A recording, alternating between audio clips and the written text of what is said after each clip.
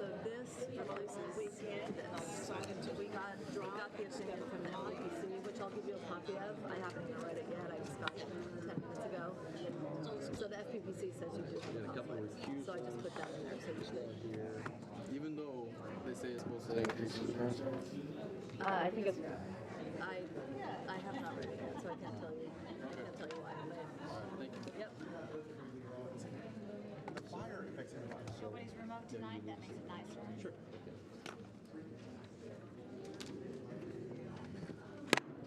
All right, we're going to go ahead and get this meeting started. This is the regularly scheduled City of Vacaville City Council meeting, May 27th, 2025 at 6 p.m. at City Hall. May I have a roll call? Council Agency Authority Member Stockton. Here. Ritchie. Here. Silva. Here. Prima. Here. Wiley. Here. Vice Mayor, Vice Chair Chapman. Here. Mayor Chair Carley. Here. Will you stand if you are able for a moment of silence?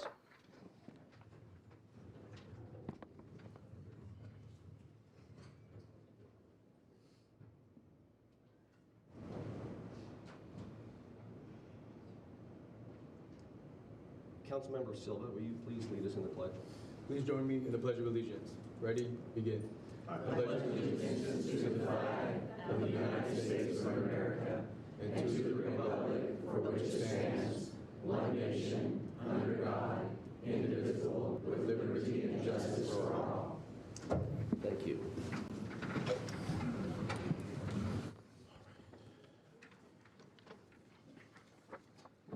So to our acting city manager, Georgianne Meggersmith, thank you for leading us tonight as we have said goodbye to our outgoing city manager last week, and as we await the arrival of our new city manager, Savita Chaudhry. And so with that, do we have an approval of the agenda? Any changes tonight? We have one small change, Mr. Mayor, and that is that we are going to push the Small Business Month proclamation, item 4A, to the June 10th agenda. All right, other than that, no changes. Do I have a motion? Motion to approve. Second. Motion and a second. All in favor? Aye.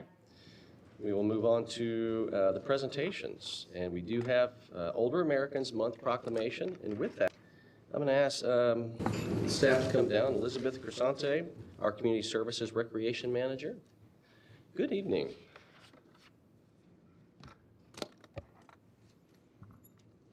Good evening, Mayor, council members, members of the public.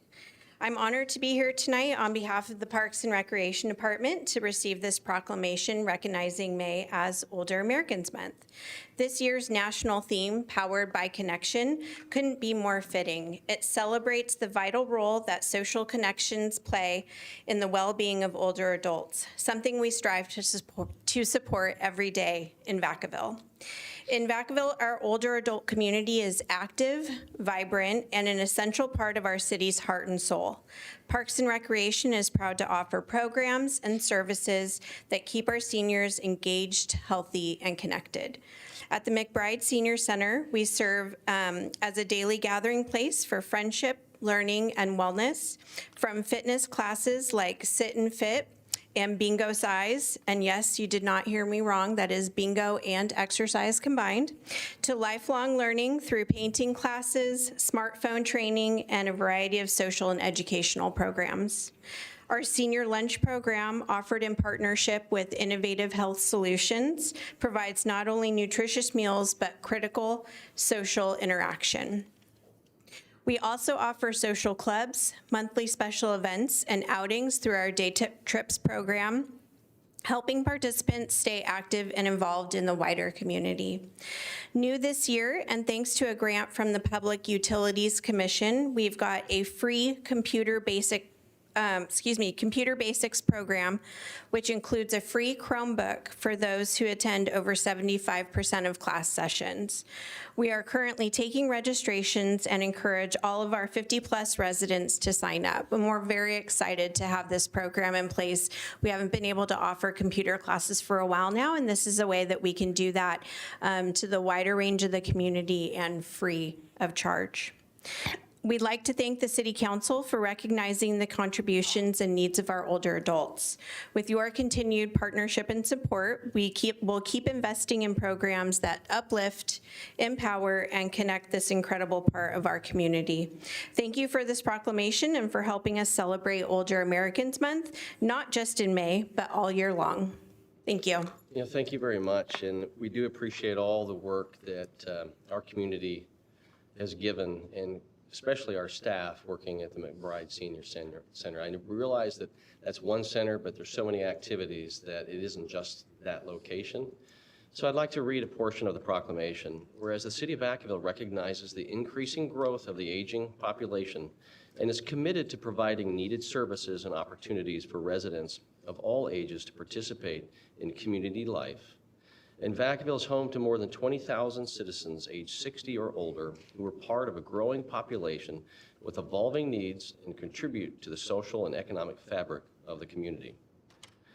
And whereas the City of Vacaville strives to serve residents of all ages, ability levels, income, races, and ethnicities, and other backgrounds, our community can provide recognition and respect to improving the quality of life for older Americans by increasing their opportunities to remain active and engaged in community life. Whereas the McBride Senior Center was founded in 1967 and serves the aging population where they are at, while building the path to inclusiveness and the changing needs of residents as they age. In our community, the McBride Senior Center has proven to be an essential resource dedicated to enhancing the overall quality of life for our older citizens by creating a safe environment that promotes health education and continued learning opportunities, encourages independent living, and serves as a conduit to other local age-friendly services and resources. Now, therefore, be it resolved that I, John Carley, Mayor on behalf of the Vacaville City Council, do hereby proclaim May 2025 as Older Americans Month in the City of Vacaville, and support the initiatives and opportunities to be an age-friendly community by encouraging and promoting policies and projects which are beneficial to healthy and active aging. So thank you for all the service that you provided. Thank you.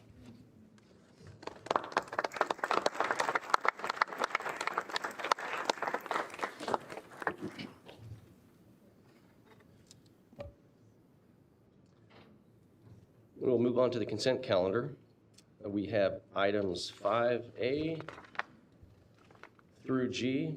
Any member of the council or the public wishing to pull an item discussion? Seeing none, do I have a motion? Motion approved. We have a motion and a second. Right, actually, you made the motion in a second over here. So with that, all in favor? Aye. Opposed? All right, we're going to move on to business from the floor. This is an opportunity for the community to address the council on any item that's not on the agenda. It certainly would be important for it to be in our purview and our jurisdiction. You'll have 3 minutes to address the council. So what I would ask is that given the time and the number of speakers, be prepared so that we don't have to wait when we get to the end and making sure that everyone has spoken. I would also ask that we give everyone the opportunity to be heard, and it's not based upon applause or cheers or jeers or anything. Be respectful of everyone's comments and their positions, and that will just make it more appropriate for not only us as the council, those of you in the audience, and those listening online to truly hear what's coming from our community. So with that, I will open it up. Mayor, City Council, I'm Will McGarvey, Executive Director at Solano Pride Center. I went online today and heard Greg Ritchie's oath of office, the words of which said, "I do solemnly swear or affirm that I will support and defend the Constitution of the United States and the Constitution of the State of California against all enemies, foreign and domestic, and that I will bear true faith and allegiance to the Constitution of the United States and the Constitution of the State of California, that I take this obligation freely without any mental reservation or purpose of evasion, and that I will well and faithfully discharge the duties upon which I am about to enter." This oath ensures officials will uphold the laws and principles both of the federal and state governments. And while the oath doesn't explicitly mention protecting all citizens, the implicit understanding is that the office holder will uphold the law and serve the best interests of the community. California Constitution includes numerous provisions designed to protect the rights and interests of all citizens, especially Article 1, Section 1, explicitly states that all people are free and independent to have inalienable rights, including those to enjoy life, liberty, and property. It's a section that points out lots of different rights, inalienable rights for rights like life, liberty, property, pursuit of happiness, a right to privacy, which California is the first state to include an explicit right to privacy in its constitution, which has been interpreted to offer broader protection than the federal constitution.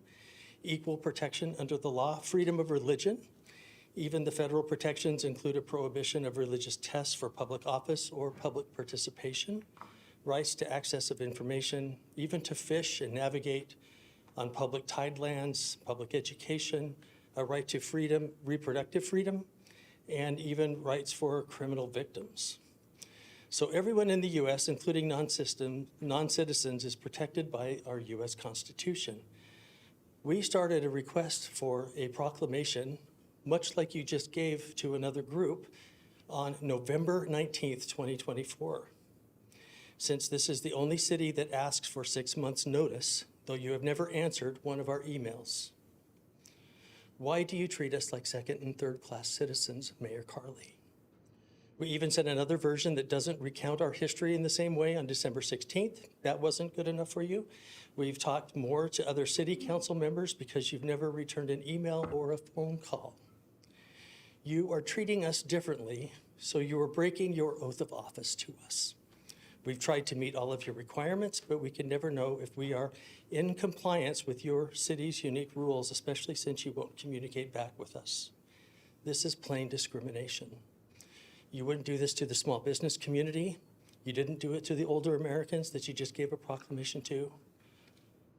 Do you do it to the Hispanic community or the Filipino community? Thank you. You discriminate against them? No, thank you. Your time. I've extended your time even longer, so thank you. There's no yielding. Your time is your time, so thank you. Good evening. Good evening, Mayor Carley, City Council. My name is Brooke Boscheman. I've been a resident here since 2021. My husband and I moved here from San Francisco. Recently, my daughter and her family, my grandchildren, have moved out here as well.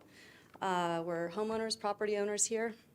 And I read this letter on behalf of my daughter, Kate Cooley.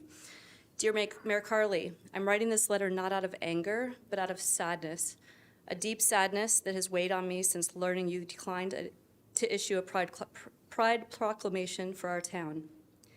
My family and I chose to move to this community because we believed it could be a place where our children could grow up safe, supported, and surrounded by values of kindness, respect, and inclusion. We were drawn to the charm of this town, its sense of community, and what we hoped would be a welcoming spirit. But your recent decision has left me feeling heartbroken and questioning whether this place will truly reflect the values we try to instill in our kids. Pride Month is not just a symbolic celebration. It's a time to acknowledge the history, struggles, and contributions of the LGBTQ+ community. It's a chance for leaders to say publicly and clearly that all people deserve dignity, acceptance, and love, no matter who they are or who they love. When a mayor chooses not to recognize pride, it sends a different kind of message, one that suggests some people and families don't quite belong or aren't fully seen. That message ripples through our schools, our churches, and our playgrounds. Our children notice, and they remember. I believe that community leadership includes embracing every member of the community, especially those who have historically been marginalized or made to feel invisible. It's not about politics. It's about human dignity. I know that not everyone shares the same views, but I also know that being a mayor means sometimes standing up for what is right, even when they might not be popular with everyone. I'm asking you to reflect on your decision, what your decision means to many families here who long to see their children grow up in a town that celebrates love, acceptance, and diversity in all forms. Even if your decision remains the same, I hope you will take this message to heart. I write it not just as a resident, but as a mother who's trying to raise compassionate, open-hearted children in a world that too often falls short of both. And I second her letter as her mother and the grandmother of both of my two grandchildren. So thank you for listening. Thank you. Good evening. Thank you, Mr. Mayor, Council. Two items. First one has to do with officer safety. Now that I don't think anybody's concern for officer safety exceeds your own, and you're just the recent time you spent at the memorial. Back in the day, because remember this is older Americans, citizens, so I'm going to say back in the day, I recall that PORAC provided statistics. And I'm sorry, Post provided the statistics and PORAC pushed the importance of window tinting. And I've been noticing so much here in town, if I were a police officer, I would be very concerned because I can't see the driver. I don't know if they got a gun. I don't know if they have a hostage. I don't know what's going on. So something to work on or think about for our officers' safety. Now to the other measure there. Thank you for letting me say that. Mr. Mayor, I appreciate the fact that our city is focusing on the city responsibilities, and Councilman Stockton and Freeman supporting you as I do support you. It's all with love and what's appropriate for a city to do and not to do. And I just want you to know that my heart is with you and those that agree that it's inappropriate to be doing all these proclamations. Otherwise, I'd be up here and you'd have to sign one for me, you know. Anyway, we love everybody. We respect everybody, but the city's responsibility is the city's responsibility, and that's not in there. We do it with love. Peace, baby. Thank you.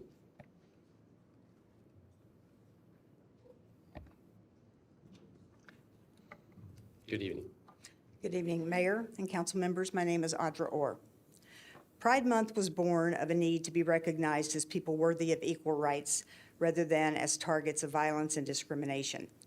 You seem to think that the purpose of Pride Month is to further the gay agenda, whatever you seem to think that is. Well, let me share the secret agenda with you. It's this: we want to work hard to raise our families, to have careers, and to have the same rights and protections as guaranteed to all people by the Constitution. Yep, that's our whole agenda right there. Now, I'm a mother, a wife, a retired military officer, a retired police officer, a member of the board of directors at the Solano Pride Center, a member of the LGBTQIA community, and a member of the Vacaville community. These are just a few of the parts that make up the whole of me. But I wouldn't be the strong person that I am without each and every one of those parts, just like our community. When you tell those members of the community who call us sinners that you agree with them by your silence, you are devaluing us and dividing our community even further. Even worse, you are telling our LGBTQIA youth that there's something wrong with them, and you're telling bullies that it's okay to victimize them. It's time to put away that tired old excuse by celebrating Pride Month that you are somehow devaluing the heterosexual members of the community. If I tell Vice Mayor Chapman that I value her as a person, does it mean that I value Councilmember Wiley less? No, that's ridiculous. That argument is just used to divide people. Let's try telling people that we value them for a change. I invite you and everyone else to come to a Pride event and get to know us. We're your neighbors. Here's another thought. A good number of the 765 companies who received the Human Rights Campaign Equality 100 Award last year for their LGBTQ workplace equality policies were biotech companies. Isn't Vacaville trying to bring in biotech companies? Don't we need them because we need to increase our tax base to meet our future budget deficit? And being the only community in the county that doesn't welcome the LGBTQIA community isn't going to be an attraction for them? Just a few questions to think about in closing. Have you ever had to hide who you are out of fear of losing your job? I have. Have you and your family ever been followed through Vacaville by a carload of young men calling you vile names and threatening you for having a marriage equality sign on your car? I have. Have you ever been physically or emotionally attacked because of who you were born? We have. This is why we have Pride Month and why we'll continue to fight for it until we are no longer attacked for merely existing, until we no longer have to fight to keep our rights from being taken away, and until "that's so gay" is no longer a slur, but is an actual compliment. Thank you. Thank you.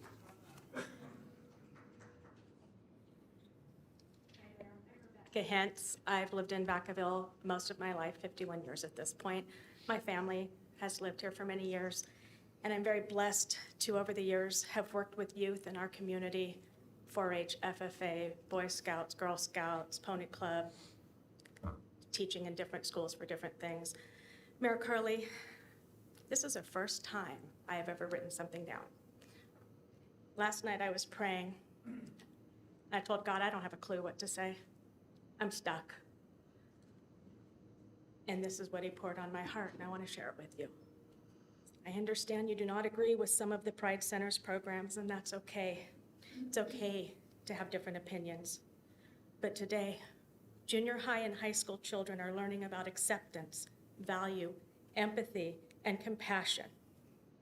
They're also learning about government. It appears that your choice not to sign the proclamation is based on your spiritual and political beliefs. If I'm wrong, I apologize. I'm just going by what I've read. This isn't about politics. As a Christian, we strive to be Christ-like, to stand with the most oppressed, those who are least wanted in our communities.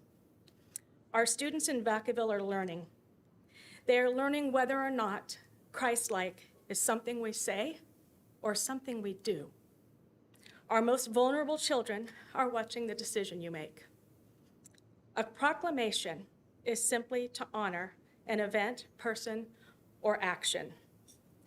Today it's about pride, but that's not all. It's really about individuals, students, children, who are waiting to hear if their mayor, who is a Christian, if he, the person who leads their city, can honor them. Can he honor them as children of Christ, whether he agrees with everything about them or not? Can he, their mayor, honor them and stand with them as Christ stood with the least among us in his time? To be clear, I do not see our queer community as less or the least among us, but I recognize that some of my brothers and sisters in Christ have a different opinion. The children in our community are wondering, can their mayor love them and honor them? Hate does not change hearts. And when you deny a person, when you deny who someone is, that is hateful. As a Christian, we are all called to love all of God's children. God calls on men to love and honor others Romans 12:10, he instructs us, Christians, to be devoted to one another in love and to love and honor one another above yourselves. We call others to Christ's love and Christianity when we love and honor them. I pray that the Holy Spirit puts the honoring of our LGBTQ plus community, including our students, with a Pride Proclamation for California on your heart. Thank you. For Vacaville, that honoring others and loving them as Christ did is reflected in your actions regarding this matter. Thank you. Thank you.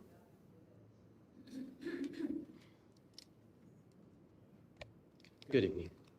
Hello, my name is Lisa Rico. I've lived in Vacaville for almost 40 years. I'm not going to be redundant and talk about all the reasons why we should sign the proclamation, all the reasons why we should fly the flag. You guys all know me. We've been here before. We've been on this topic before. I'm going to focus on one issue, and that's the absurdity that this decision is being made by one person. We are a community of over 100,000 people, and yet one person gets to make this decision. How can that be?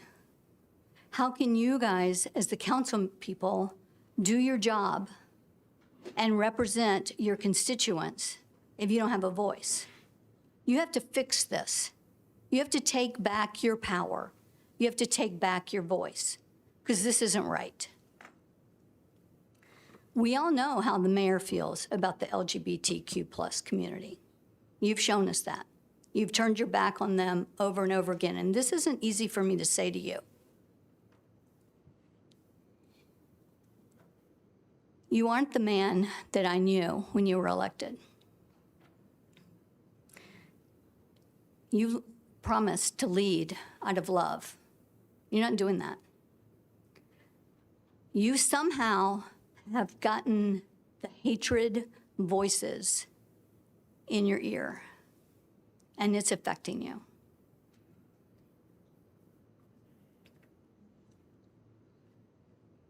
Your buddy, Obama, that you love to tout from time to time, he would be ashamed of you too.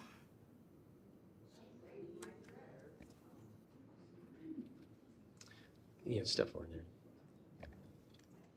I am reading this by Alexis Kofed, who wrote this, and I offer to read it to you for her. To the Vacaville City Council by Alexis Kofed. As I watch our American ideals slide further into hate and the vilification of the other, I realize that our greatest hope for change is in our own backyard.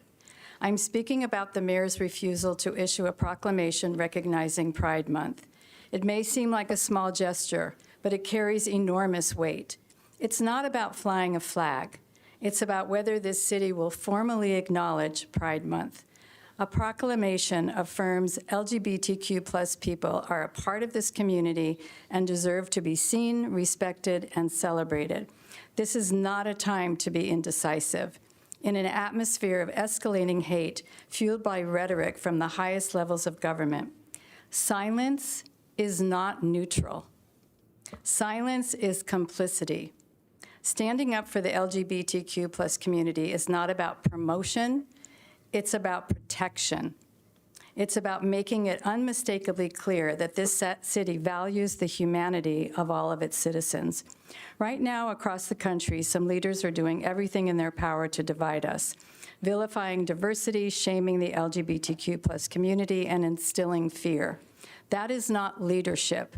That is fear-mongering. That is not patriotism. That is scapegoating.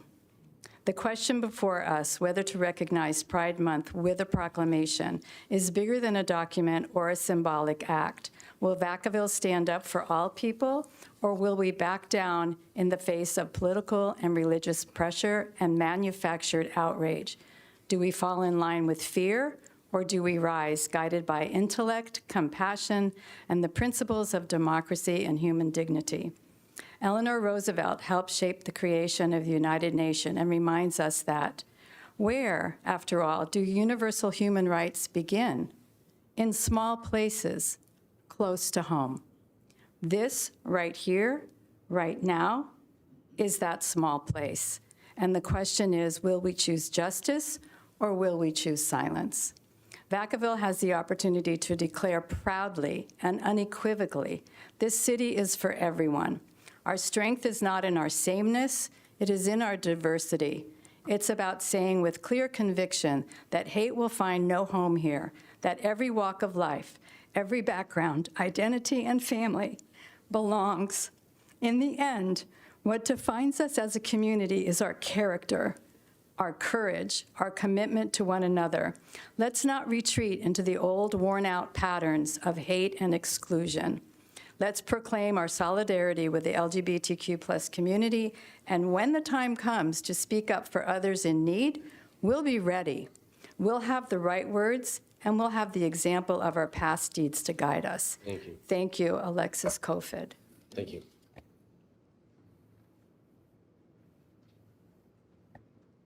Good evening. Good evening, Mayor and Council. I have two issues. I live in the Wild Hawk Ranch development at the corner of Fry and Leisure Town. And we've been in front of the City Council before about the noise from the train. My next door neighbor is a combat veteran. He's got PTSD. The train bothers him a lot. I have neighbors whose children are awakened in the middle of the night crying because of the noise of the train. Excuse me. They are building a park next to the train tracks. There's the train tracks, a trench, and a park. This is a disaster waiting to happen. Curious adolescents, teenagers, and children who just get away from their parents may one day end up on those tracks with little or no warning, and a tragedy is going to happen. We're asking for a sound wall, but it's a safety issue as well, and I hope you'll all take that into consideration. Yeah, thank you. Now, about the proclamation of Gay Pride. Gay Pride doesn't mean that we're declaring ourselves as superior or dominant over other groups. There are some pride groups that do actually declare that, but we're not.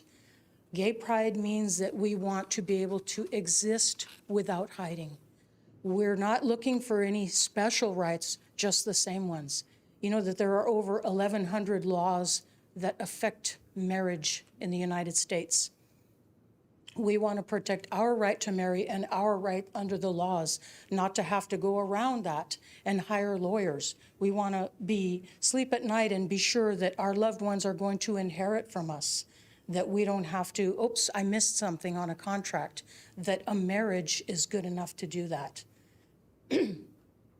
I'm asking that you not join the spiral that the United States is taking into fascism, dictatorship, religious zealotry, and Christian nationalism. Religion should have no place in legislature. And this proclamation is just saying it's okay to exist. That's all we want, is to exist openly. And it's kind of sad that you made a proclamation for small businesses, a bunch of inanimate objects, but you refused to do it for a group of human beings. That a large swath of human beings isn't as important as small businesses. And I hope you'll reconsider and not go down in history as having followed that downward spiral into zealotry, nationalism, Christian nationalism, and open discrimination against large groups of people. Thank you. Thank you. Mayor and Council, thank you for this opportunity. My name is Connor Grady. I am an Air Force veteran, homeowner, surgeon serving this community. And I come here to my first council meeting and list all these things because I've become concerned that this council may care about some labels more than others, and that I maybe have some that I can bring to the table that could have some impact. My wife and I are trying to grow our family here. We love this town, and we've been amazed by the community that we've been welcomed into. Fiesta Days, Merriment on Main. I mean, this town knows how to do it right. Don't disabuse me of that. Let's embrace this whole community. It's a community, not a congregation. We all believe a lot of crazy things. Any group of 100,000 people is going to. But support your neighbor. Make them feel welcome. Make them feel like they belong, just like I feel like I belong, and I do. But I don't know if that's going to stay true if so many of the people who've welcomed me in can't say the same. Thank you.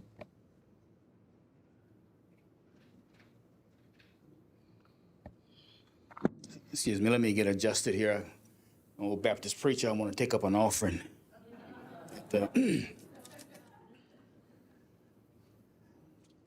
I'm in support of the mayor's prerogative to act in what he believes is the best interest of the city for which he was elected to serve. As one who has lived in America through some of its most turbulent times of human relationships, my position is no group should be allowed to fly its flag over the city that says its citizens approves of the message or the lifestyle of the flag. I've also, kind of interesting, as I have listened to the rhetoric here in the room about rights and how folks, lived and so forth, and it's kind of interesting because I lived under a flag. It was the Confederate flag. And it said that the folks in that community who loved that flag and all the things that it purported to, that I wasn't a person. I was like I think we were deemed to be, I think, 1/3 human. And so here's my perspective. Mayor, I support you. Do your thing. You're elected. And what I was taught in my day when folks were saying that I was oppressed was this quote by Ray Charles. Not one drop of my self-worth depends on your acceptance of me. And that's the way I feel, that's the way we was grown. That's the way we grew up. And that's who I am today. I don't care what you think or what you write or don't write. It's not going to define who I am. I know who I am.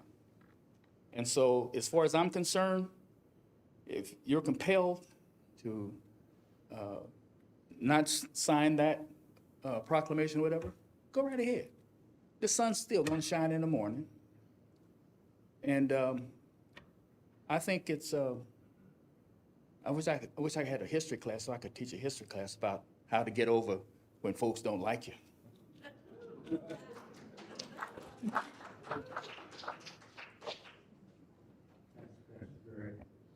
Raleigh Galligan, citizen of Vacaville since 1979. And I'm sharing the written words of a friend, and I don't understand all of it. I've not experienced everything he writes, but I'm in agreement with his concept. And he stands and I stand against the Pride Proclamation statement. Here's what he wrote. My name is Maurice A. Arnold. I'm a Black Air Force veteran. He's also a citizen of Vacaville with 26 years of service. My great-grandfather fought in World War II. My father and uncle served in Vietnam, and I've deployed several times to Iraq.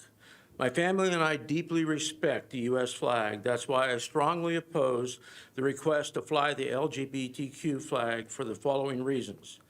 People who adhere to the LGBTQ lifestyle are free to live as they choose. Unquote. I also wore the uniform in Berlin, Germany, to push back communism, to protect the freedoms of all of us so that we could choose, that we could also act out with consenting adults on those choices, even if that is same-sex attraction. However, you're not free to hijack our tax dollars and leverage them for selfish purposes. Vacaville residents, and I'm included, elected Mayor John Carley, whose position reflects the community's views. No private group should be allowed to fly its flag over public property, and sexual preference is a personal matter. Comparing LGBTQ struggles to the Black and Civil Rights Movement, which happened earlier here tonight, is deeply offensive. Black Americans face 250 years of slavery, 100 years of Jim Crow laws. When you equate our human trafficking, slavery, rape, and murder with LGBTQ issues, it's highly selfish disregard for our collective suffering and the most racist thing you can do. Under the original 1964 Civil Rights Act, LGBTQ identity doesn't meet the criteria for protected status, which includes immutable characteristics, pigmentation, sex, history of economic oppression, a legacy of discrimination. The LGBTQ flag is a symbol of injustice and intolerance. It represents the destruction of scholarships in female sports when biological males are allowed to compete against them. Ironically, my great-grandfather and family served in the military during wartime, only to return and experience Jim Crow. When I speak out, I could experience a new millennial Jim Crow of economic warfare because I disagree with making special provisions for LGBTQ persuasion. For example, Jack Phillips of Masterpiece Cake lost 40% of his business after battling 3 frivolous lawsuits for refusing to make LGBTQ or satanic-themed cakes. The new Jim Crow isn't targeting immutable characteristics, but ideology. Consequently, all of our freedoms are subject to attack. Nevertheless, as a community, we will ensure you receive justice as a person. However, we stand against your current position, not your personhood. Thank you.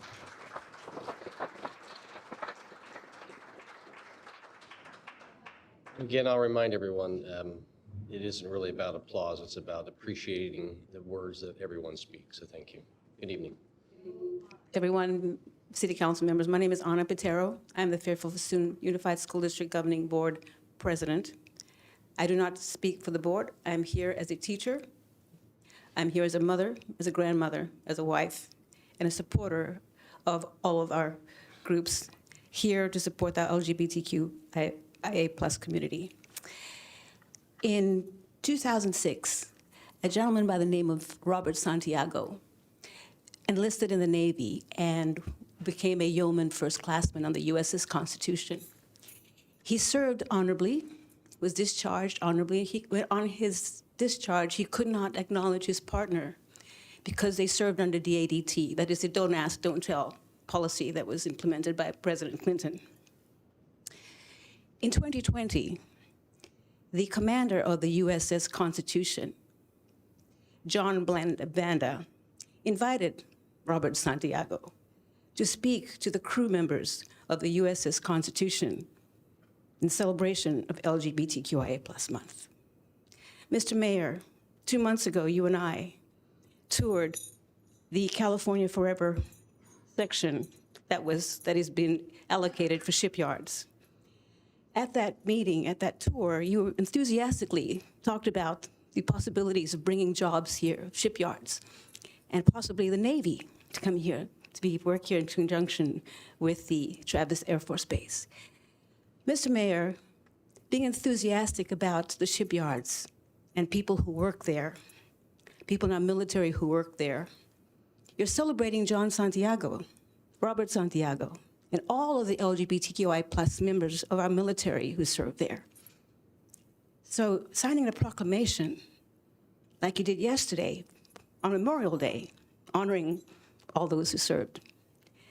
Robert Santiago served. Audra Orr served. So all of these groups of people will be working there. You support that shipyard, you support our Navy. If you support our military, our Navy, and the Constitution of the United States, you will support all those who serve. LGBTQI+ people are not all white. They look like me, right? They all serve, and we are all members of this country. We are a collectivist country. E pluribus unum, out of many, one. We are a government of the people, by the people, for the people. That means every single one of us.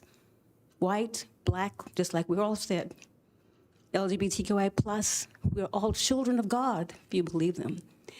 Unless God creates a hierarchy, I think the least you can do is flick your pen, honor our service members, honor all of us, honor our students who are going to be the future of this country, and honor those people that you support on that shipyard. Honor Robert Santiago. Thank you.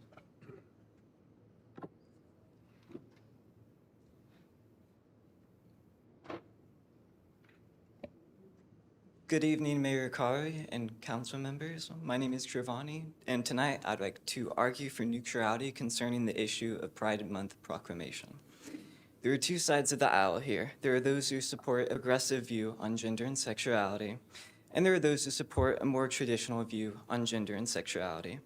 This is such a sensitive subject, and as can be seen tonight, one that has intense, passionate views on both sides. Now, as I'm sure you all have heard throughout this evening, this proclamation will support those who identify as LGBTQ. But supporting one side means rejecting the opposing viewpoint. To illustrate this point, I will give a hypothetical. So say we rewind to 6 months ago to a very traumatizing American event known to many as the presidential election. If I voted and supported Kamala Harris for president during that election, it necessarily means that I've opposed Donald Trump for president, and vice versa. The same is true here with this proclamation. Supporting this progressive worldview and ideology means rejecting the more traditional viewpoint. Therefore, if the choice is made to support the proclamation, it necessarily entails opposing a traditional worldview and those who hold them. As such, signing the proclamation would not further the cause of neutrality. Of course, perhaps you might be thinking that it is best to support those who fall under LGBTQ and not be neutral. You might argue that they have been marginalized in the past, and as such, it is necessary to rectify that marginalization by supporting their worldview. And if that means opposing traditional and mainly religious worldviews, then hey, that's fine. After all, it might seem that religious adherence is bigoted and prejudiced. However, this was not the approach advocated by the Vacaville Court, the same Supreme Court that declared there was a constitutional right for same-sex couples to be acknowledged by the state as married. They said many who deem same-sex marriage to be wrong reach that conclusion based on decent and honorable religious or philosophical premises, and neither they nor their beliefs are disparaged here. That is from United States Reports, volume 576 at page 672, if anybody is interested in that.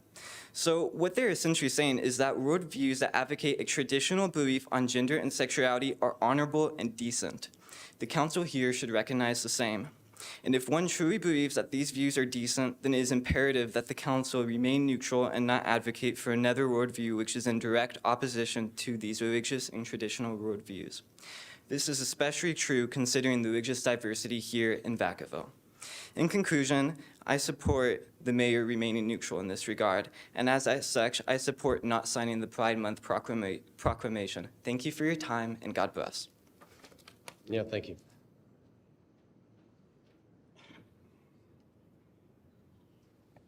Hello, council. Back again. So, again, we are part of the train gang, which was spoken to before. And what we are trying to do at this particular point in time is to find out who actually ends up having the surety bond of our developer. I have been walking around. I've not been able to find that. This distribution, if you will take a look at, is grossly inappropriate. 90+% of our community should not have been developed. And you know, the city requires a surety bond to be go through and issued. At this particular point in time, our contractor, our developer, has put up a $3.5 million bond, and in 2-3 months, they're going to get out of that. So what we're trying to find out, and this is what I've been walking around the city council all day today, is around who owns the bond. Nobody can give me an answer. I've gone to, community development. They refer me back to planning. Planning ends up referring me back to permits. Permits ends up referring me back to nobody. And I've asked the city attorney, and Madam City Attorney, I thank you very much for your response. But nobody wants to go through and own this. I just want a name. I want some communication information about there. And can somebody please answer this question? Now, since I have a little bit of time at the end, and I didn't realize what I was walking into today, and I do have hard copies, as the father of 3 queer transgender kids, if you have not walked a step in our particular path, you don't have the right to go through and make any declarations around that. quite frankly. I mean, this is absolutely fundamental. If you cannot go through and understand the fact that there are differences that are out there and be able to go through and appreciate that part and, again, walk a step in our path, I'm sorry. That I must most respectfully disagree with what's going on right now. So I will yield my time. And if you make sure that staff has that information so we as council can get it. This has been previously sent over, and Greg, again, I love you, bro. Yeah, thank you if you could do that so that we can have that and we can follow up on it. I'm Judy Frendo, and I'm a resident from quite a while back. I came here because I care a lot about this city and what goes on here. And I've been disturbed, actually, with most of the rhetoric I've heard. I believe that everybody's rights should be preserved. I would feel horrible if somebody who was gay was discriminated in any way. But at the same time, I don't think that flying a flag that basically stands for it's a sexuality, homosexuality, or transgender, is a sexual orientation. I don't think it has any place on the flag that stands for United States, which stands for everybody, at the risk and the reality of blood and the diversity that has developed. I'm Catholic, okay? And I have great friends who are Jewish. That's not the issue, but my church was invaded by the federal government and, spied on for going to Latin Mass. That's pretty sick too. So I think that we have the right to be who we are, all of us. And anything that's this divisive needs to stay down, because we already are divisive. We're in a situation right here where it's almost, I feel as if you believe one way, you're a good person, and you feel another way, you're demonized. And that is no way to have a discussion. You've broken the whole thing. How much time do I have? I can't see. Yeah, you have a minute. Oh, I got time, okay. I also believe that into the transgender and the teaching of that in school has been really damaging to kids. Not because I'm against transgender people. It's something I don't understand, but I have friends who are transgender, so that's fine. But when you come down to the 5-year-old kids and teach them this, I've seen really bad things happen. So I'm going to stand my platform and say, we are a nation of many people. There's a lot going on that should cause terrible, terrible distress in the schools and the world today, but we don't need to put anything up under the flags to show that we love everyone. Thank you.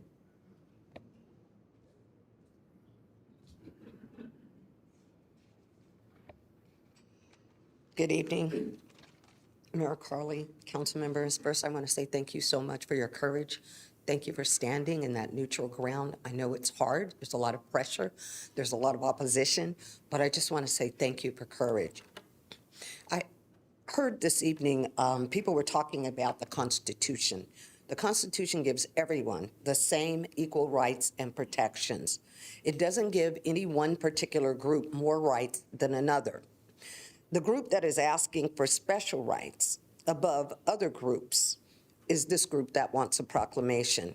I agree with my friend, Brother Arnold, who talked about the history of civil rights.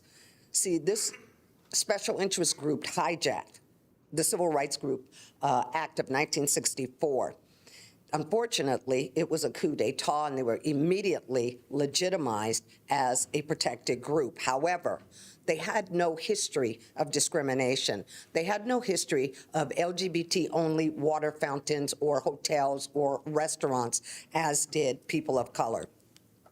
This community has no history other than you cannot tell if they are engaged in an LGBT lifestyle unless they come and they do some sort of outward representation. I walk into this room. You can't tell if I'm LGBT, trans, or whatever, but you can tell that I'm a Black person, a person of color. I don't need to tell you that I am of a certain particular persuasion. So having no history of discrimination, I think it is wrong to use the Civil Rights Act and make that the standard by which particular groups are being put forward as special. They're not. God loves everyone, but no one can make God in their image. God loves everyone. He died for everyone. He's a holy God. He demands holiness from his followers. But people want to say God is only love. But that part of love, there is also justice. And each and every person is going to give an account beyond this life to the Holy One. And so I encourage you, stand on neutral ground, stand true, and don't be persuaded by any group to elevate things that God calls abominable. And that is Proverbs 6:16, says 6 things God hates, 7 are abomination. The very first thing in that list is pride. They also hijacked June. That was the month for Juneteenth. Now it's become the month of pride. But God hates pride. He resists pride. He gives grace unto the humble. So thank you again for your courage. Thank you.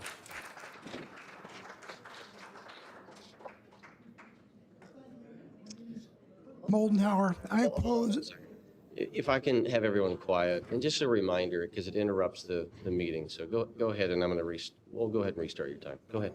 Thank you for hearing me. My name is Kirk Moldenhauer. I oppose the pride flag being flown. I think every American has equal rights under the Constitution. I've heard tonight that if you disagree with the LGBTQ agenda or lifestyle, that you're a hater. Nothing could be further from the truth, and everybody deserves to be treated with respect and dignity. Thank you. Thank you.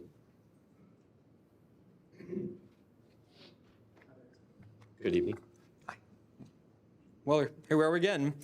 I think this is the third or fourth time I've spoken regarding this subject at a Vacaville City Council meeting, and you'll have to take my word for it that I really do not enjoy this. However, I do think it's important to be one of the faces of opposition for what has been allowed to become more of a fraught issue than I think it ever needed to be. I also wish I'd gone a little sooner because a lot of other people were a lot more better researched and more eloquent than I'm going to be, but I will try my best and I'll be quick. I noticed a few weeks ago when I was at City Hall that Mayor Carley signed the National Building Safety Month proclamation, and it is prominently displayed at the counter at the building department where I visit sometimes, a few times a week for work. It is quite a long proclamation, and I would be shocked if he could paraphrase a single sentence of it now, and I wouldn't blame him. It's pretty dry. He didn't write it. It's a form letter, and it came from the International Building Council.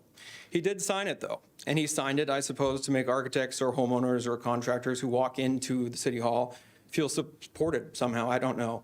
However, it's sitting there doesn't hurt anyone. You could choose to read it or not. The Pride Proclamation also does not hurt anyone. It does not deny anyone their rights or confer special rights on the gay community. The two people ahead of me, I don't even know where to start with that. There are no special rights conferred by a form letter. The proclamation, it's a pretty simple letter with an extremely brief history, and it is meant to give some small measure of visibility and dignity to a historically marginalized group of people. Just today, we have discussed the presentations for Small Business Proclamation Month and an Older Americans Proclamation Month. I say go for it. I am a small business owner, and older, well, that is a relative term, but if I'm not old, I sure do feel tired today. I'm tired of talking about this, but I will still do it. I also like to remind everyone in this room that Mayor Carley won the vote in 2022 with 50.6% of the vote. That is hardly a home run. That means 49.4% of the people who voted for someone else. However, somehow I don't understand how this has even become, and I'm not a lawyer, why he gets to be the sole person to make this decision. It still boggles my mind, much like Lisa Rico said earlier. Also, when he was elected, he was meant to be mayor for the entire city's population, not just those that ascribe to his particular politics or beliefs. I don't believe that's what's happening here. I have no idea what percentage of Vacaville would consider themselves to be among the LGBTQ community, 5%, 10%, I really don't know. It doesn't matter. We do have businesses, we have employees and bosses, we have parents and friends, brothers and sisters, and we have memories. We are also members of this community, whether the mayor chooses to sign this proclamation or not. We will not forget what he has chosen to do, and in my opinion, he is on the wrong side of basic inclusivity, kindness, and history. Ooh, right there. Thank you. Thank you. Good evening. Good evening. Hello, Mayor. Hello, Council. My name is Keith Lamont. I am a resident of Vacaville. I've lived here for 6 years. I am a gay man. I've been married. My husband and I are effective members of this community. My husband is actually the head of the QA department for Oakland Fire Department, and he's the LGBTQ liaison. And he's working on a business initiative that's helping local businesses, LGBTQ businesses, thrive. And just want everybody to know that I am an effective member of this community, right? I give out nothing but love. I work as being as effective to vulnerable communities as possible, right? I want you to know that Jesus loves everybody. It doesn't matter. Sir, direct it this way. Okay, I'm sorry. Jesus loves everybody, and what I want to get to is this, is that it's alarming to me that I'm seeing a lot of discrimination from people of color here. And I want people to be reminded of the fact that up until about 10 years ago, I couldn't even get married, right? Be mindful of the fact that the pioneer of the LGBTQ movement was a Black trans woman. We are not asking for special treatment, right? We are asking, we the people means all people, right? And I believe that not signing this proclamation is a sign of discrimination. So I'm happy to continue to be, like, where there's darkness, I'll bring light, right? And hopefully for some of the people that are out there, hollering, just keep in mind that we are all created equal, right? I am a survivor of the AIDS crisis, right? So for anybody to say that somehow LGBT queer people have not endured the same type of discrimination, or to kind of like we're kind of going on the curtails of the civil rights liberation, that's ludicrous. I'm grateful that I get to be married. I'm grateful that I get to be a productive member of society. I work with people with developmental disabilities who can't vouch for themselves. I am here to help vulnerable communities, and when I see these types of situations happen, I have to open my voice. So thank you. Thank you.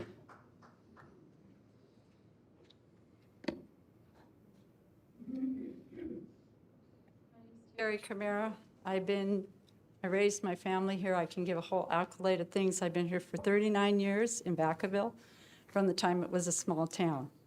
I've never seen, I don't know what the big deal is. We don't need a flag to be fair to people.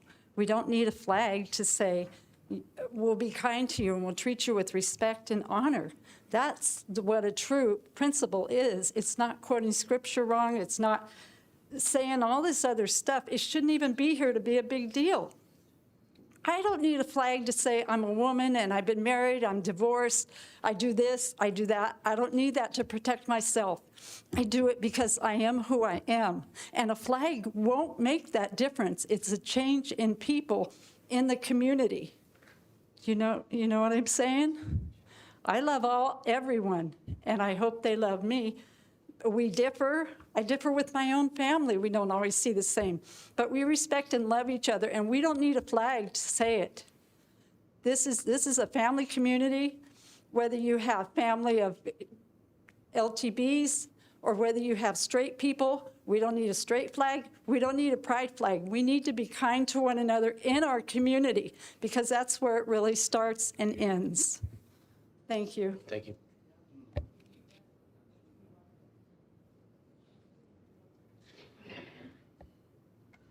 Good evening, Mayor Carley and the city council members. My name is Craig Giannini. I've been a resident of Vacaville for over 20 years. And I love our city, and I want to thank each one of you for making our city a great city. And we want to continue to have a great city. And you guys have strived to improve our city. We have safety in our city for families, for our community. That's a good thing. I especially want to thank you, Mayor Carley, for trying to increase the revenue base by bringing more businesses into this community. Because when you do that, it makes it better for every taxpayer in our city. That's a good thing. I also want to support you in withholding a Pride Month proclamation. I know you've been attacked on every side, and in spite of that, you are standing. And listen, I respect your courage, and I think it's admirable. You are holding to your convictions. We don't see that very much in society today. I truly believe that you have more important matters as a city council to deal with in Vacaville rather than getting involved with cultural issues that cause division in our city. The truth is, some people look at everything through the prism of oppression. And this is not unifying or healthy to our city. The fact is, last year, the city council voted for the pride flag to fly over our city for the entire month of June, all 30 days. One of the council members who supported that ran for re-election back in November, and he lost. I'm just saying, read the tea leaves. Councilman Ted Freeman, you're the new guy on the block, and thank you for your service. Now, no other group but the Pride community has their flag over the city for 30 days. I was looking and I said, the presidents have 1 day a year to celebrate. Our presidents. Jesus Christ has 2 days to celebrate, and that is Christmas and Resurrection Sunday, last April 1st. But even that was co-opted. It was co-opted by, what is it called? Transgender Visibility Day. So I think the LGBTQ plus, et cetera, should take the win that they have. You know, the problem with activists is they're never satisfied. 1 year it's the flag, next year it's the proclamation. What is it going to be next year? And it goes on and on. It's always something else.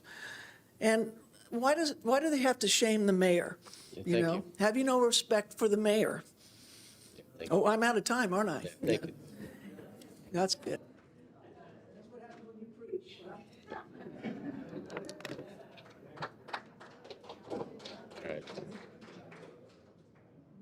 All right. Hi. Good evening. Mayor Carley, and I just want to congratulate you for sticking with your convictions and not being bullied. Good evening, council. I am a citizen of Solano County, and I'm here because I think this is a very special topic. I respect the right of every community, including the LGBTQ community, to believe and live according to their values, but that respect must be mutual, which it never is. I should not be expected to adopt beliefs or behaviors, neither should you all, that conflict with my own convictions. That's not tolerance, that's control. And you're trying to be controlled tonight. Real diversity includes diversity of thought. What is being referred to is ideological coercion, compelled speech, when someone feels pressure to conform to a belief system or express agreement with views they don't personally hold. It can also fall under social or cultural pressure, where dominant viewpoints are promoted so strongly that dissent is stigmatized. Normally, proclamations are given to groups that are large, nonprofits, civic groups like Rotary Club, Lions Club, volunteer organizations, Native American groups, not a group of 7% of the US population. That's a very small minority of adults that identify as LGBTQ.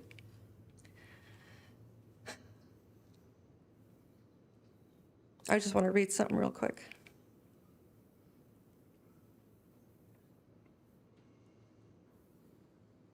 First Corinthians 6, 9, and 10. Or do you not know that wrongdoers will not inherit the kingdom of God? Do not be deceived.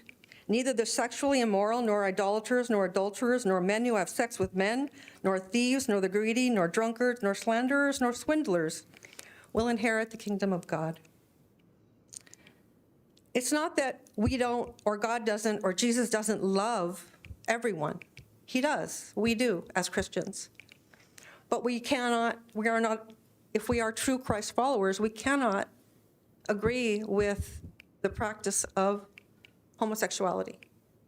We cannot, because God doesn't.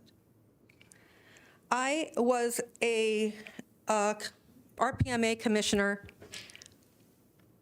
of Sassoon City, and just recently I was removed by Mayor Alma Hernandez because she said my post on my Facebook page against a sexually explicit drag show in Naples, Florida, was inappropriate for me to post on my personal page. Therefore, she removed me as commissioner. That's control. Thank you. It's inappropriate, and it's not fair, and she needs to be called out. So tonight, Thank you. thank you, Mayor.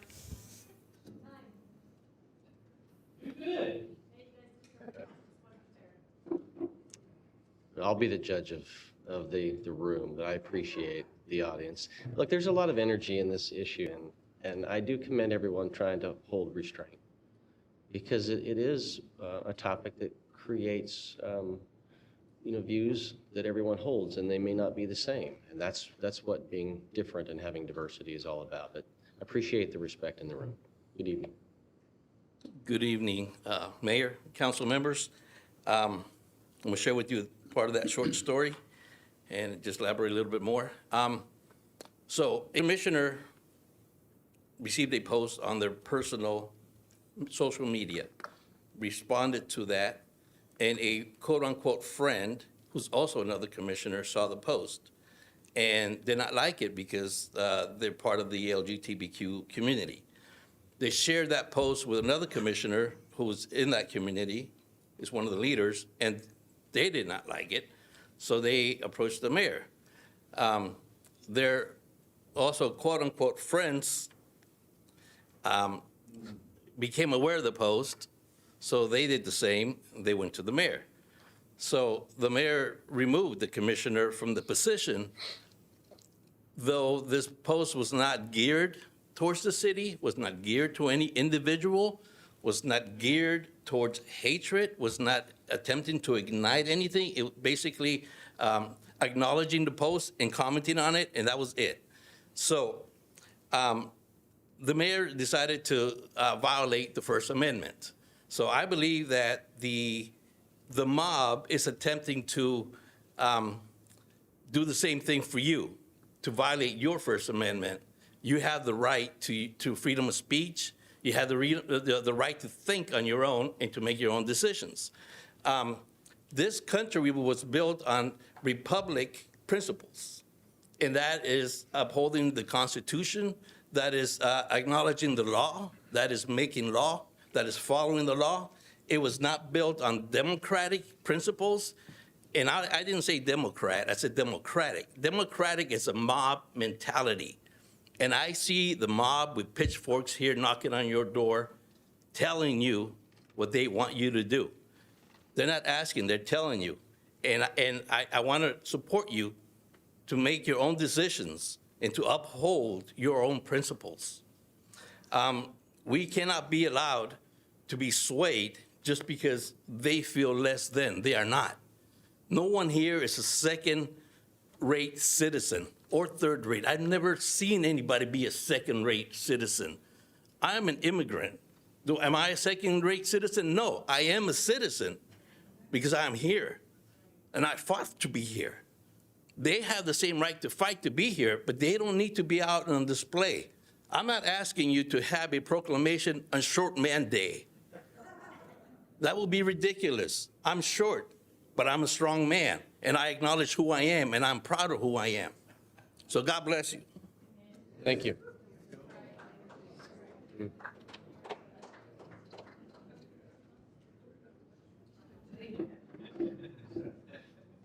Mr. Carley, Vice Mayor Chapman, all of the City Council. Thank you for being here tonight and allowing us to be here tonight and speak.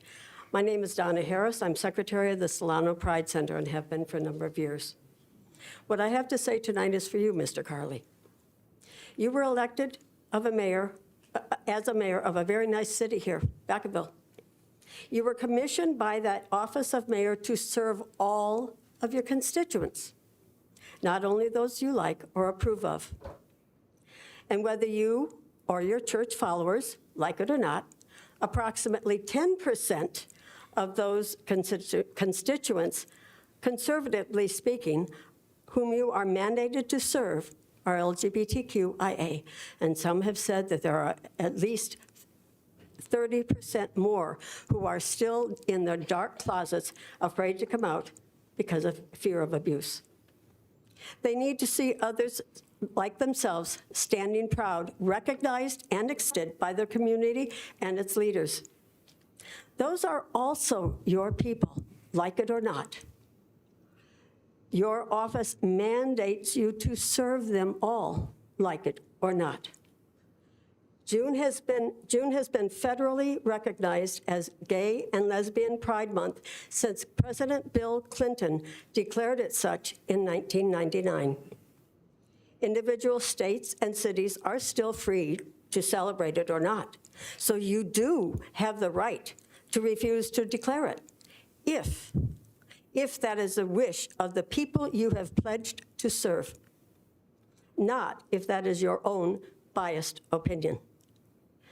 Based on your own biased opinion, you have the right not to sign the proclamation that Solano Pride Center has offered you. You refused last year. Then, due to pressure of the press, you reluctantly wrote and signed your own weaker proclamation denigrating Solano Pride Center as a parting shot. This year again, you refused.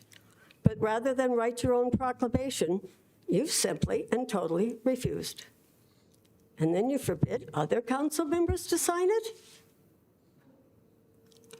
Do your constituents know that you have taken this dictatorial action? What other city concerns have you decided on your own to push or refuse? I was under the impression that you were the leader of this council, not its one and only voice. When I spoke last year, I stated that I am a Christian, and I still am, and yes, I am lesbian.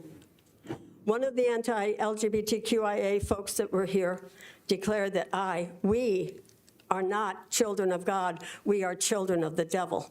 Now, that's not abuse. My time is up, so I will respect your time. Thank you, council members, for your service. Thank you. How you doing, Mayor? Good evening. Hey, good evening, and council. Mayor, before I even start, I must say that you looking fly with that tie. That tie is nice. I mean, it is clean. But Mayor, I come before you today, and I must address something, and first I must thank you for standing in your convictions. You know, there's a great man that said, evil prevails when good men do nothing. And I must applaud you for standing on your convictions and not moving according to political expediency. Someone else mentioned ideological coercion, and that's exactly what happens if you don't bend to the will of individuals that are trying to force people to buy into their ideology. We're all about loving people, treating people with dignity, honor, and respect, like 100%. But I draw the line when you try to compare the sufferings of the LGBT community to black people. I'm like, no, but I'm saying, but that is the premise of the movement. In one of the books, I won't mention the book, but it said that we're going to leverage black people because they are unwitting participants. Basically, we're going to ride on the back of the civil rights movement and then push this in. But as was mentioned before, when it comes to the protected status, immutable characteristics, there isn't. A legacy of economic oppression, there isn't. A legacy of discrimination, there isn't. I'm not saying that individuals haven't been treated wrong, But when we talk about discrimination, we're talking about immutable characteristics that anybody can point out at any time. If somebody came through here and said, I'm going to bust everybody that's gay and I'm going to put this 9 on them, all of a sudden, any man got his testosterone going on right now. All that'll disappear. So what I'm saying is those are not immutable characteristics. We treat all people with dignity, honor, and respect. But I consider, and I'm going to say this is look, Vacaville is a city of peace, but I came bearing the sword, but it's dipped in butter. So it's going to cut smooth today. I'm telling you this. Any black person, any person, especially any black individual that would compare the LBGT movement, I'm from Atlanta, to anything that black people experience. Either it's one or two things. Either you're deceived or you're a coward, or it's both. And I'm not saying this to be mean, but I mean business on this. We got some chump civil rights leaders that didn't put their feet down when this came up. There's no way I would have stood for that.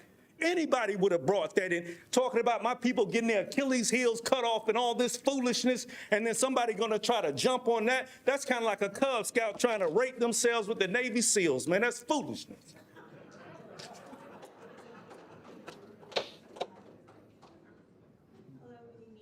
Good evening.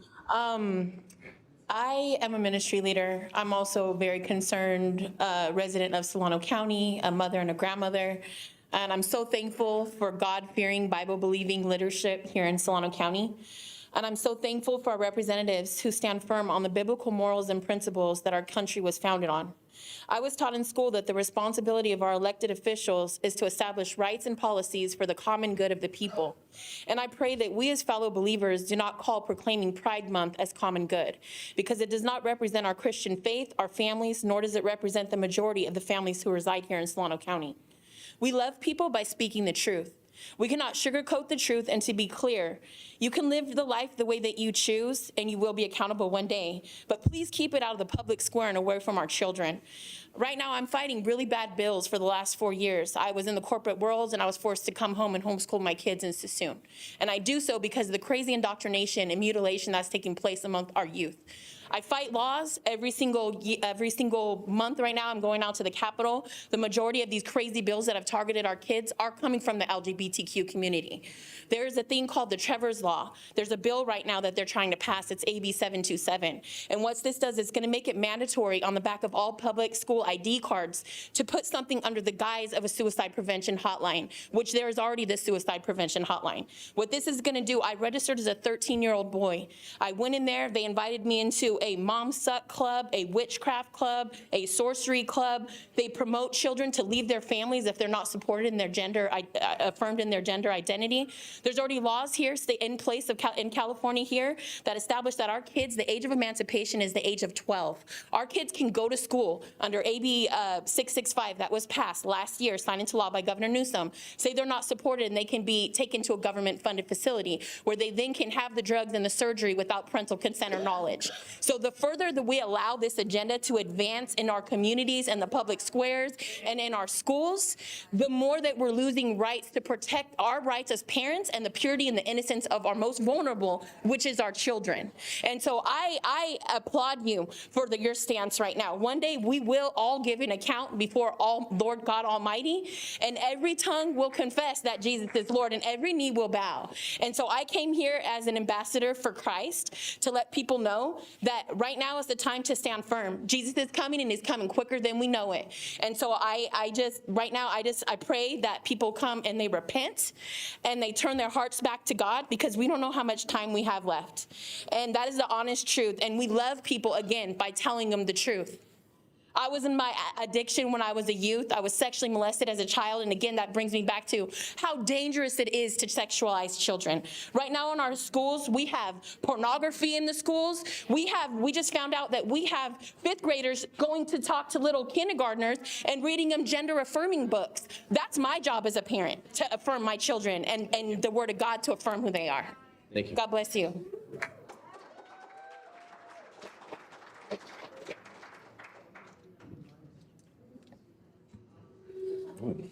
Good evening. Hello. I wrote this while I was in line, so I'll try to get through it quickly and with as minimal grammatical errors as possible. I'm kind of just a dumb Army grunt, so I don't speak no good sometimes. So here we go. Mayor Carly, City Council, and fellow citizens of Vacaville, my name is Aaron, and like many others here tonight, I'm also a Vacaville resident and a homeowner. I'm a husband, I'm a father as well. I'm also a 20-plus year Army veteran with 2 combat deployments to Iraq for whatever that's worth regarding this issue. A lack of a proclamation does not make anyone in this room or outside of it any less of a person. Everyone is worthy of a basic level of respect and human dignity. A city proclamation, told you I don't speak no good. Proclamation cannot really be discriminatory considering that it's simply ceremonial and is not legally binding. However, what could be discriminatory would be affirming an LGBTQ Pride Month and then not a straight month. Relax, I'm not advocating for that. I think it's stupid. I think it would be ridiculous and a waste of government resources to pass that as well. The government's purpose is not to pass proclamations, it's to legislate, it's my opinion, and it's to serve the interests of the people. That said, this is an issue that I and many others like myself believe the city should not be involved with. I again ask, like I asked during the debate about flying flags, to let the people vote on this. I've heard people use terms like dictators and fascism, which is wild because I don't think anyone in this room really could define what those things are. The last time we had such a debate, a majority of the city council refused to allow the flag policy and what kind of flags should be flown on city flagpoles to be voted on by the citizens. It was asked by all of you except for you, Ted, because you were not here yet. And the majority of you said, nope, citizens of Vacaville do not get the right to vote on that. On that day, back in November of 2023, it was read that the flag policy would not allow flags to fly that may influence elections or voting. And I noticed that before the city council session had started, someone had approached every single one of the city council members. Again, Ted, you were not here, so you're excluded from that. They approached every one of the city council members with a pride flag, offering it to you all, which most of you politely refused, except for one council member. So this issue clearly is already influencing city government. I say again now, as I said back then, city government must do their part to maintain neutrality and should not fly any flag, pride, religious, or otherwise, on government-owned property. Thank you.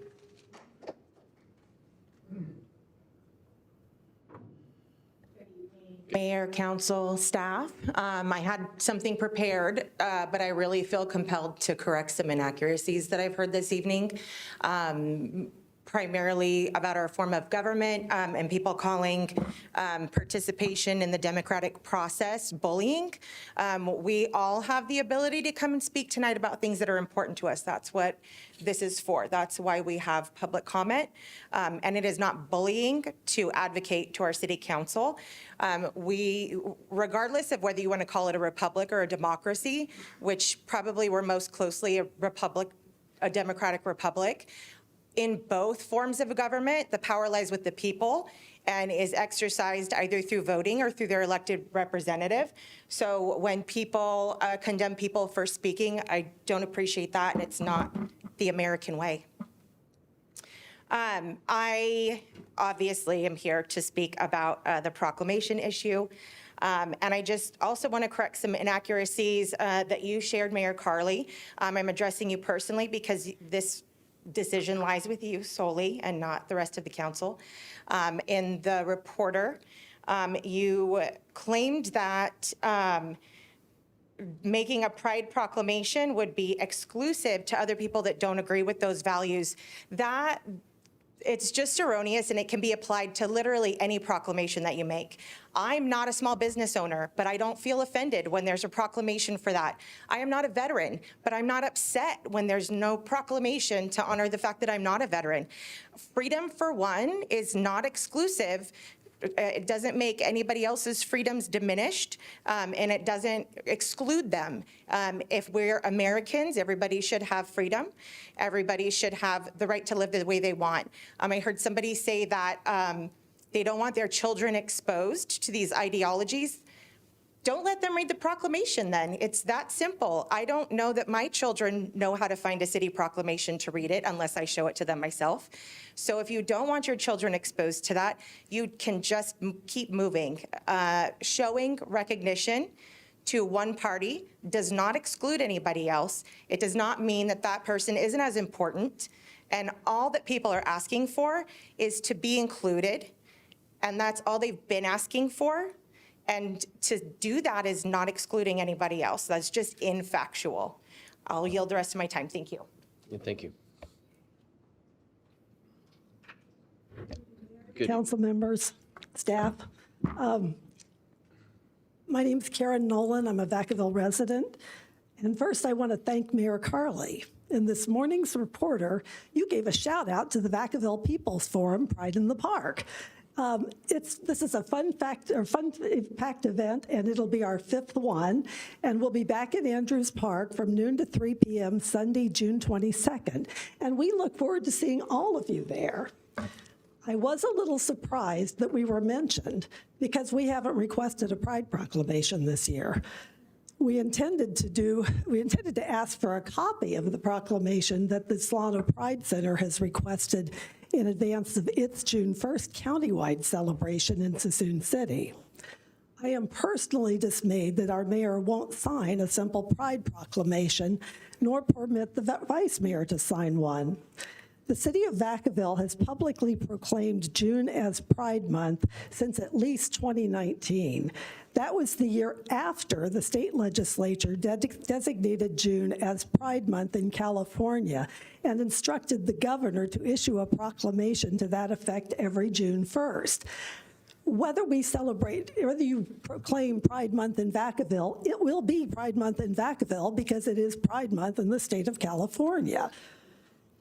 The governor's proclamation has used the same wording for at least the past 2 years, and it states that California stands with the LGBTQ+ community as they take pride in what they are and whom they love. The proclamation also describes how the LGBTQ+ community has, quote, fought tirelessly for their very right to exist and to be treated with the respect and equality that everyone deserves. It also notes that the fight is not over. Around the world, and even here in the United States, members of the LGBTQ+ community face hate-fueled discrimination and violence. According to the count across the country, deplorable efforts targeting our LGBTQ+ community are undoing decades of progress, attacking our foundational rights and freedoms as Americans. It would seem that those deplorable efforts to undo progress are alive and well at the highest levels of Vacaville's leadership.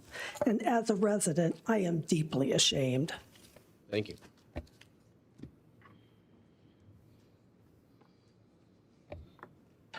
Mayor Carley, you've taken a principled stand over the Pride Proclamation.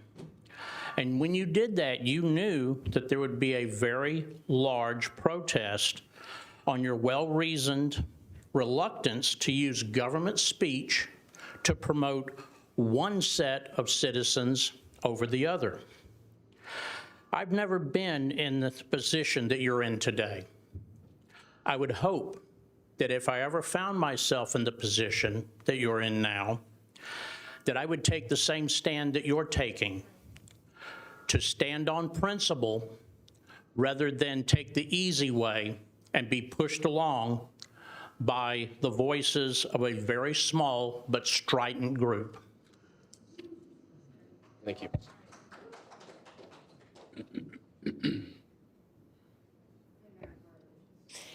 And the rest of the city council members. My name is Sherry Pardo, and I am a member of Solano County for 27 years, a mother of 3 grown children, 5 grandchildren. Try lifting the microphone up. Maybe it'll help a little bit. Just try that. Does that work better? Yes. A little bit. They're going to work on it, though. A little confusion. He doesn't want me to speak. So that's a good Hold on thing. 1 second. I will. Here's the deal. I don't understand why the LGBTQ needs a special event to identify who they are, if they're comfortable with who they are as a people. My belief system is, because my daughter has been through the bisexual gamut, a lot of her friends went through it. It was a confusion state that they went through. Love them up with Jesus first. let them know that when they were woven in their mother's womb, no mistake was made. They were intricately woven. So they were born a boy or they were born a girl. There's none of this crossover stuff. That's where the mistake lies. And that's where the confusion comes in. And after that, have I been discriminated against? Yes. In the Bible, drunkard, slanderer, which just means an alcoholic, a gossip. That's all up there with murderer, bisexuality, folks, all of that, okay? I'm an alcoholic. So yes, I've been discriminated against. I know what it feels like. But I don't need a special holiday to claim myself being recovering, okay? So this brings a lot of confusion to me, and the confusion comes from the devil. I pray for you, John, Carly, Mayor, because unfortunately, we're supposed to carry each other's burdens, not place it on one individual. And you're getting slandered. I pray for the council, and I hope for a proper decision. Thank you. Yeah, thank you. And now maybe try pulling the mic just a little bit closer, and hopefully they've fixed it. Yeah, there you go, and I'll turn it on. Yeah, it's not working? You don't have, you can give it a little space. Is it working? Yeah, there you go. Okay. My name is Patty Ash. I've lived here for over 10 years. My family has been here for about 40 years. And I love this community, and thank you all for having us come and speak, which is one of our constitutional rights, that we can share exactly what we believe.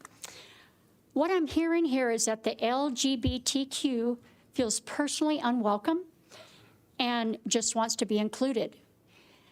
Yet I'm also hearing that the opposing view is not saying that you are personally unwelcome to live your life as you choose, but that your request to be acknowledged as a special group because of your sexual choice is what's being questioned. There's a lot of special groups out there. We could have 1 million flags flying right now from all the special groups. So I'm hearing back and forth the same thing. So I do hope you hear what we're saying. We're not saying you don't have a right to live your life. We're not saying you don't have a right to be protected. All those things were protected by our American flag. And yesterday we honored Memorial Day. I happened to go to the cemetery yesterday, and I went there because a friend of mine passed 3 years ago. So I was there looking for her gravestone, couldn't find it. But what happened is I ended up walking through the cemetery, which I don't do. It's not my thing. But I was reading the gravestones of all these young men who died at a very young age, who bled, who have left family members because they chose to protect our freedoms, which is why we all have the ability today to get up here and speak our mind. And what I feel like is happening here is a belief system that is clashing. There are those that are coming up here proclaiming to be Christians, but their God believes their lifestyle's okay. And then there's others coming up here and saying, but I am a Christian, and I believe the Bible says something different. And I think to ask somebody to make a proclamation against your very foundational beliefs would never be something if I asked any of you to make a proclamation against any of your personal beliefs. I guarantee you would not do it. It would fly against everything you believe is strong and true. And yet I feel like you're asking Mayor Carly to make a proclamation against maybe what he believes, but a lot of us who voted for him believe. And so my question is, should I stand and honor God for what I feel I will be judged for, because I will stand before him one day, and I will give an account for what I stood for and what I didn't? Or should I stand for the LGBTQ and give them a proclamation? I think you can answer that question. I think we all love everybody here, whatever that means, but this is not about that. It's about standing up for what's true. And so I thank you. I thank you for standing strong.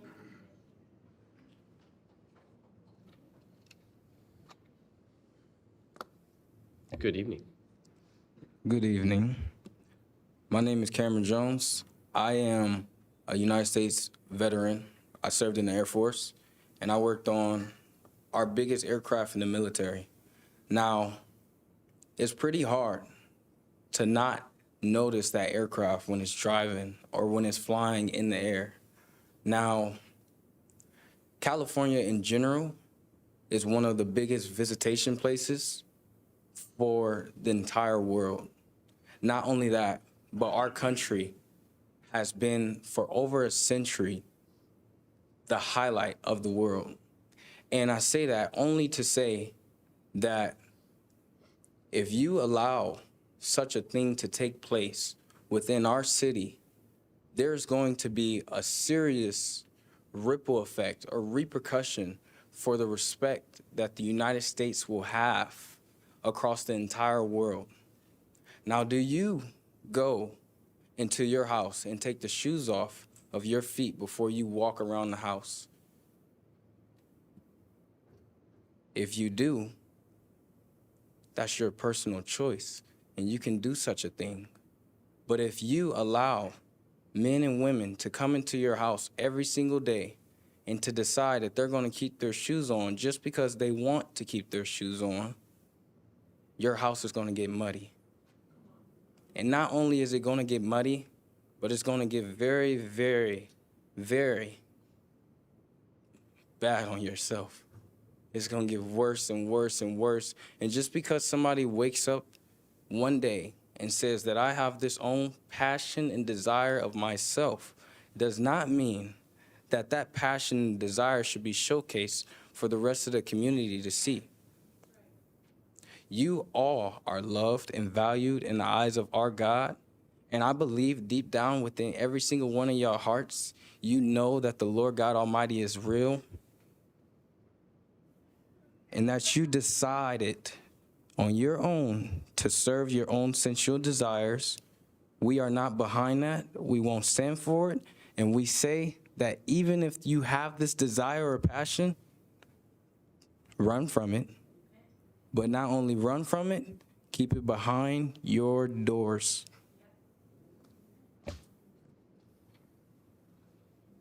Good evening. My name is Ginger, and I wanted to thank Mayor Carley and City Council members for your hard work at making Vacaville a better place to live. The first president of the United States of America, George Washington, said, "It is impossible to rightly govern a nation without God and the Bible." The book of Genesis says that God created man and woman, and God instituted heterosexuality and marriage. Ephesians 2:10 says, "For we are God's handiwork, created in Christ Jesus to do good works, which God prepared in advance for us to do." For thousands of years, heterosexuals have populated society. A moral society supports family values, stability, activities, and education that edifies the family as God designed it. We cannot control what injustices or wounds happened to us in the past, how we might have been crushed under the weight of sin and disobedience against God by ourselves or from others. Some of us have had our identity blurred, stolen, or confused, but we have the opportunity to be sure that we are God's handiwork, created in Christ Jesus to do good works, which God has prepared in advance for us to do. Since minority special interest group homosexuals have not contributed to populating society, nor edifying the heterosexual family structure, they should not be given a spot on the public square as a role model for our children. Neither should our children be subjected to LGBTQ plus flag at our government city headquarters. Let's bring back a God-honoring moral society. Noah Webster once said, "Every civil government is based upon some religion or philosophy of life. Education in a nation will propagate the religion of that nation." In America, the foundational religion was Christianity, and it was sown in the hearts of Americans through the home and private and public schools for centuries. Our liberty, growth, and prosperity was the result of a biblical philosophy of life. Our continued freedom and success is dependent on are educating the youth of America in the principles of Christianity. So I just want to thank Mayor Carley for standing firm in, loving the community and yet not necessarily feeling pressured to do something that is morally not right for him or for a lot of people that live here in Solano County. So I want to thank you and all the board members who have the courage to stand up for what's right, and let's make America and Vacaville moral again. Thank you.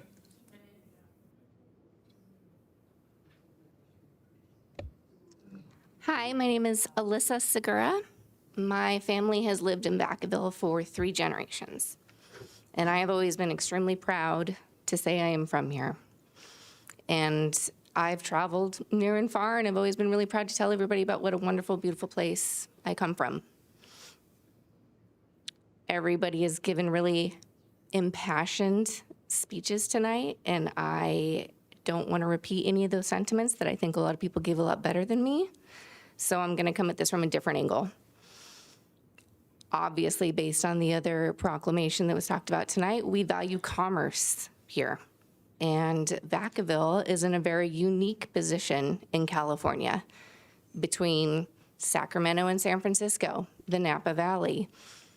And I think that when you do things like ignore the proclamation request, it sends a message that we tolerate intolerance. It sends a message that people aren't welcome here. This isn't the city for you. And if you want to come in it as a business and you want the people's money and you want to keep growing and keep thriving, then why would you make a decision that says everybody's welcome but you, that creates an environment of exclusion? Target right now is experiencing massive boycotts, and it's rooted in their decision to roll back DEI. And for people who don't understand why that boycott is happening, it's because Target valued dollars of people that they didn't want to protect or employ, that they didn't want to value outside of their worth to them. And if you want to come at it from dollar signs, if that's what's going to make a difference here, because it's clearly not the voices of the people that live here and their families who are contributing citizens, then maybe you should look at it as a business and who you're alienating by refusing to make these proclamations. And are you willing to be the one person making that decision for all of us and putting Vacaville on the map as the place that doesn't want others? And very specifically signaling out who you think the others are. I really hope not, because I have always loved being from here, and I've always encouraged other people to come here, and I've always said it's a great place to raise your family. But as part of the generation who's inheriting this city, I don't feel so comfortable and confident in endorsing us the way I always have. And I hope that you guys as a council can take that under consideration. Thank you. Thank you.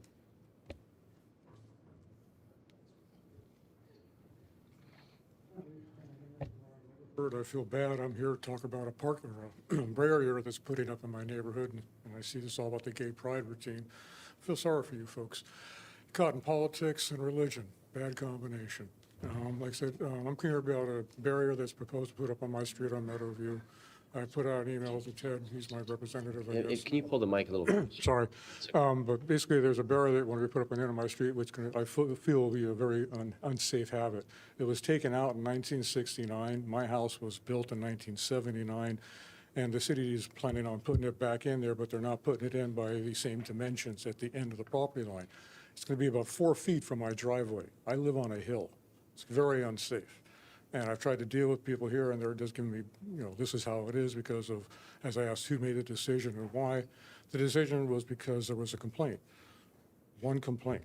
I've lived in that location for 12 years. I found out the person who put the complaint in is a real estate agent who lives across the street that I bought it from. After 12 years, all of a sudden, it's a problem.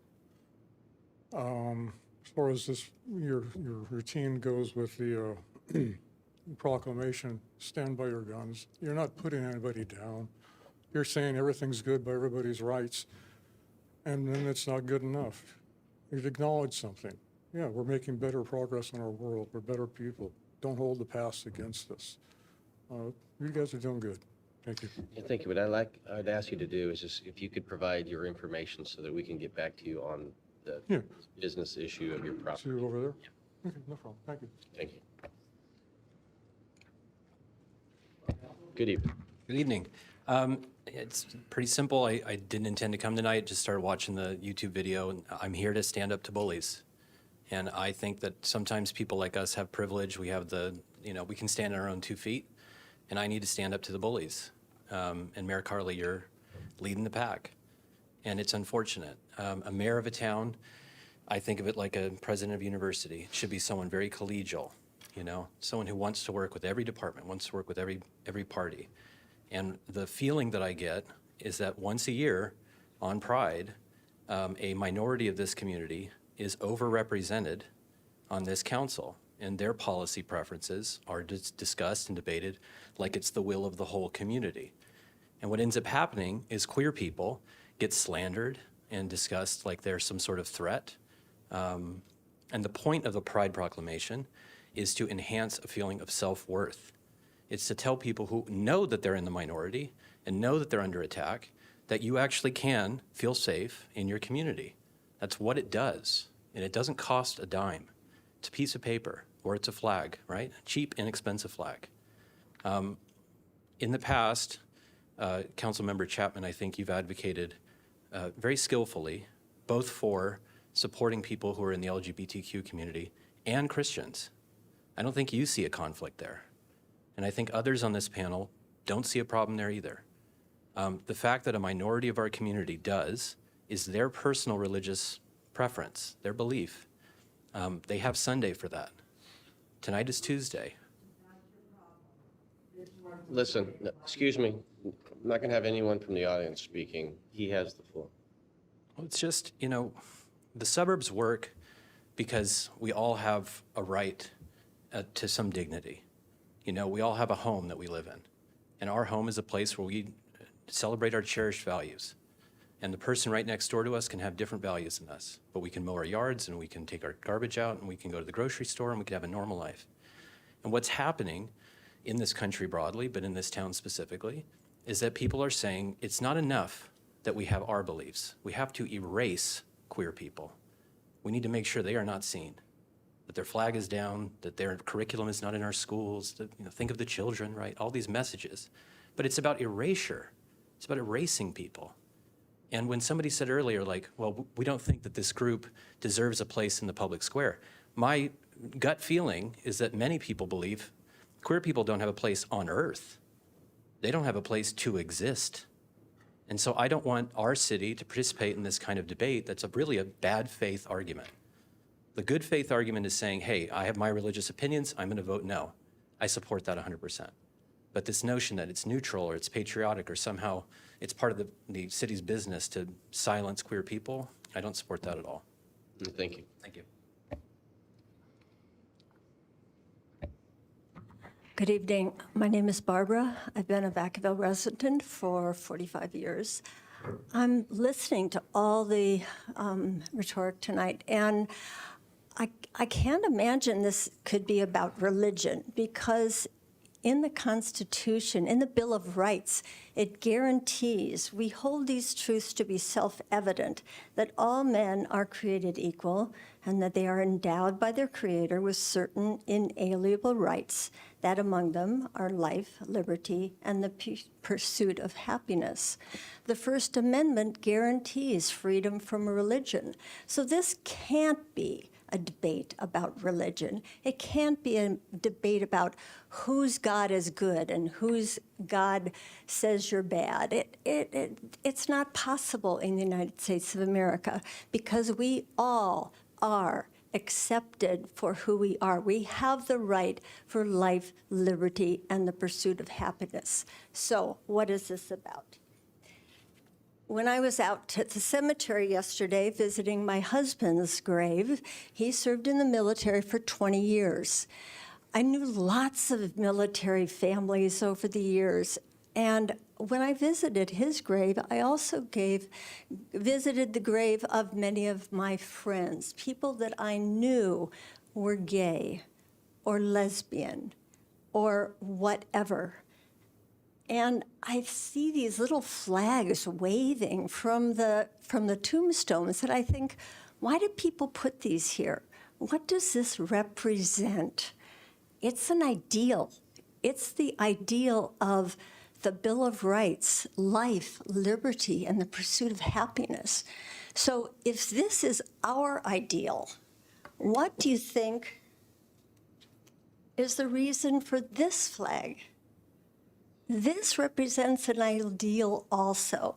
The people who created this flag, they must have thought that their right to life, liberty, and the pursuit of happiness needed something to fly. It needed something to illuminate and remind people that no matter what color we are, no matter where we are in our pursuit of happiness, in our life, in our liberty, that we too are equal and deserving of equal rights.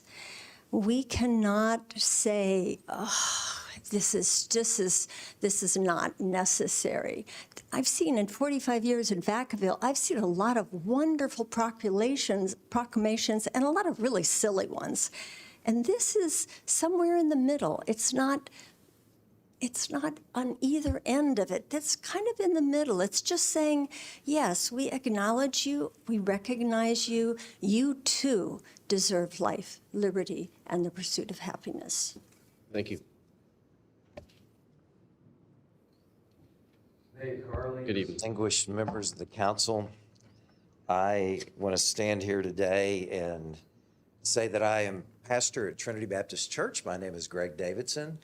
And as I stared in the face of 800 people just a couple of weeks ago, I can tell you, Mayor Carly, virtually every one of those individuals supports you and love you and stand with you. I will also say that 50.6%, I appreciate that pointing that out, against multiple candidates. You did pretty good. And I would assume and predict you'll do much better the next time you run. But as a Jewish American, my grandpa fought in World War I. He went to the synagogue in San Francisco for many years, shipped out of Fort McDowell. My dad, another Jewish American, fought in the Pacific. And so I'm very proud of my heritage. But I can tell you that 90% of hate crimes are against Jewish people. And it's something nobody here has talked about tonight, and nobody's demanded a flag for my people, and nobody's demanded a proclamation. But I'm not offended. Although I think it would be nice. I think it's a critical situation. Also, being a pastor, houses of worship are being bombed and assaulted on a level that is like we've never seen. But again, nobody has demanded a flag here tonight for us or a proclamation for us. And I think that what we want to see tonight as Vacavillians is we do not want to be manipulated by professional politicians any longer. I've heard things tonight that I've heard from some of you that Vacaville will attract business. Can I tell you the facts? And look, I have no political entanglements. I hate politics. But I want to tell you the facts. In the last several years, 352 corporations have left this state who were once headquartered here. How in the world can we sustain that? And in the last 3 years, 475,000 Californians have fled the state. That's a net loss. We are losing people. And do you know where they're going? Conservative states like Texas and Florida. So please don't manipulate us and tell us we're going to draw workforce, that we're going to build industry here. It's not true. And as somebody who's headed a corporation. I understand good business. And I understand when people are not standing for truth. I have a report here, and as a pastor, it's my job to help people resolve their serious spiritual, mental, and emotional situations. But right here, I've got a report from the Health and Human Services, and I'm going to read it to you right now, talking about transgender surgeries. These interventions carry risk of significant harm, including infertility and sterility. Thank you. Are we done? Thank you. So thank you for your time. God bless you all.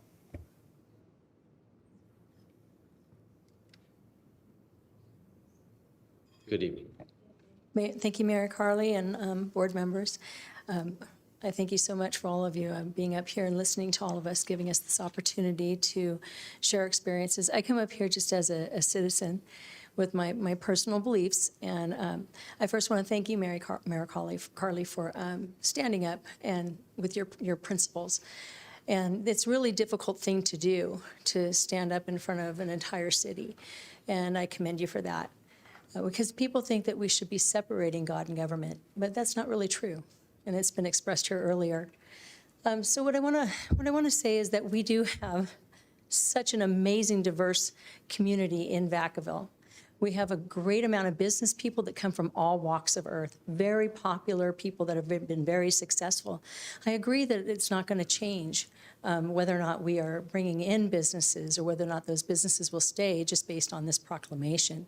We are a welcoming community, and I believe strongly that that American flag right there represents everyone, all of us. It's one nation under God, whoever your God is. You know, mine's Jesus Christ and the Father, the Holy Spirit. But, you know, we really need to honor that the government holds, that as government officials, you hold a specific job and a duty to the community, and that is public service, safety, infrastructure, also looking into our water rates, things like that that aren't always very comfortable, but that's the job. You know, so it's not really elevating one community over another. And when you make these, you don't make a proclamation, we know that it doesn't mean that you don't support everyone in this community. You support all of us, and we've seen that through your actions. You know, your actions speak louder than a proclamation.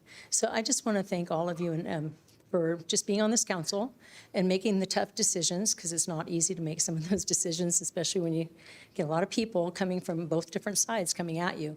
But you make the best financial decisions for our community too, and we thank you for that. So just keep up the strong work, hold strong, keep your pulse on the community, and hang in there. Thanks.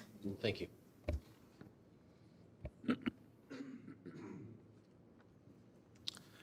This morning I read an article about you, Mr. Mayor, and about your refusal to sign the proclamation. Actually, let me correct that. I read multiple articles across Solano County, and unfortunately, none of them, I believe, were meant to put you in a good light.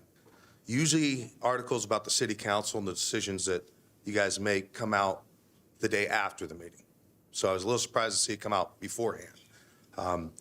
I believe the intent of these articles were to bully you and the rest of the council into changing your decision. And I just want to say, as a veteran myself, United States Marine, that does not believe in bullying, I want to applaud you for standing up for it and know that we stand with you. And God bless you and every member of this council that stands on their principle and doesn't back down to bullies in the press. Thank you. Thank you. Good evening. Chaplain, I'd just like to say thank you for your service, each and every one of you. And I think that of a majority of the people think it's not a good thing. That should be taken into consideration. But everyone deserves respect, and they should have the right to fly the flag in their own property or on their own car. Thank you. Thank you. Good evening. Good evening, Mayor Carley. It's an honor to stand before you. It's an honor to stand with your decision. I thank every council person here for all of your hard work through all the years. It is free will, giving us a choice to live. I've lived here in Vacaville 38 years. Free will to live here. But it's also free will to speak what you think of yourself, too. And I am sorry for some of the words that I've heard, knowing you 24 years of my life and how many times as an officer that you stood and protected myself and my family. I am ever grateful for it, and I have never heard one syllable of hate come out of you in all of my 24 years of interaction. I honor you, I thank you, but I also thank all the members here for all of your hard work in what you've poured into our city. Thank you. Thank you. Good evening. I'm not a public speaker, but anyway, I'm 81 years old. I was born and raised in the Bay Area. I've been living here for 12 years now in Vacaville. I'm a homeowner. And I just thank you for your stand. I think it's wonderful. I think you're doing your job, city council members and mayor. This is the job you're supposed to do, not take sides. You're supposed to stay neutral. You're supposed to work for all the people of this city. And I think you're doing a great job of that. And I really appreciate that, and I just wanted to tell you that. Thank you.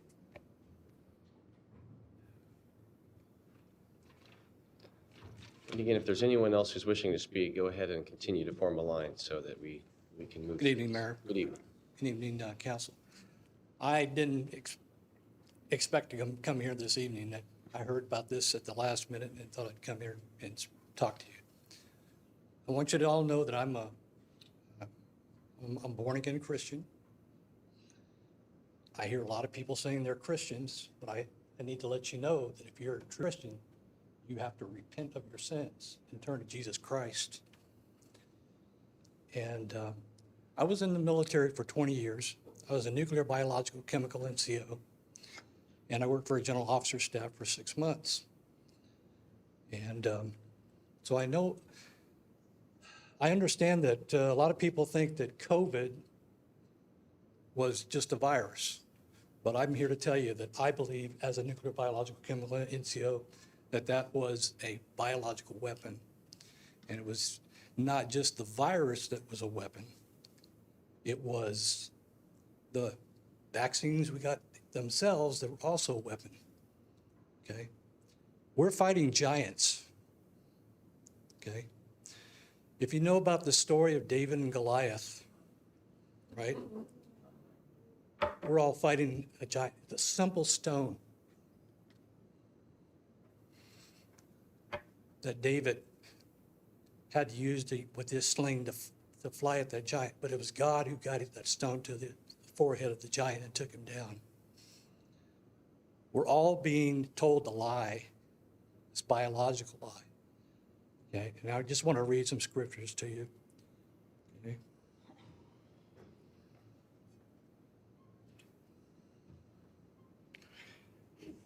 So shall my word be that goeth forth out of my mouth, and it shall not return unto me void, but it shall accomplish that which I please, and it shall prosper in the thing that I sent it. And that's Isaiah 55:11. And John 10:10, the thief cometh in the night, but to steal, to kill, and destroy.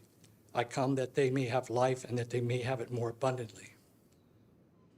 Proverbs 16:18, pride goeth before destruction, and a haughty heart and a haughty spirit before the fall. Okay? I'm a sinner just like everybody else. But you need to turn to God. And I don't think this flag is going to make any difference. We're all Americans. We all respect each other. Let's make it American Month. All Americans. Okay? And I thank you for your time. Thank you. Thank you. Good evening. I told myself I wouldn't do this.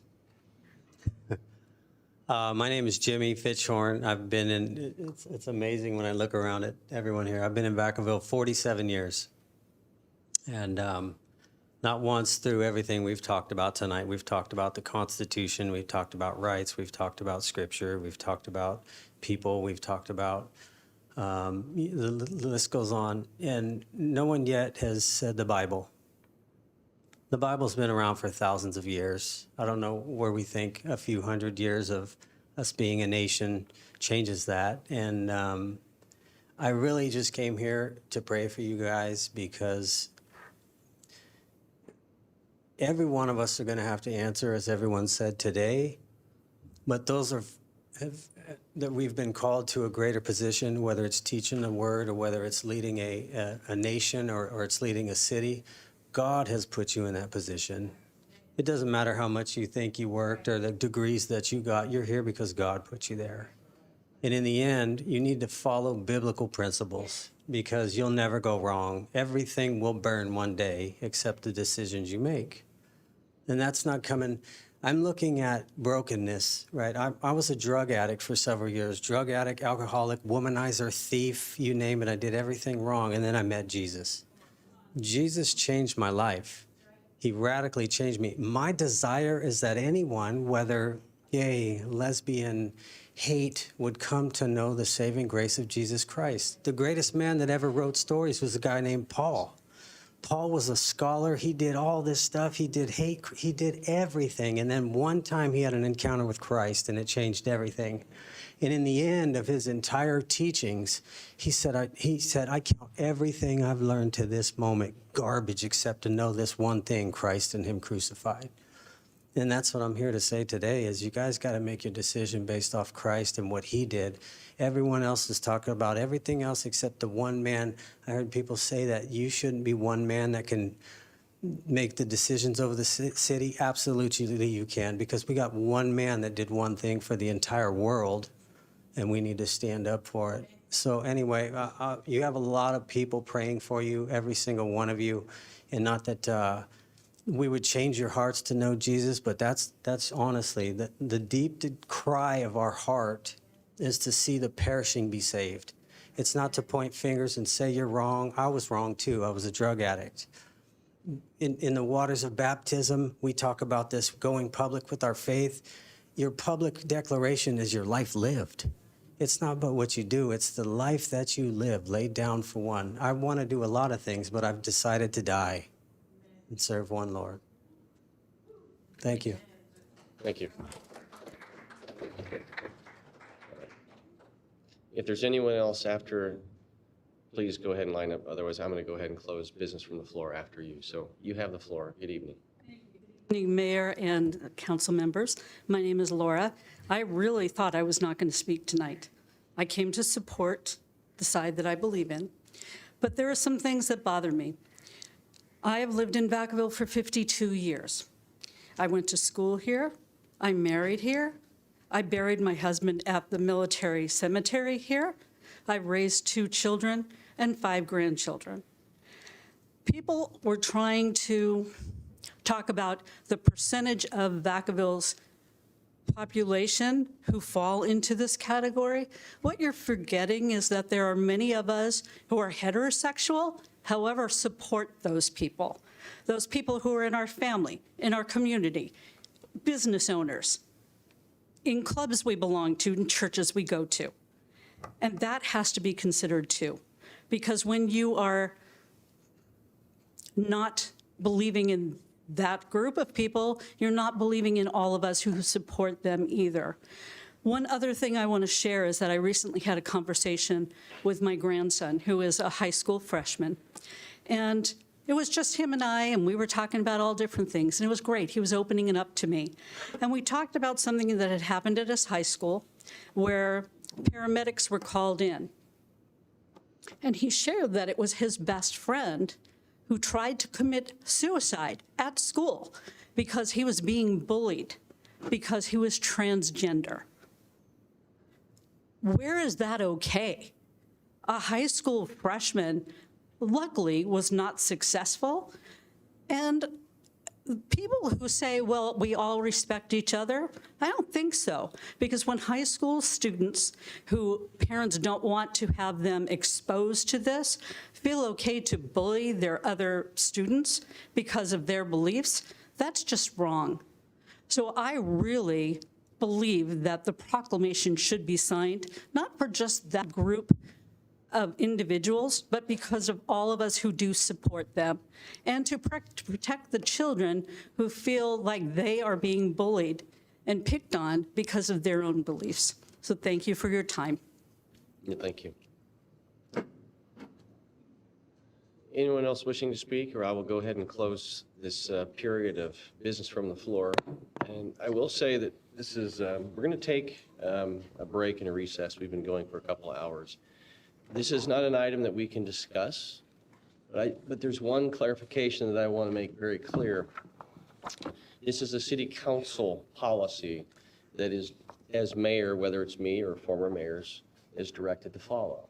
And so I don't arbitrarily make decisions. And so this is up to whether it's a current council or a prior council. And it's very clear in what and how to apply the proclamation policy. That's all. And so this is available online for any and all to read. And it's very clear on how anyone can apply for a proclamation and as a declaration. However, it also is very clear on when they will not be granted and authored. And it is, I'll just paraphrase a few, it's whether it's religious, ideological, political, and it leads into things that are divisive. And we are a community that's very diverse, which means diversity can bring division. And the policy that I followed that was the reasoning behind not allowing the proclamation to move forward is based on this policy. And it's public, you can read it and go online. But it's not because of any personal belief. Again, I heard something, and I'll just leave it at this. We are a community and not a congregation, but within our community there are congregations, and there's a diversity of people. And it's important that we all respect each other. And we hear words like love. Everyone's rights need to be protected, and that's not what's at stake here. But it does create a very divided discussion. But I appreciate everyone's respectfulness tonight. And with that, we're going to stand in recess for a few minutes and take a break. And that is, well, we're going to do that when we come back. So, because I know that there's going to be some recusals. But before we step forward in business, I'd like to take a recess and just stretch our legs and take a break. So thank you for everyone's respect. Thank you.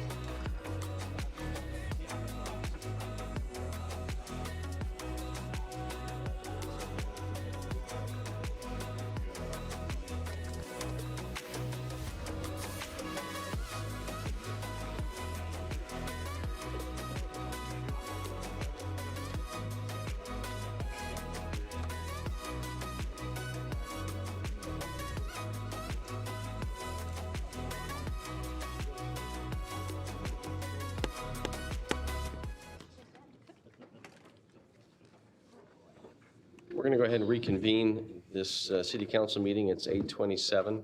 But before we do, we're going to move on to items that are public hearings 7A and 7B. Councilmember Silva will be recusing himself, and he has something to share and read. This could be my greatest speech of tonight.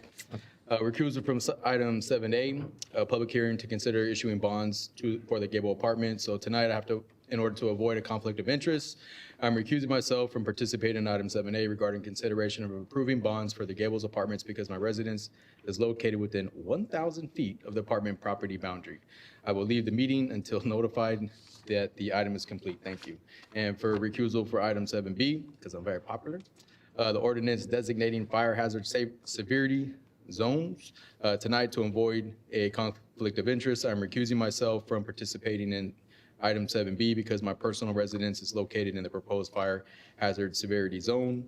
Today, the city received confirmation from the FPPC that I do have a conflict in this matter that requires recusal. I will leave the meeting until notified that the item is complete. Thank you. Thank you, Councilmember Silva. And with that, Madam City Manager, what do we have next? It's item 7A. Thank you, Mayor, members of the council. This next item is a public hearing under the Tax and Fiscal Responsibility Act, and we have Tamara Colden, your Director of Housing and Community Services, to present the item. Good evening, Mayor Carly, council members. Tonight I am here to request that council conduct a public hearing under the Tax and Equity Fiscal Responsibility Act, or TEFRA, hearing for the benefit of Vacaville Gables Preservation LP and adopt a resolution approving the issuance of the bonds for the rehab of Vacaville Gables apartments. In 2019, council approved ledge to assume existing debt and affordability restrictions for the Vacaville Gables apartments. And from 2019 to 2023, ledge, which sought tax credit funding to complete the full scope of the planned improvements for the project, but was unsuccessful in their application. In April of 2024, council approved modifying the debt and extending the maturity date to 2079, and affordability restrictions also extending affordability restrictions in order to increase competitiveness of ledge's applications. And in August, ledge was successful in securing funding for the project. In December of 2024, the city held a TEFRA hearing, so that you might remember I was just here regarding a TEFRA hearing once the ledge received the approval of the bond application. However, since that time, ledge has changed the name of its limited partnership to Vacaville Gables Preservation LP. Because of that name change, the city is required to hold a new TEFRA hearing. The city must conduct a TEFRA hearing and adopt the resolution with the new entity name. If approved tonight, all other terms remained unchanged from what they were in December. So Vacaville Gables Preservation LP is responsible for the bond repayment. Repayments will occur over the next 30 to 35 years, and bonds will not exceed $20 million.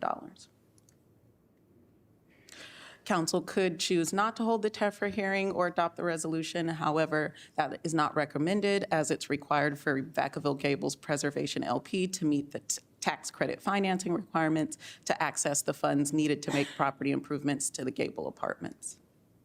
So staff is recommending that council hold the public hearing and by simple motion adopt a resolution approving the issuance of the bonds by the California Statewide Communities Development Authority for the rehab of the preservation of 65 affordable units known as Vacaville Gables Apartments. And with that, I'm happy to answer any questions. Is there any representative from the organization here tonight? Unfortunately, there is not. That's fine. So I'll go ahead and open it up to the public to begin this hearing, seeing if anyone wishes to speak from the public, knowing that the representative is not here. So seeing none, I'll bring it back to the council. Any questions or comments? All right, do I have a motion? So we have a motion, and we have a second from the vice mayor. All in favor? Aye. Opposed? All right, obviously, Councilmember Silva is not here, so we will move on to the next item, 7B. Thank you, Mayor, members of the council. This next item is an ordinance to designate fire hazard severity zones within the city of Vacaville, and also authorization for the issuance of a positional letter to the fire chief of the California Department of Forestry and Fire Protection. We have Fire Chief Chris Concepcion, Fire Marshal Jill Childers, and Assistant City Attorney David Nam.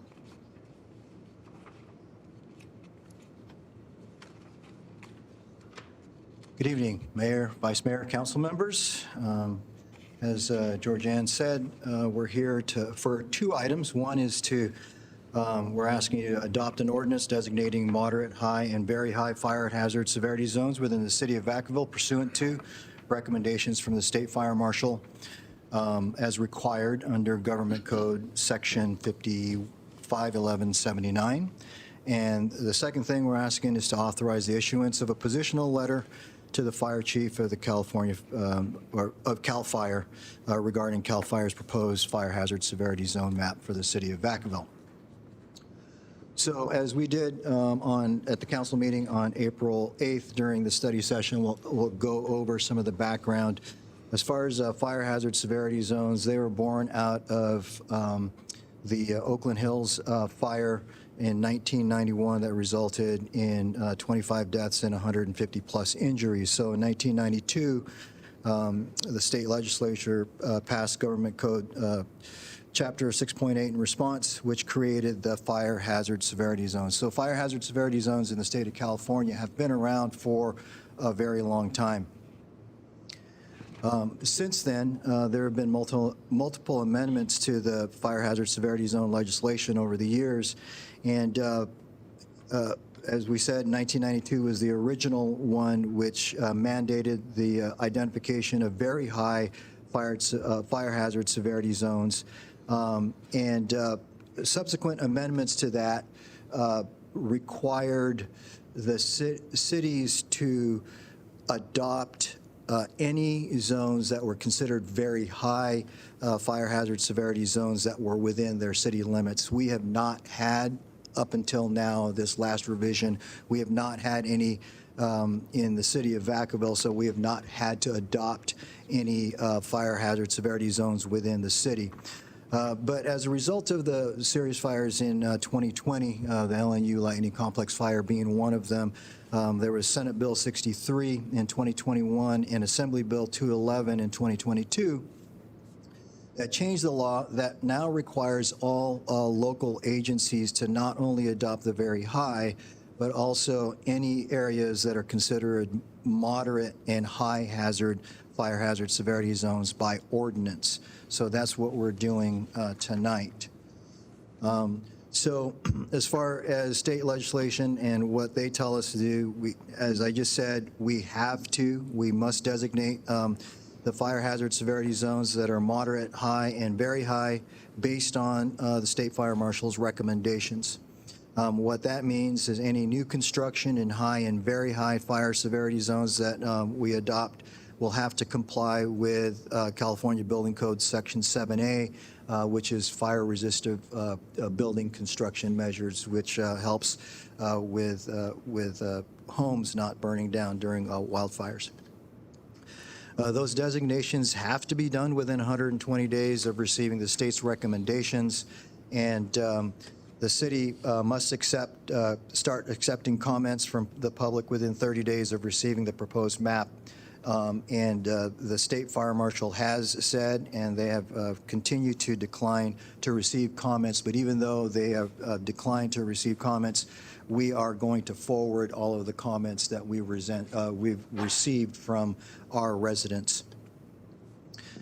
So as far as this process, as you said, we've got to adopt this within 120 days from the time that we receive those recommendations from the state fire marshal. And we received those recommendations from the state fire marshal on February 24th.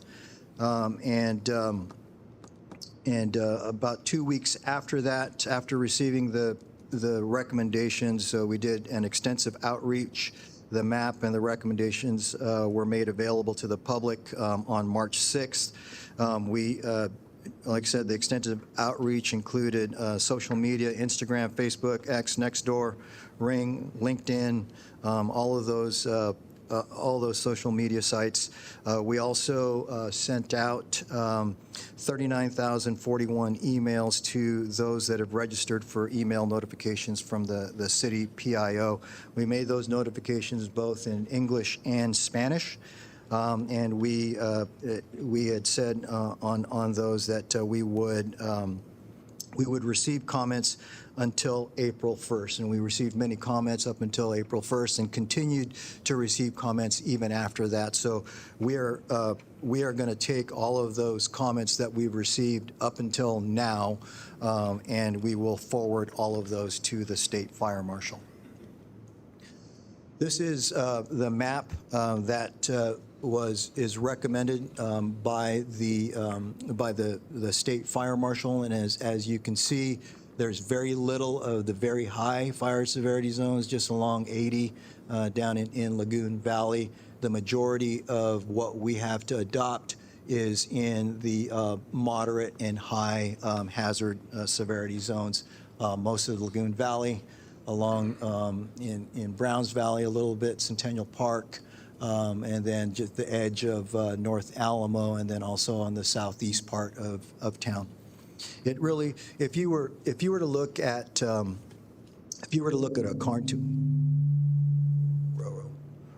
if you were to look at a contour map of the city of Vacaville, the zones pretty much follow the contours as it comes down off of the hills. Next slide. So as a reminder, as we talked about during the study session, the fire hazard severity zone model managed by CAL FIRE and determined by CAL FIRE identifies areas with high wildfire potential based on factors like vegetation, terrain, weather, fire history, and then they classify them into those three categories, whether they be moderate, high, or very high hazard zones. They're developed on a science-based field-tested model. It's on a formula that assigns this hazard score and it puts them in one of those three categories. And it basically asks the question, what's the likelihood of that area to burn? And so the factors that they consider when we look at fires as firefighters, fire behavior is based on several different factors. The three primary factors are fuel, weather, and topography. So the fuel is what kind of vegetation is in that area. Weather is what's the historical weather, how windy, how hot, how dry. What's the temperature, the the humidity and the wind behavior in historically in that area is taken into consideration, and those all factor into how fires behave in that area. And then the last big factor that they use, topography or the terrain. So the steeper the slope, the faster a fire will move up that slope, especially if the wind is in line.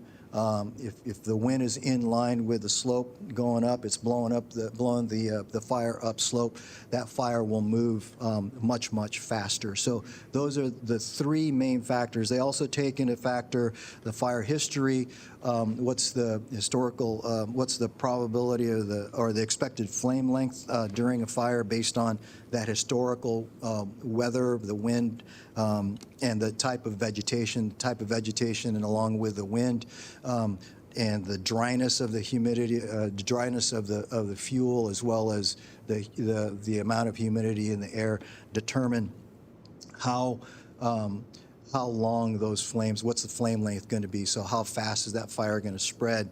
And then you have the blowing embers, and this is something that has, that they've been using more, because blowing embers have been known to push a fire, or blowing embers have been known to go a mile ahead of the flaming front and start new spot fires. So that's a very important factor to take into consideration. And then the last thing is, they take the fire history over the last 30 to 50 years, and what's the likelihood of another fire burning. It's very important to realize that one factor that's not considered in creating these hazard maps is the mitigation measures that we've taken to mitigate, to lower the risk, if you will. So they don't take hazard mitigation, they don't take risk reduction measures, fuel reduction, weed abatement, all the weed abatement that we do, the grazing, all of that stuff not taken into consideration. The defensible space that we require in some of our developments, they don't take that in consideration.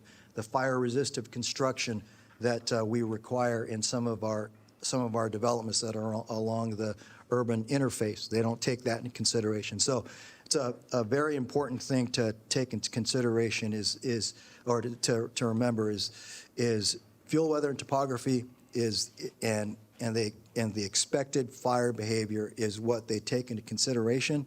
They do not take into consideration all the mitigation measures that we've taken. And you've heard this before, but I want to repeat it. There's the fire hazard severity zones is based on hazard, not risk. So fire hazard is based on physical conditions that create a likelihood and expected fire behavior over a 30 to 50 year period without considering mitigation measures such as home hardening, recent wildfires, or fuel reduction. So the question that a hazard determines is, in its natural state, how likely will that area burn? They don't take any of those mitigation factors into consideration. The fire risk, however, is the potential damage that a fire can do to the area under existing conditions, and that accounts for any modifications such as fuel reduction projects, defensible space, and ignition-resistant building construction. So it's the existing conditions, and it accounts for all of the things that we've done to that area. Is there a house on it? Is there not a house on it? And if there is a house on it, does it have fire-resistant building construction features, which means that it's less likely to spread a fire, or it's less likely to catch on fire? Has the homeowner cleared space, around the house so that the fire won't spread on their property? So that how much has that property owner lessened the risk of fire spreading on that property? So that's the difference between the risk and a hazard. Hazard is how, in its natural state, how likely will this burn? And then as far as the risk is, what's the risk associated here, considering all of the stuff that you've done to prevent all of that stuff? So again, the CAL FIRE, I mean, there's a lot of concern as far as the hazard zones or the hazard severity zones affecting insurance premiums. This is the statement from CAL FIRE, so I'll just read it. Insurance companies use risk models which differ from hazard models because they consider the susceptibility of a structure to damage from fire and other short-term factors that are not included in hazard modeling. It is unlikely that insurance risk models would utilize CAL FIRE fire hazard severity zones as a factor, but much of the same data that is used in the FHSZ model are likely included in the insurance company's risk models. However, insurance risk models incorporate many additional factors and that change more frequently than those that CAL FIRE includes in its hazard mapping, which is built to remain steady for the next 10 plus years. So,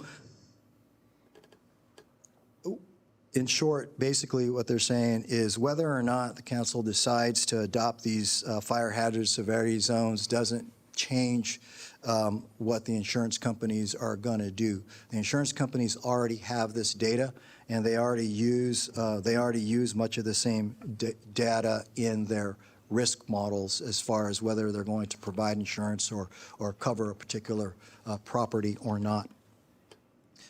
And then from the insurance commissioner, this is his statement. Let me be clear, the CAL FIRE hazard maps are not used for insurance rates or underwriting decisions, but they will empower communities with more accurate information about the very real hazards we face. The reality is we all need to do more to protect our homes and communities from wildfires. When communities know and prepare their risk, they can plan and prepare. So just like with flood maps, these fire hazard severity zones, these hazard maps could show us where areas of our city that are more susceptible to fire, and we're not. And we know this information already. We don't necessarily need the fire hazard severity zones, but it does help us as far as being able to get grants, and if a certain area is designated as high or very high, it would help us in getting grants to mitigate some of those risks. So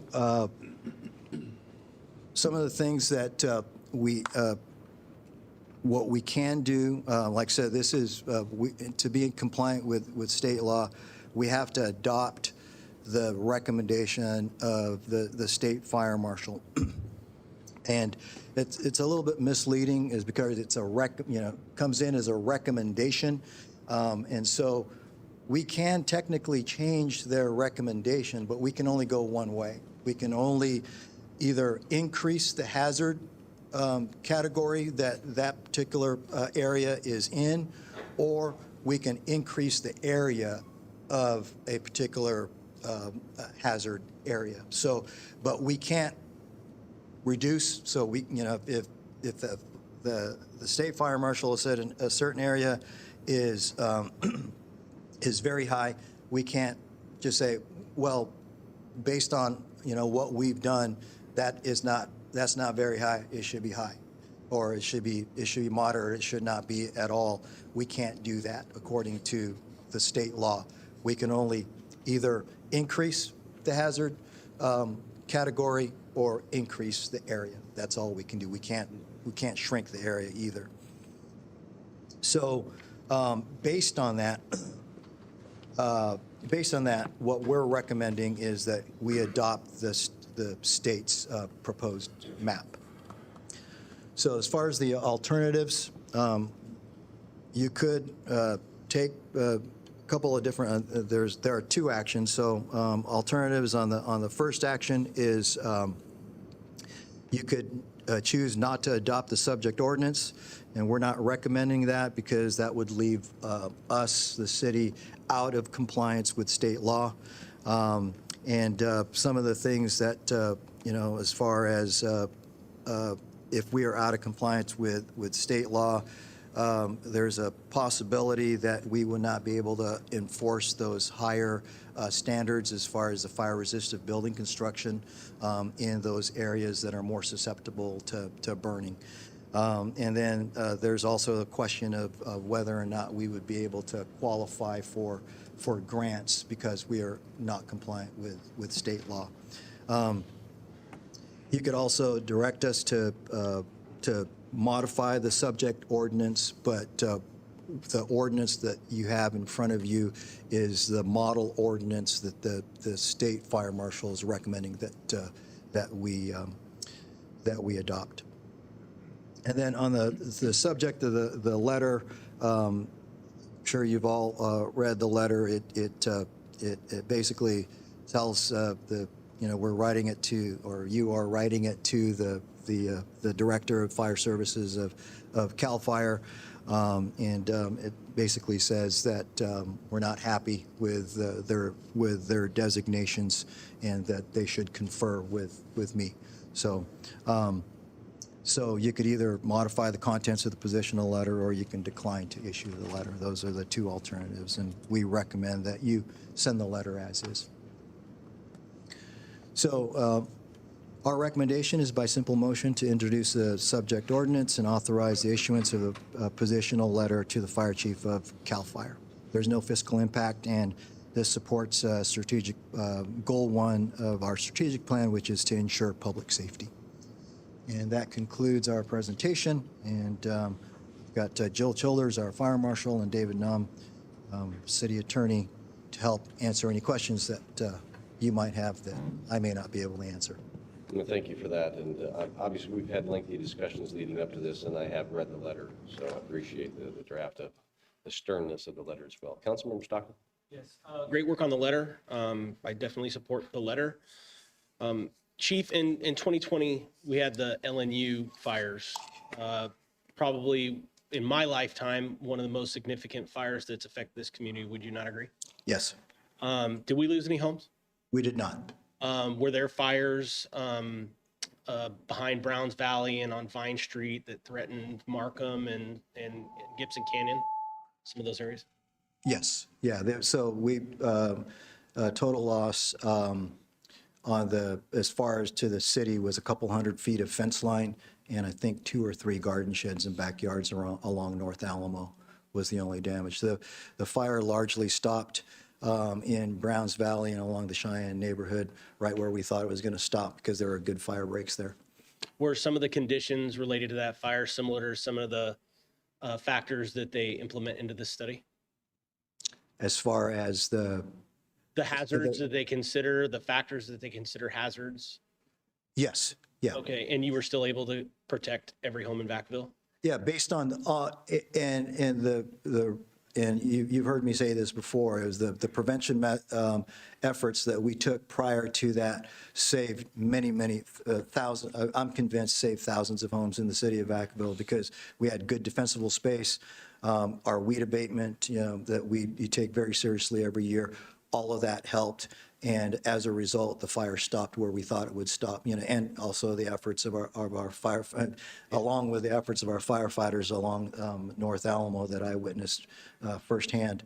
I would agree. The heroic efforts of the men and women in your department were evident throughout that experience. Are we as capable today to defend the same homes from similar situation? We are. Yeah, as long as we continue to keep taking the mitigation efforts and prevention efforts that we do every year. And we always have. We always do. And you don't plan on canceling those, correct? No. So by June 1st, all of those are going to be done, right? Or we'll get a warrant. Okay, sounds good. I also want to make sure I understand that we were forced to accept all comments, but the state was not, correct? Right. But we are sending them anyway. Yes. Outstanding. Thank you for that. And then the last thing I have is, the Centennial Park. There are some homes along Shannon.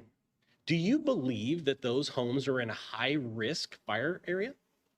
I believe they're in a moderate, are they not?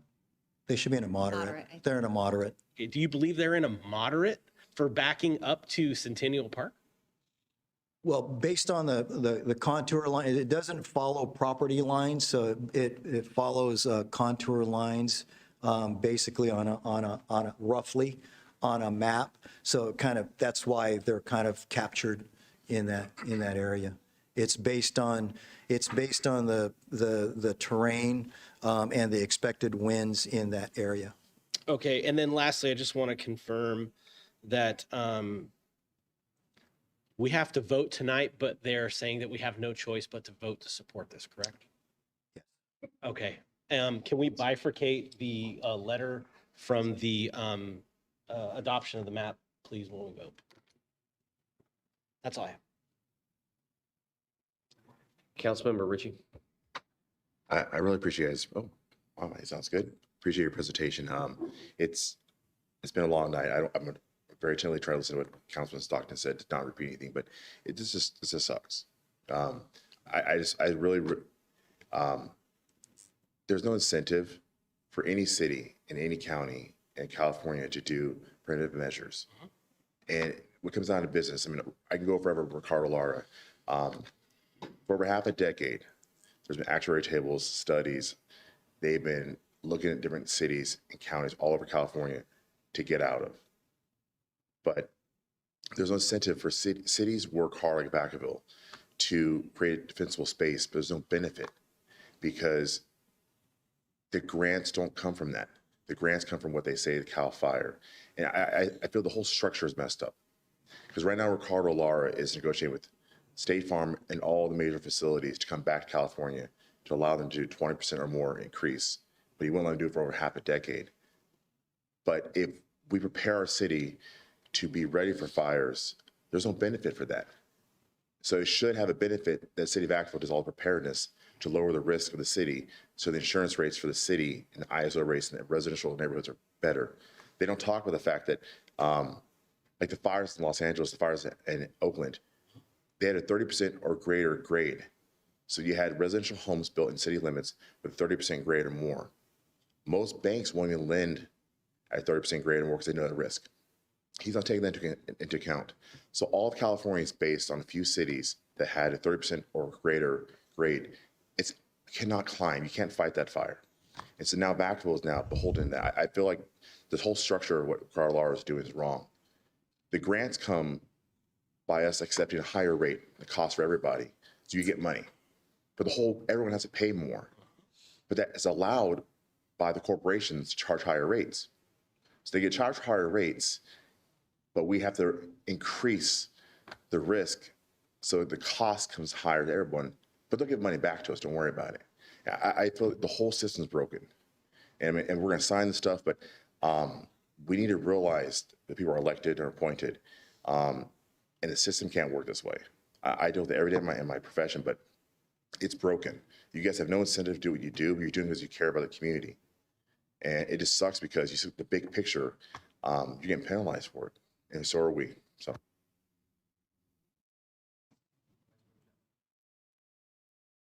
Thank you for read the letter. I like the way you begin with how we're disappointed. Yes. Yes. I noticed that weed abatement, we're having more of that taking place. The controlled burns, you had past couple of days, the wind participated and the temperature helped out a lot. And so it's on the news prior to me leaving today, where they were interviewing the firefighters that were working the fire lines. We have homes within the community, and I'm familiar with a neighboring community where they are actually sending out notices to homeowners, telling them the need to abate or control the weeds in the backyards. Now, we're not able to peep over the fence to see how high weeds are, and we can't use a drone to fly over to provide that information. However, can a resident report a neighbor whose weeds need to be controlled? Absolutely. I encourage them to call code enforcement so we can go out to talk to the property owner to see if they will voluntarily allow us to inspect their property. If they don't, then there is a legal process that we can work with the city attorney's office to get an inspection warrant in order to inspect that location to determine whether or not there's a hazard on property. But I do also want to say that we do actually mail out courtesy notices for weed abatement to like 600 and some odd properties throughout the city of Vacaville. And we do that every year, and those notices go out on April 1st of every year. So our property owners are aware that their weeds need to be abated by June 1st. Okay, thank you for that. That brings to mind the property on Peabody next to that child care facility and the dollar store? That Dollar Tree, yes, ma'am. Yes. Okay, have they been notified of? They have been notified, and I've been told the weeds will be cut prior to June 1st, but please keep in mind if they don't, then again, that's when my legal process starts, and I work with the city attorney's office to obtain warrants if I need to. Okay, all right, thank you. Councilmember Wiley. I also just want to say thank you for the report and the letter. And I really appreciated all the residents who sent in their comments and people who came at the meeting the last time we had the public hearing on it. And particularly in District 6, the ones that were really highest were right by the canal and right by, so not where the hills were. And the topography didn't indicate that it would be a higher risk, nor the canals. So I really appreciate the people that took the time to write the letters and that you are forwarding those letters on. Now, whether they'll be read or not is left to be seen. But just the fact that they should get them and understand that our hands are tied, it's not anything that this council could really do to say, we'll accept this property because it's clearly shouldn't be in, because our directions are you can only make it higher, you can't make it lower. So I just wanted to acknowledge your work and the residents who sent in their things and just kind of say our hands are tied and we're doing the best we can. Councilmember Freeman. Yes. Thank you guys for all your hard work, and I hope I don't come off as obnoxious, but I'm just, I'm so opposed. I'm getting so tired of the state telling us things that we have to do that in some cases make sense and other times they don't make any sense, but it hits the pocketbooks of Vacavillians, and this has a great potential for that based off of, like what you said, Chief, that insurance companies already have this information. They're already doing that. I've actually been a victim of that with a property where, because of the zip code that it was in, surrounded by orchards, they canceled my insurance just because it was in that zip code. So I'm a little bit familiar with this, but my question is, so, given that I'm under duress in asking these questions, and we talked about what happens if we are out of compliance, and you said that the grants that we're currently benefiting from, what are those current? We don't have any current grants. I say that's a potential consequence. Is any grant that we apply for always has checkbox, are you in compliant with all state law, and so we will not be able to check that box if we decide to apply for any grants. And there are quite a few grants. Excuse me.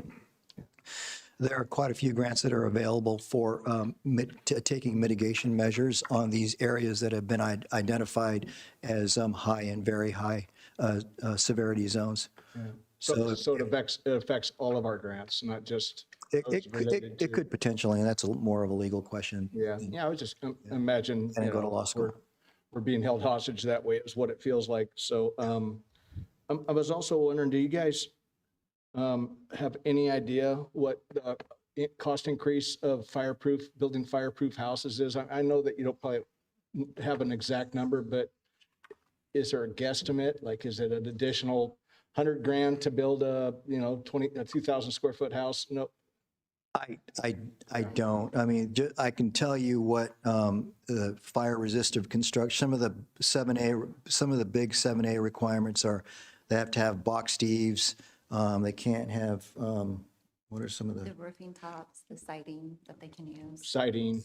Yeah. Mm-hmm. Yeah. All has to be fire resistant. Has to be fire resistive. Yeah. Special vents on the house. Yes. All that kind of thing. Ever resistant. Yeah. Okay, well, that's, again, it just feels like we're under duress with the state of California again. So I just wanted to know, because I'm a little bit rebellious when it comes to being told that we have to do something without taking everything into consideration. So here's one last question.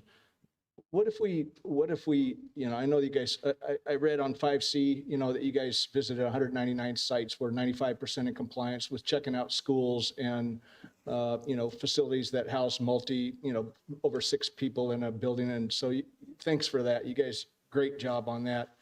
I know that none of that's taken into consideration on this item, but, what if we spent more money, found more resources to do more burns in these areas that abut to these communities where, it's such a high fire rate? Would that be taken into consider from CAL FIRE if we had controlled burns that really mitigated a lot of these? So again, these hazard maps, I mean, that's the thing about these hazard maps. They have nothing to do with mitigation. We can do all the mitigation in the world, as Councilman Stockton and some of the things we were talking about. I knew where that fire was where the LNU fire was going to stop. And so as a resident in one of those areas where that was threatened, I wasn't afraid at all. And the reason I wasn't afraid at all is because I knew there was good defensible space. I knew there was good fire breaks. I knew there was good emergency vehicle access that served as fire breaks. And I knew that Jill's folks had had enforced the weed abatement in that area. So as a fire came down the hill, I knew exactly where it was going to stop. And so I wasn't afraid. So we have taken these preventative measures. We will continue to take these preventative measures, but all the preventative measures that we take will not change these hazard maps at all. Yeah. These hazard maps are based on, as I said, the fuel, weather, and topography primarily, and it's the fuel that's in its natural state. That is, if it were untouched, right? So it's if it was, usually tall grasses that grow in that area normally, then it's that tall grasses at their full height is what that hazard category would be based on, if that makes sense. Yes, thank you. I'm going to open this up to the public for any comment on this hearing. Seeing none, I'll bring it back to the council. I appreciate all the work that's being done. I appreciate the letter. I'm in support of this letter as well. Hopefully, as they move forward, they may reconsider in the future. If you're going to impose something statewide, it might be in their interest to take comments, listen to what this is, because there is the concern, and we know it, and I think the council has made it very clear. And so with that, do I have a motion? Of the approval of the recommendation coming from the chief. Including the letter? Including. We have a motion in a second? All, huh? Okay, roll call. Roll call. Roll call.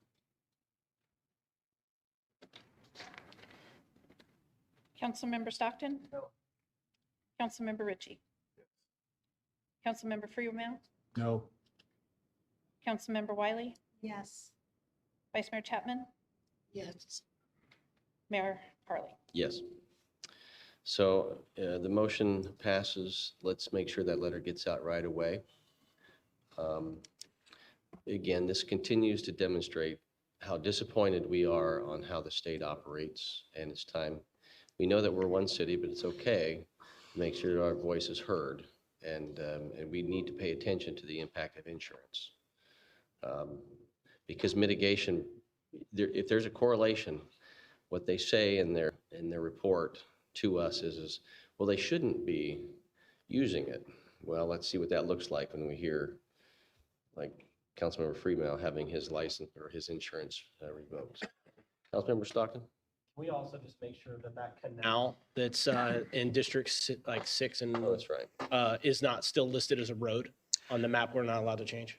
I have actually sent a personal email to the state fire marshal himself. So Outstanding. Thank you. asking him to make that correction already. And as this continues, we're going to want staff to, stay apprised and keep us updated if there are changes to this. They took a heavy hand on this, believing that they're just going to need to do it because of all the fire hazards and risks, but mitigation is real. And I am very proud of the way that our firefighting efforts and mitigation and prevention have really done well. I was chief of police at the time and I saw it firsthand, and you're absolutely right. Fire is a very scary thing, but when you mitigate it, it stops where you think it's going to stop, and it did. So thank you. All right, we're going to go ahead and we're going to move on to item C, but we need to reach out to Councilmember Silva and have him come back into this. His break is over. Oh, there he is. So, all right, we'll move on to item C. Thank you, Mayor, members of the council. This next item is a public hearing on staff vacancies and recruitment and retention efforts. We have Sandy Hess, our Employee Relations Manager, and Regina Sickles, Senior HR Analyst, to present this item.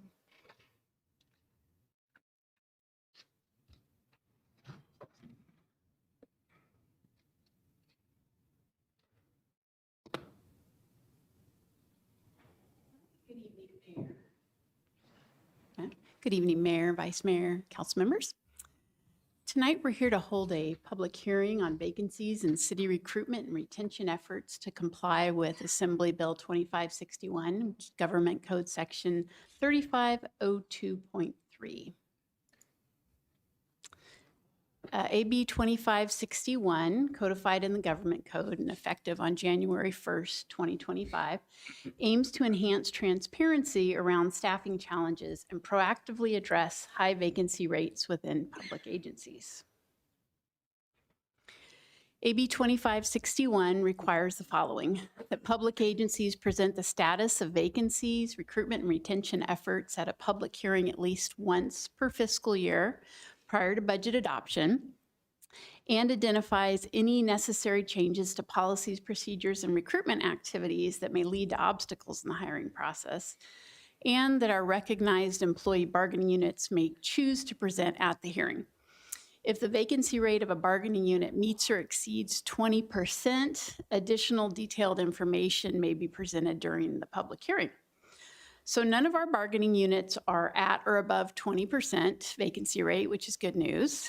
And also all of our bargaining units were notified of their ability to present tonight, and none elected to do so. So the city has 7 recognized employee bargaining units, and this slide explains the names and acronyms and membership details of each. So we have our Vacaville Managers Organization. This is supervisory and management staff citywide. Local 39 is our stationary engineers, maintenance and operations staff. This is primarily in public works and utilities.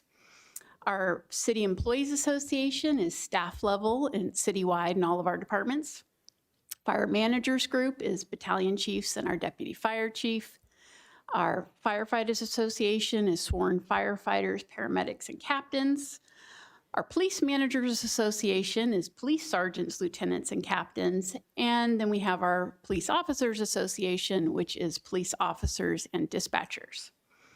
The Assembly Bill specifies the content of this hearing be related to our official recognized group. So that's who we'll be talking about tonight specifically. The city does have 2 unrepresented groups, and that's the Administrative Managers Group, or AMG, and department heads. But the data in this won't necessarily be about those groups. So the city currently has approximately 600 full-time employees. This slide gives you a snapshot look at the groups in which our full-time employees are assigned. So approximately 1/3 of our pie here is our 4 safety groups, so the police and fire groups. And then VCA, Local 39, and VMO are all similar in size, with close to 20% each of our total full-time employee population. So These are our vacancy rates by bargaining unit as of the end of April, which is when we prepped for this presentation. And actually, I took a look at our payroll data on Friday, and we've improved a little bit. So our citywide rate is 10% now, and some of these groups have gone down slightly. So it's headed in the right direction. Our unit vacancies range from 0%, which is in the fire and police managers group, to 15% with our Police Officers Association. We do have some vacancies in most of these units that are actively in the process of recruitment, interviewing, or the pre-placement hiring process. So our vacancy rates do vary from pay period to pay period. Also included in these numbers are some vacancies that have been placed on a delay or a hold for budget reasons, and this was talked about in our last budget study session. So they're not frozen, they're just delayed, so they are still included in our actual vacancy rates. So I just want to keep that in mind. A little bit about the different vacancies that we have in our different groups. So in the Police Officers Association, we have 8 police officer vacancies, 4 police trainee, and 3 dispatcher vacancies right now. We actually had 2 police officers hired since we created this slide when we were prepping, so just in the last month, so that's why it changed a little bit. We do have some people in pre-placement, so they're very near hire. And our lateral police officer and dispatcher recruitments are what we call open and continuous. So people can apply at any time, and anytime a qualified candidate comes into our system, they get referred over right away for interview. In VFA, our fire group, we currently have 9 firefighter paramedic vacancies, 3 firefighter and 1 fire captain. Our lateral firefighter paramedic recruitment is also open and continuous. Lateral hires in police and fire are hard to fill positions. People tend to stay with their agencies for quite a long time in those lateral roles, so the candidates, the applicants for those positions tend to sort of trickle in. And for fire, we do hire the majority of these positions at the more of the entry level to go into a fire academy, so they get hired in large batches typically. In Local 39, our stationary engineers, we do have 7 maintenance worker candidates that are in pre-placement or towards the end of the interview process. So those numbers should change pretty dramatically in the next month or so for Local 39. And then for VMO and VCEA, their vacancies are assorted vacancies that are citywide. They're not concentrated in any one area or one department. Some of them are currently open recruitment, some are interviewing, some are in pre-placement. So I'm going to go ahead and hand this over to Regina, who'll talk more about some of our recruitment processes and some additional data.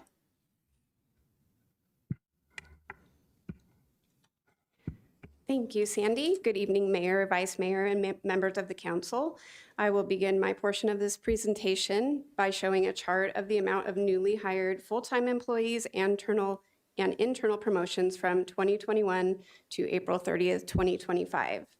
Internal promotions are current employees who move to a higher level position within their department or within the city, and those who promoted from a part-time to a full-time position.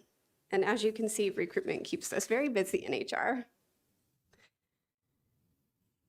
This graphic is showing a high-level overview of our recruitment process, and I will give you a brief description of each step. Our recruitment process starts with an opening or vacancy, which comes from either someone leaving the city or a newly allocated position. All of our requisitions to fill an open position then run through a budget check process, then Human Resources is approved to begin the recruitment. Recruitment analysts then work directly with the hiring manager to review several details related to the recruitment, including strategies for advertising and attracting candidates, the testing process that will take place, and the associated timelines. The recruitment itself takes place at this step. Once that process is complete, the HR analyst will create an eligibility list, which shows all candidates that are now eligible for hire for that particular position. These candidates are then referred over to the hiring manager where departmental interviews, assessments, reference checking can take place, and the final candidate is selected. All candidates then enter our pre-placement process, which can include various pre-hire assessments, including live scanning, employment and education verification, and sometimes includes a background or a credit check.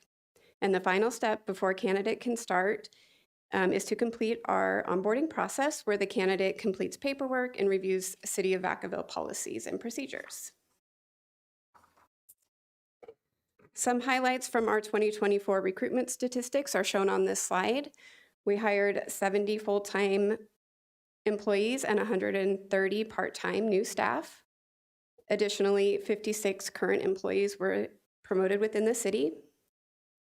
HR received and screened over 6,000 applications, and we completed 85 recruitments, which is made up of external, internal, and part-time. We have also listed some recruitment and retention efforts. We have attended 5 job fairs since October of last year, including Sac State, UC Davis, Solano College through the Workforce Development Board, plus hosting our own Parks and Rec hiring fair. High school and community outreach efforts include presenting to summer at City Hall participants, career presentations at Wilsey Wood, and attending the Vacaville Unified School District Job Fair. Human Resources will also have a booth advertising our job openings at an upcoming Trucks of the Trade event on June 11th. We have also made some policy updates where possible. Specifically, HR has made enhancements to our transfer policy to allow current staff to move around the city easier. Additionally, some positions are eligible for a hybrid work schedule, which supports both recruitment and retention. Various recruitment videos have been created. Some are for large departments like police, fire, and public works, but also for specific harder to fill positions like Director of Public Works and Economic Development Manager.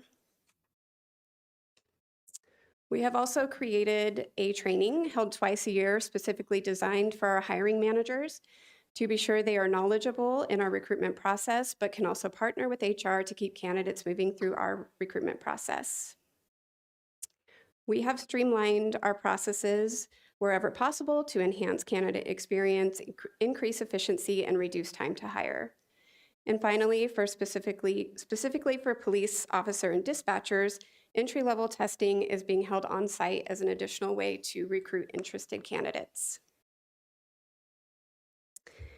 An obstacle or challenge we identified was around our pre-placement and background process, as I mentioned in a previous slide. We have been working on making some changes, and those are: we have made a change to our electronic employment and education verification vendor after experiencing delays with our previous vendor. We have created a one-stop pre-placement process with new hires and HR technicians, which includes live scan and any other required paperwork, so multiple trips to HR are not necessary. We are currently transitioning to an onboarding program that is integrated with our existing payroll system and moving away from a standalone product we have been using in the past years. And finally, we have recently increased our pool of background investigators so that we have more options to use, which in turn reduces time to hire. This information supports strategic goal 4, maintain effective and efficient services. No action is requested. This public hearing is held for informational purposes. That concludes our presentation, and we are available for questions or comments. Yeah, thank you. Initially, I'm going to go ahead and open up to the public for any comments since this is a hearing. Seeing none, I'll bring it back to the council for any questions or comments. Councilmember Wiley. Thanks for the information. And on the one slide where you said there were like 6,100 applications, I thought that's a great number of people that are interested in possibly working for Vacaville. Is that a higher than it's been in the past, or about what it usually is? And then my second question is there a cost as part of the application process? Do they have to pay for some of the background, or is it no? What fees are associated with applying? I think we have seen applications go up over time. And we still hand screen all of our applications one by one. And there's definitely a lot of interest in our jobs still. As far as the cost, no, there are no costs to the employee. Okay, thanks. Vice Mayor Chapman? Thank you. Thank you for the report. On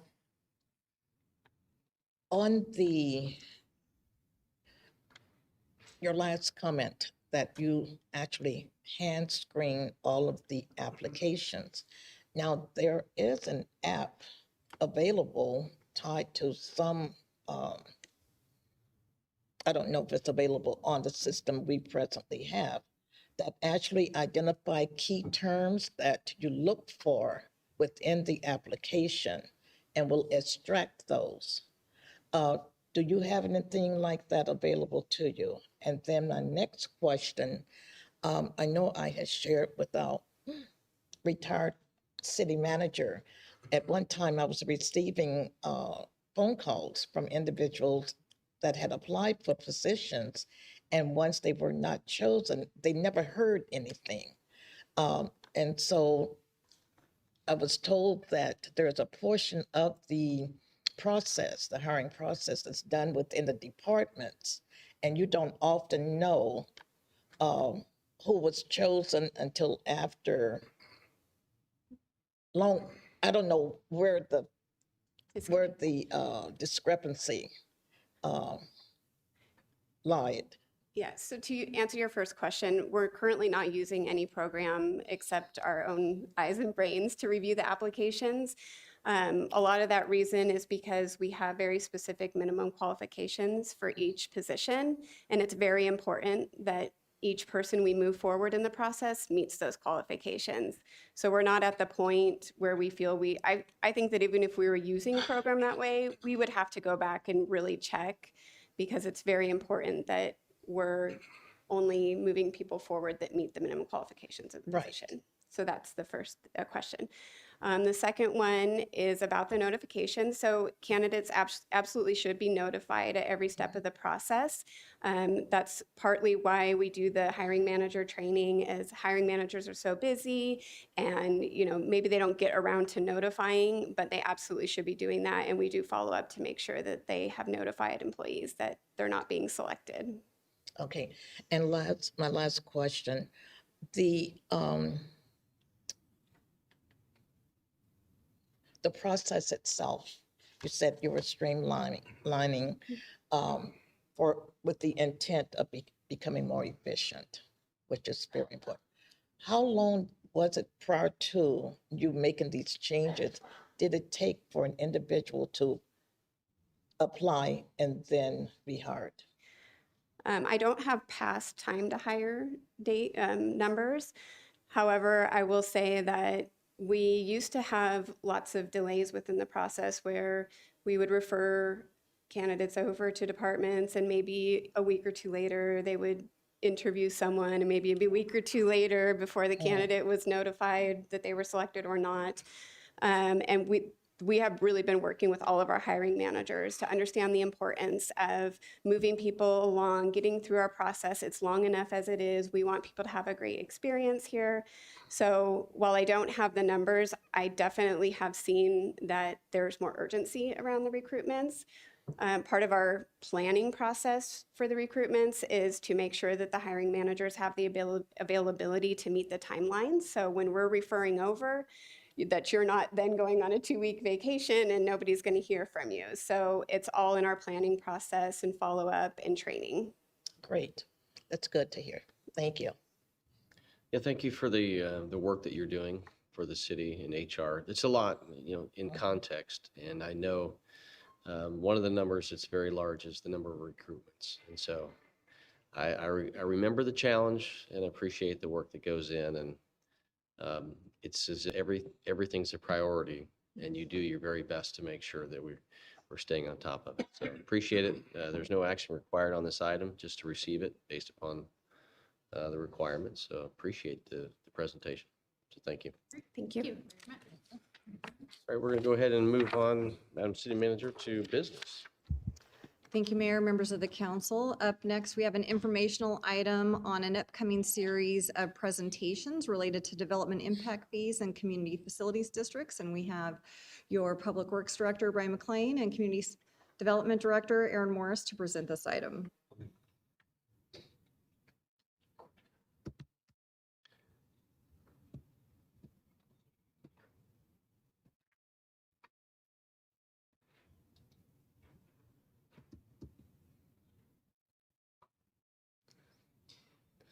It's terrible when it doesn't cooperate, doesn't it? Good evening, Mayor and City Council. Here we go.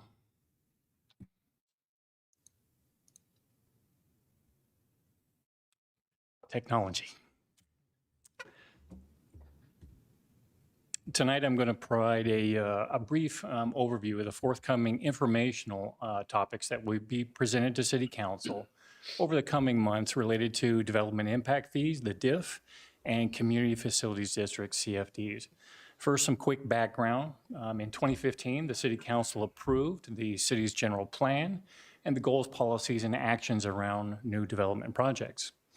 As it relates to new development, the City Council made it crystal clear that all new development projects shall be responsible for paying their own way to ensure that the project does not become a financial burden to the city or to existing city services. There are two key implementation tools supporting this directive. The first, as it relates to infrastructure and facilities, is the development impact fee, the DIF. The second supporting tool for public services and maintenance is the Community Facilities District, CFDs, and the Lighting and Landscape Maintenance Districts. In June of 2022, the City Council approved a major update to the DIF program, which had not been updated since 1992. Starting in the summer of last year, city staff began the process of updating the DIF program due to significant impacts related to COVID-19, supply chain impacts, and national inflation. On April 10th of this year, city staff conducted a city fee kickoff meeting with the public and our development community, in which we discussed the DIF, Community Facility District, and development improvement changes that were presented to the participating interested parties. Directly following that meeting, the fee information and nexus study documents were published on the city's website. Following that meeting, we conducted three public meetings on April 28th, May 15th, and May 20th. In those meetings, city staff answered questions, recorded comments, and followed up by producing various write-ups and FAQ documents, which were posted on the city's website to allow for further transparency and acknowledgement of the comments received. As a means to educate the City Council on the DIF programs and the CFDs, over the next several months, staff and our consultants will be presenting a series of educational topics on the two particular topical areas, the DIF and the CFDs. Starting in June, those topics will include CFD methodology, followed by DIF 101, the basics. Then in July, we'll get into DIF 102, the details, and we'll dive into the details of the DIF, going so far as showing you how a calculation is made. In August, we'll be conducting several study sessions, which will allow for ample opportunity for the council to interact with city staff and our consultants to answer your questions. And here are those topical sampling areas of the various topic areas that we'll be talking about as we move forward in this educational format. As you can see under CFDs, we're going to talk about the background, the use of CFDs in the city of Vacaville and other municipalities, the legal framework of CFDs, et cetera. As we move into DIF 101 basics, you're going to learn about the California Fee Mitigation Act, our various DIF categories, DIF models, and how they're administered. Then we'll get into 102, DIF 102, and we'll talk about land use. And then we'll go through a DIF calculation. We actually want to see and explain how those calculations are made. And then later in the year, late summer and into the fall, we'll get into those policy discussions and those study sessions regarding the DIF and the CFD. Again, all in an effort to allow you ample opportunity to be able to interact with staff, to ask your questions, to interact with our consultants, to be able to get the answers that you need to be able to make an informed decision, which will come probably in the fall. In fall of '25, we are expecting 2 resolutions for your consideration to come forward. A resolution to consider an approval of updating the DIF fees, and a consideration resolution to consider updating the city's CFD facility district policies. As far as public outreach, we have already conducted quite a bit. There's, again, as I mentioned earlier, we've conducted 3 public meetings on the 28th, the 15th, and the 20th, along with that kickoff meeting on the 10th. Additional public meetings will be conducted over the next coming months as we continue to gather information from our development community and the public, and be able to provide answers to their questions and concerns. We've also set up a web page specifically to post all of those documents, all those relevant documents for everyone, including the council, to, if you're interested in perusing those documents, those FAQs that we've developed, which I would suggest going and taking a quick read. We've made them very brief and succinct. But they are available on the city's website. You can go to the community development website under forms and fees, and then there's a very distinct large tile button there for development impact fees. In terms of environmental, fiscal, and strategic goal, there is no impact from this action for an environmental or fiscal impact. But there will be a strategic goal impact on all 5 of the city's strategic goals.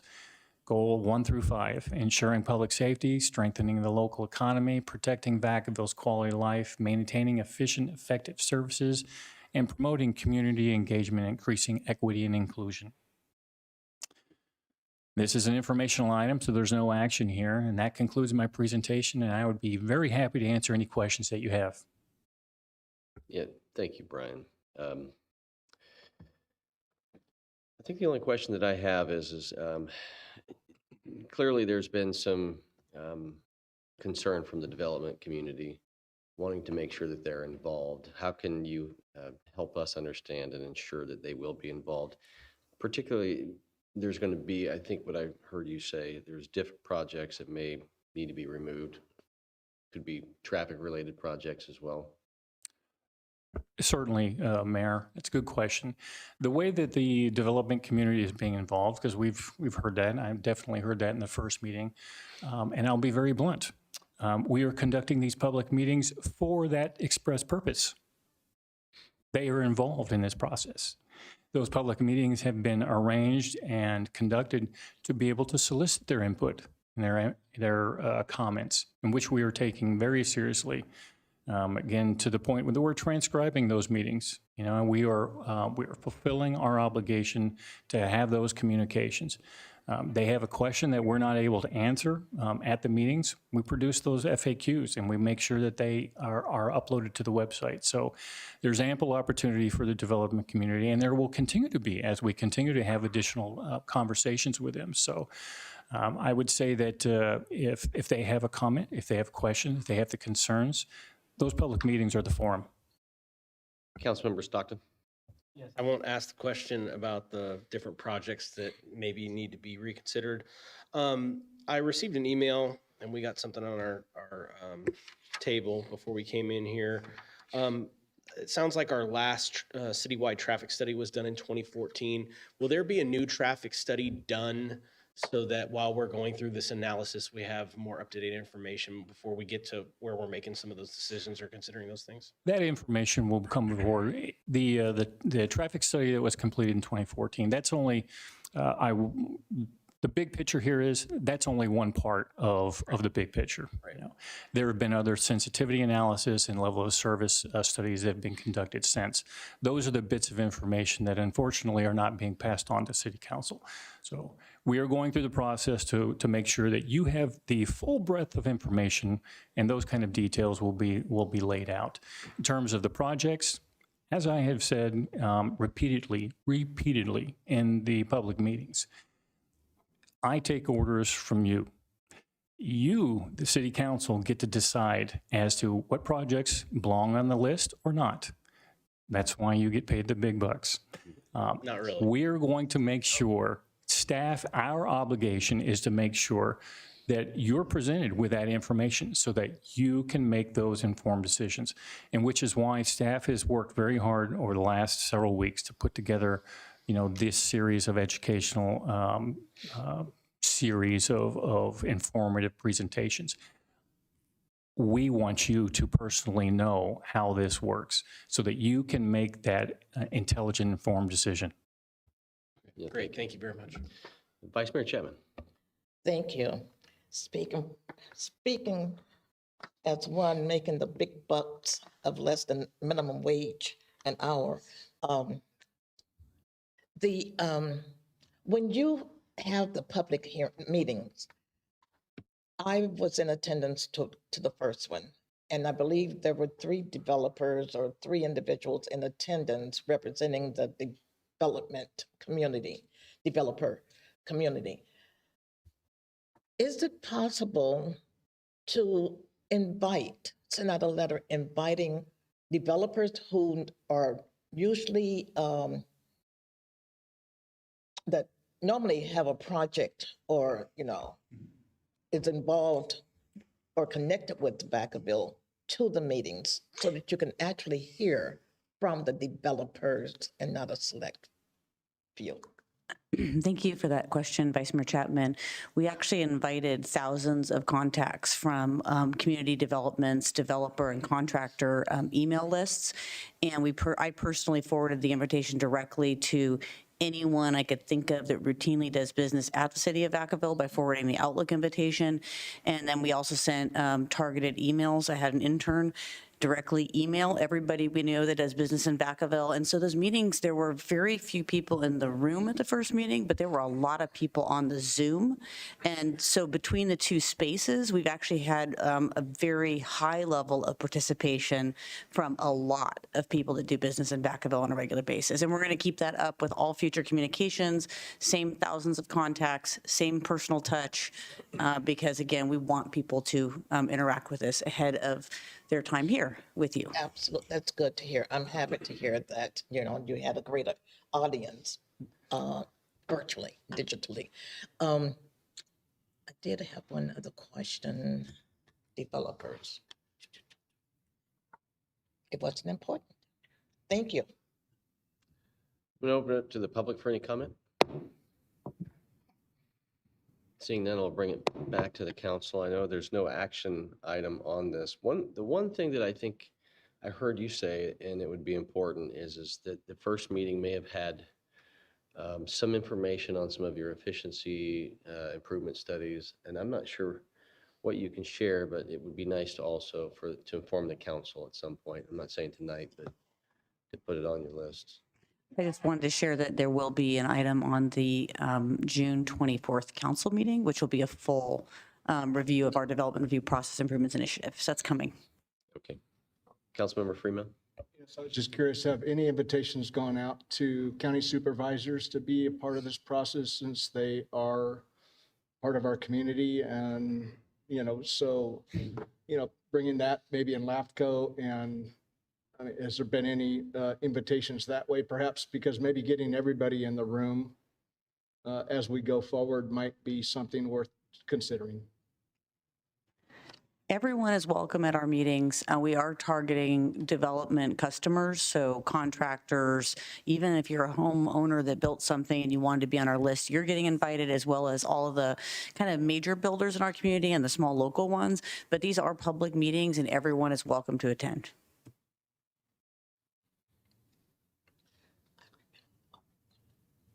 Councilmember Ritchie. No. I think of your presentation. I think we've all got the calls or had the concerns with developers. And so I just make sure, I wish we all just all at once, just give us the data. I don't think it's taking that long to do it. I mean, I'm optimistic, but review the diffs, the CFDs, how they're made, how they're calculated. But I mean, I just make sure it's very transparent.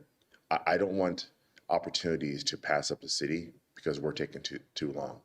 I want to make sure that the developer community is very clear that it's a live document, and we haven't put a stake in the ground and threw an anchor down, and now we're trying to find out how to get, this is where we stand. So when I saw it, I was pretty shocked. When I saw some anticipated fees, like I ran some numbers. I'm working like this. It's hard to make housing affordable, and to talk about we want to help young Vacaville residents attain homeownership. When I look at some of these fees, so like I just ran the math based on the charts you guys did. 1,200 square foot home. It's $23.28 right now. That's to pitch a tent. That is if you buy a Home Depot, you go buy a tent or a sleeping bag. The cost for the lot of land at $1.20 and change, with the actual fees for a lot, is $340,000 for land cost plus all the fees. That means it's costing $2,300 just to buy the land and sleep in a sleeping bag with no house. So we got to figure something out. I mean, with the amount of fees we're trying to charge per lot, just that's someone just saying, I own this land with the tent and being homeless. And so it costs $2,300 to buy that lot. So I mean, it's, when you put the math in like that very easy way to look at it, it's very scary. So like, we got to figure, we can't be hypocrites. We want people to come to Vacaville to afford to live at a certain price point, 31% of the AMI. They have $800 left to spare. It ain't gonna happen. So how can we get to that point? And I also make sure we're very cognizant aware of the cost and burden we're putting on per lot to actually reach that goal. And that's it. I'm going to answer that real quick. You're going to get all that information. You're going to get the information that you need to be able to make that informed decision. Again, we're going to walk through those calculations so you can see actually how those calculations are made. On those numbers, those are the maximum numbers. And so you'll learn what a nexus study is. And a nexus study, to derive those numbers is designed to look at, what the maximum level is. One of the things that was very confusing, I think, for the developers, especially in that first meeting, is that we're not policymakers. You're the policymakers. The council is. You get to decide, and you'll have that opportunity. You'll know what the maximum is. You get to decide from 0 to that maximum. That's your role. We're going to go through the process. One of the things that I wanted to make sure that we really hit on this too is and you'll get that information. We're going to provide it to you. Is we're going to show you council's role in this and all of the places within the strategy or the strategic framework of the DIF and the CFD where you, the city council, have direct input, where your decisions matter, where your decisions flow from the general plan to the DIF to approving capital projects. All of those things are linked. And so we're going to map that out. I've already got it all designed, and we'll go through that. So you'll be able to really understand how these things connect. Because to your point, Councilmember Ritchie, if workforce housing or addressing those fees is a prime area where you want to focus, you'll want to see how the fabric of all those decisions fits together so that you can make that decision. And we are going to provide you that information. Vice Mayor Chapman. Thank you. Thank you very much. If I didn't state that before, but thank you for the update, for the information. I wanted to, when I first came on the council, I made my rounds wanting to meet all of the directors and everything. And I was inquiring as to, at the end of the conversation, what are your needs? And I said, talk to me. I want to know about your vacancies and the workflow and any resources that were needed. And I had a pretty good conversation with all. And I have to make it known that I was what's the word? When you don't follow through on your word that you want to meet all the directors. However, Erin, the Community Development Department, was omitted, not intentionally, and I shared that with her. However, we did meet, and I asked the same questions, but at the time also, prior to Erin's time, the Community Development Department was known was known to be slow in the process, in processing applications for permits and all of that. And I noticed change has come about throughout the city. in your department, are you fully staffed? I have one vacancy that we have a candidate that will likely be hired, so I'm almost fully staffed. Okay, so because of our deficit spending, I mean, because of our deficit, is that vacancy open to be filled or is it on hold? This is getting a little bit off topic, but I'll answer the question. My department is funded by revenue that comes in through primarily the building permitting activities and the planning permitting activities. So none of my positions are currently threatened because we have a stable revenue based on permit activity. Okay, all right. Thank you. Yeah, appreciate it. I would just ask that as we move forward in this, it's like anything. We want to make sure we're following a good process, and I believe that we're on a pathway to do so. So when we get to the points where there are points of issue within the development community, I hear that you're taking notes, you're paying attention. The key thing to do is to stay. I would ask to stay engaged with them, and find ways to reconcile those points. Because, for instance, if there's a point that's made that says this is maximum, if the argument is well, we're not talking about maximum because it's unrelatable, the ask really is just work with them so that there's a clear understanding. Because at the end of this, I do believe we'll make the decision, but what we want is we want the development community to be with us as well. So I'm sure you will. I'm stating the obvious because sometimes what is maximum, then we're going to try and figure out what is reasonable and what is similar, not just maximum, without guessing. And so we're going to trust that that's what you're going to bring back to us. So there's no action item on it. This is sounds to me like there is a great plan moving forward, and appreciate the presentation. All right, we're going to move on to item B. Thank you, Mayor, members of the council. Up next, we have a review of the draft Community Development Block Plan, Consolidated Plan, and Section 108 Loan Program Application. We have Director Colden and Matilda Horace, Housing Services Administrator, to present the item.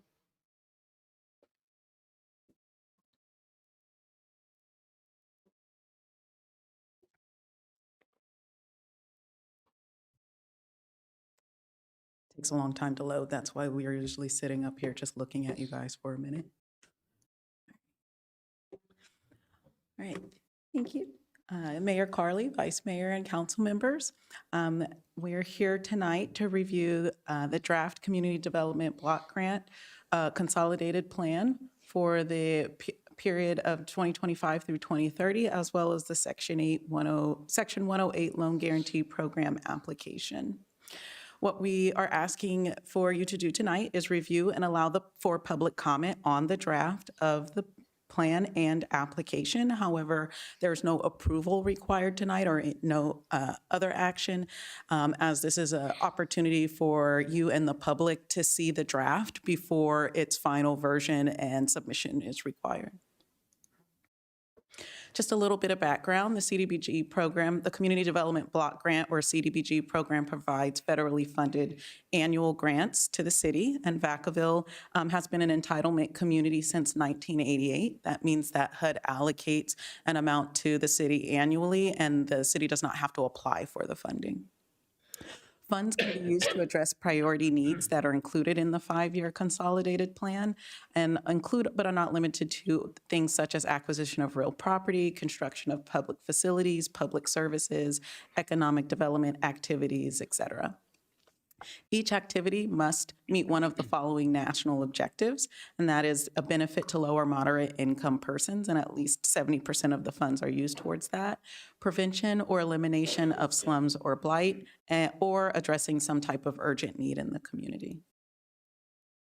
On April 22nd, we provided an update to the outreach process and sought feedback from council on how to move forward during this next 5-year period with allocation of the funds. As a reminder, generally, the city receives about $500,000 annually, and 15% of that, or $75,000, is what is available to use towards public services.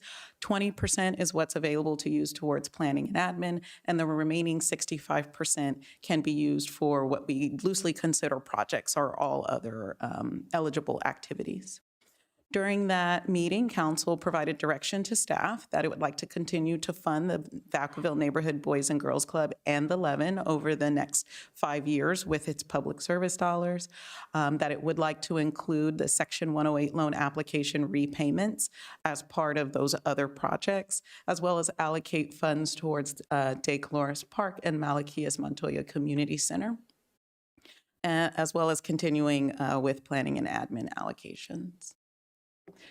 The draft con plan that was published on the city's website for 30 days leading up to this, so from April 25th through tonight, has been available on the city's website, as well as a version is available physically to read in our office. And notices were provided in the paper as well as throughout town for people who are interested to review the drafts of the consolidated plan and the Section 108 loan application. The consolidated plan includes an assessment of needs throughout the community. It identifies the priorities and establishes strategies to address those priorities using the Community Development Block Grant funds, as well as sets goals for the city for each year during the consolidated planning period. With the draft, you'll notice there's not a draft annual action plan yet because we were holding off until we got our funding allocation from HUD, which we had received last week.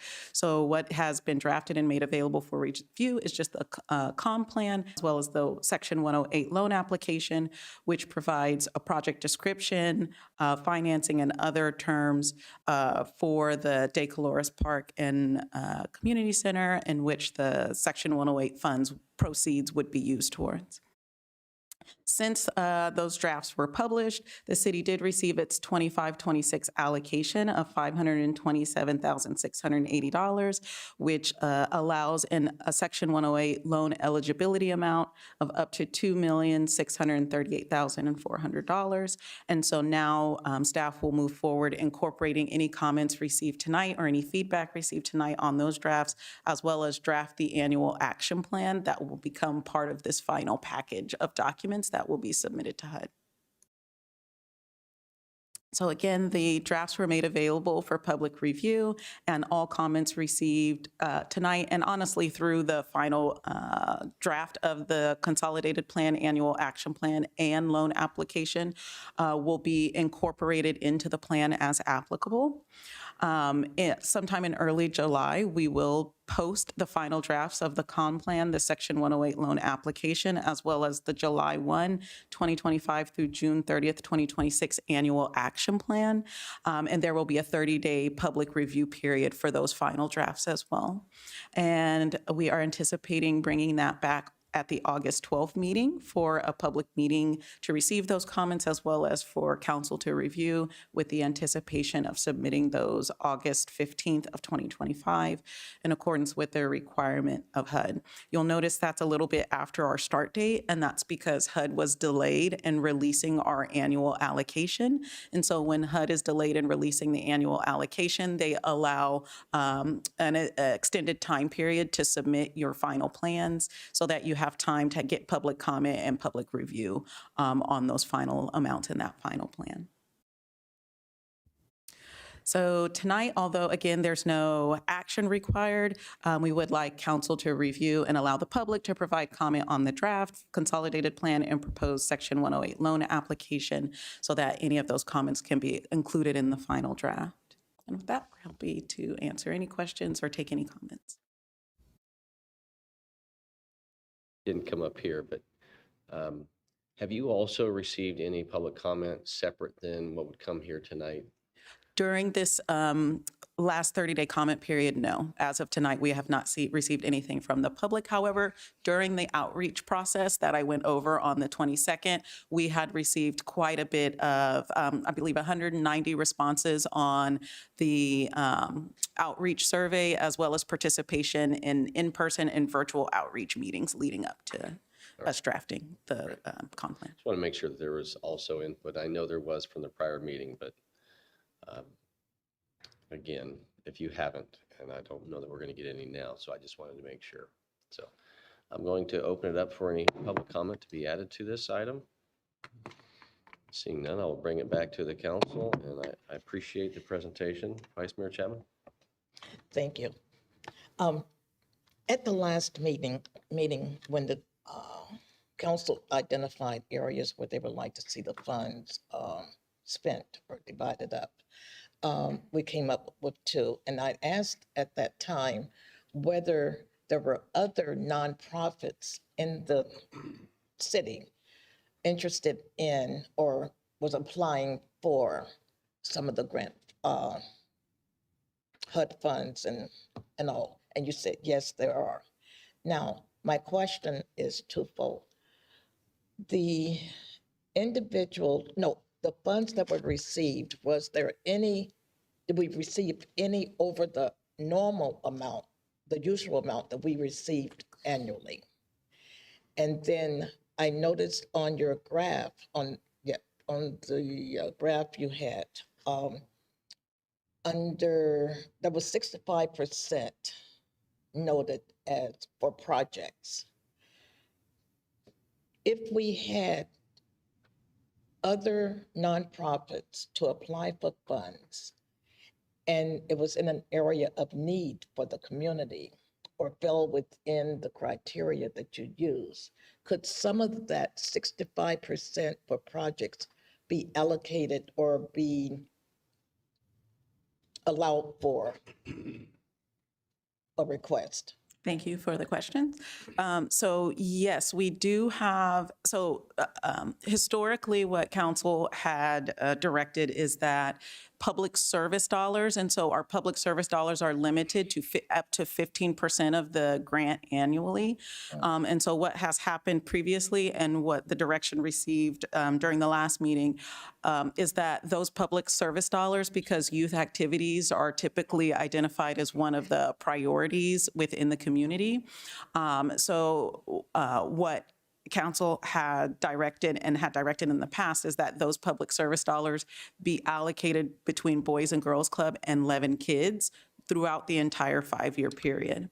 That means that while there are other nonprofits who are interested in applying for those dollars, they are not able to because they are already spoken for between Boys and Girls Club and Levin Kids. Right. So if there are other nonprofits who would like to apply, typically nonprofit services fall in that public service category, and so we are limited to that 15%.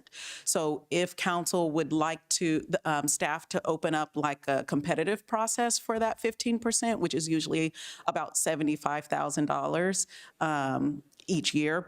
Typically, like this year, you see we've gotten $527,000. So usually our allocation hovers around that $500,000 mark. So typically our 15% is about $70,000 to $75,000 annually. So if council would like staff to open up a competitive process, that could mean that if an application is awarded to a new nonprofit, then funds are not available to go to Boys and Girls Club and the Levin.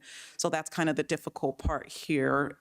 We could open it up competitively, but anything has to fall within that 15% max. Okay, so follow up. The first part of my question asked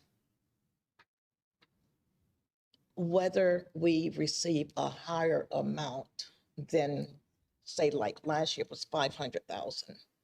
This year, 527,000. So that 15%, of course, is based on what you actually receive. Is it possible that we could use, not take anything away from the Boys and Girls Club, the 2 groups, but the extra that was received could be used to award funds to as a competitive portion of the grant? So we use the 500,000 kind of as a placeholder. Actually, last year we received like 534 and change, so we actually received a little bit less this year. And the way that we have broken out the allocation is 11 kids usually receives $5,000 as just that's what they always receive each year, with the remainder of that 15% being allocated to Boys and Girls Club. So what I'm hearing you say is, or what you could do, I guess, is say, okay, out of that 15%, Boys and Girls Club is always going to get an X amount of dollars. 11 is always going to get an X amount of dollars. And then what's remaining could be made available through an RFP for another agency. I would caution, though, that with the amount of administrative requirements on the nonprofit that comes with managing a federal grant like this, typically it's not beneficial for the nonprofit, or it's administratively burdensome for the nonprofit if they're not getting a significant amount of money. Sure. So I would keep that in mind, that if it's only going to be $4,000, it might not be worth it to a nonprofit to apply for that. Thank you. Councilmember Ritchie. Thank you. So mine's more of a comment and more concern, not a question. So when it comes to the CDBG funds, I just want to make sure, that the 11 and the Boys and Girls Club do a lot of amazing things for the youth. How are we going to position them to know what's possibly coming? That the federal budget is going to reset in September. May I pay too much attention to this stuff, but the CDBG funds have been earmarked to go away. So it's going to go, high probability, September, they're gone. So these organizations are going to be counted for the next half a decade for funds that might not be there in less than 6 months. So I have to make sure that we reach out to them to let them know what's coming. From what I've been reading, I got too much. Like it's a line item. It's already on the left side. So I just make sure people don't get like owl eyes and wonder how it's happened. Like, hey, we're giving you a heads up. These funds might not be here. Not a portion, and definitely all of them. It's going to affect our kids, our community.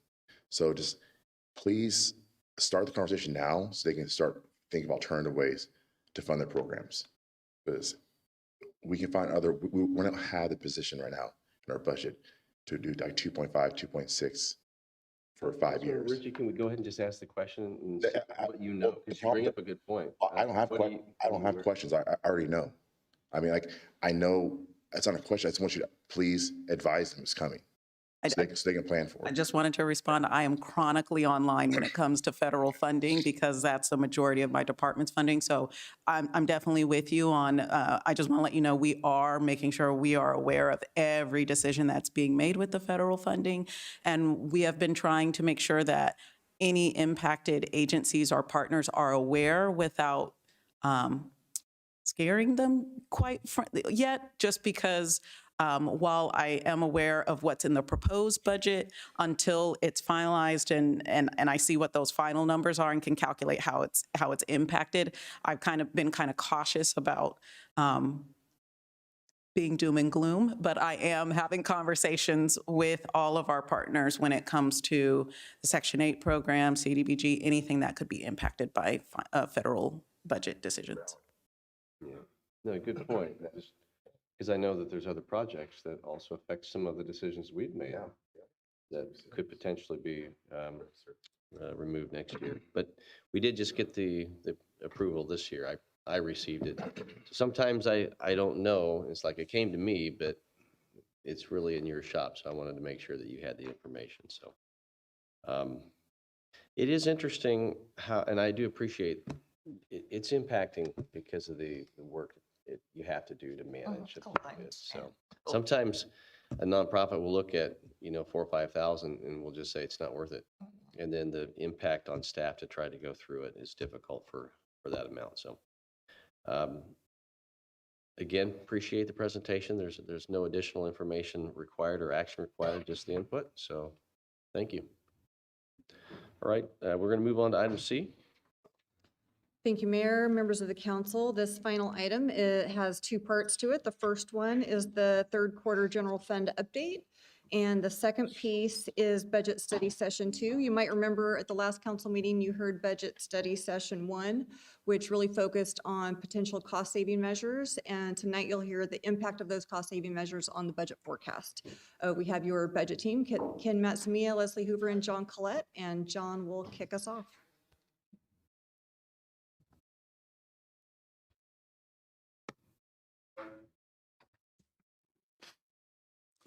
Thank you, Ms. City Manager. Good evening, Mr. Mayor, Vice Mayor, and members of the council. As the City Manager mentioned, tonight we will be presenting an update of how the general fund is tracking through the third quarter of fiscal year 25, and then moving into budget study session number 2 for fiscal year 26.